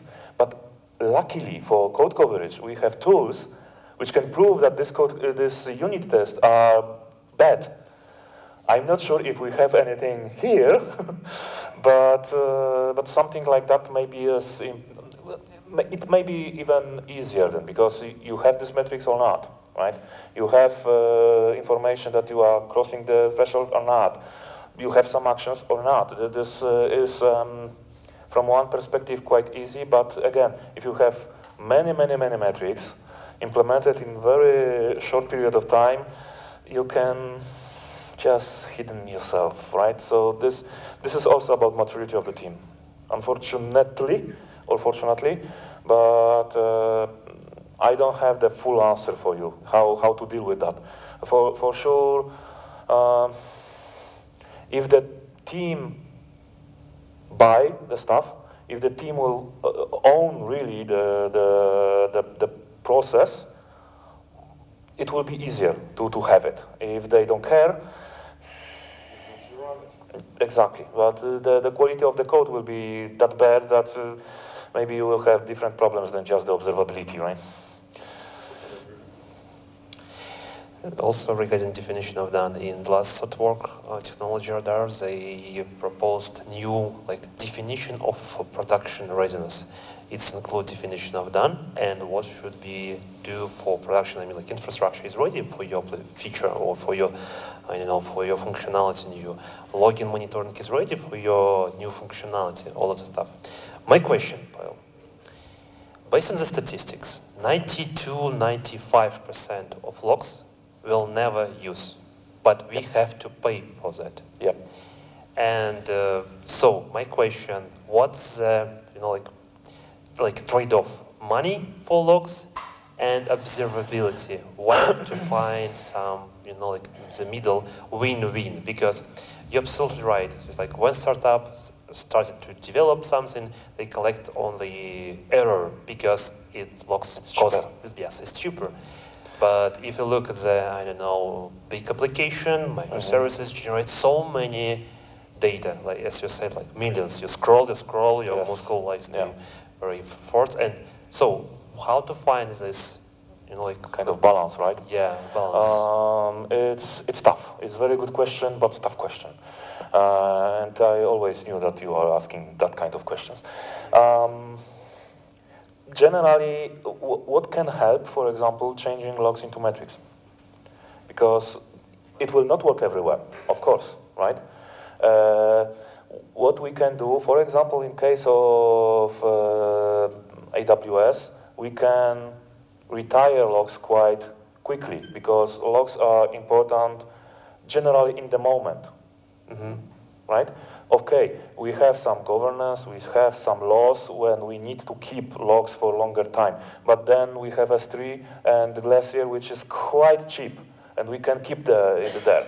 Of course, then we need to have some tooling, another tooling, yes, of course, to go through this stored logs as a files, right? And this is another complication, right? But what I learned is to keep logs as a kind of temporary thing. Of course, this will not change the fact that you need to write this log somewhere, and you're still paying for it, right? So maybe another tool, not necessarily CloudWatch, maybe something like ELK stack and sending logs directly through Logstash to Elasticsearch. When in time with big application, you will start thinking about CloudWatch again. Because of the price, right? But as I learned working for a bank for a long time, log management system, central log management system, and we talk here about something like that, is the most expensive in the company, right? And most important to be really redundant, really online all the time, and the most hated system because it's most expensive, right? Again, I don't have like a silver bullet here. This is a more like I need to discuss really with stakeholders, with those people who having the credit card in their hands, right? What are pros, what are cons, why we need to do it, and what will happen or what may happen if we will not have it, right? To show some examples, for example, right? So one of the good examples can be security breaches. Will we allow our company to have the security unspotted security breach for 11 months? And this is the average in cloud, right? It's, if we have good logging, if we have a good way of analyzing this logging, and AI can help us here a lot, right? Starting with very simple anomaly detection, which is not AI, but starting with this, we can definitely shorten this time. Right? I'm not sure if I answered to your question, but in general, I want to highlight it that when we speak about observability and all of the stuff, logging, it's very, very expensive. Yes. And absolutely agree, there is no silver bullet, but again, need to find some trade-off, some balance, discuss as you said. That's true. Agree. That's true. That's true for sure. The example was perfect for this, right? From very short line, which is really short, right? We came to like a book very easily. And we need to store those books somewhere. So this is the issue. So observability is not cheap. Definitely not cheap. Pavel, thank you so much for your presentation regarding monitoring. I have a question. What do you think, what is except CloudWatch serverless monitoring tool we can use? I mean, in your experience? Except Lambda, except X-Ray, and except CloudWatch. So as I have my friend here from AWS, the CloudWatch is the best tool ever, right? Yeah, I know, but honestly, the good side of CloudWatch is that we have a lot of tools in this service right now, and we can do a lot of things there. But yes, it has its limitation, like for example, how long you will keep data there, right? And if you need to be compliant with some, for example, regulatory, which orders you to keep logs for 5 years, CloudWatch will be not the best tool, right? So again, we have different managed services from AWS, like TimeStream database for metrics, like ELK managed stack, like managed Prometheus, right? We can also deploy it by ourselves. So there is also solutions like Dynatrace, which is quite expensive, like Splunk, which is even more expensive, like I don't know, any kind of services, like third-party services from this perspective, which allows you to store and analyze logs, right? Like what, for example, I lost it from my mind now. There is a lot of them. I think you know about what log DNA, things like that, right? So this kind of services. So this is also the trade-off here about what Victor said. If you want to stay in one stack and have the capabilities, your team capabilities related only to this stack, or you want to risk or not risk to extend these capabilities to the another tools, right? This is also not only the decision, very often it's the decision taken by the team, but this should be also sometimes at least realized on the higher level, of the organization level.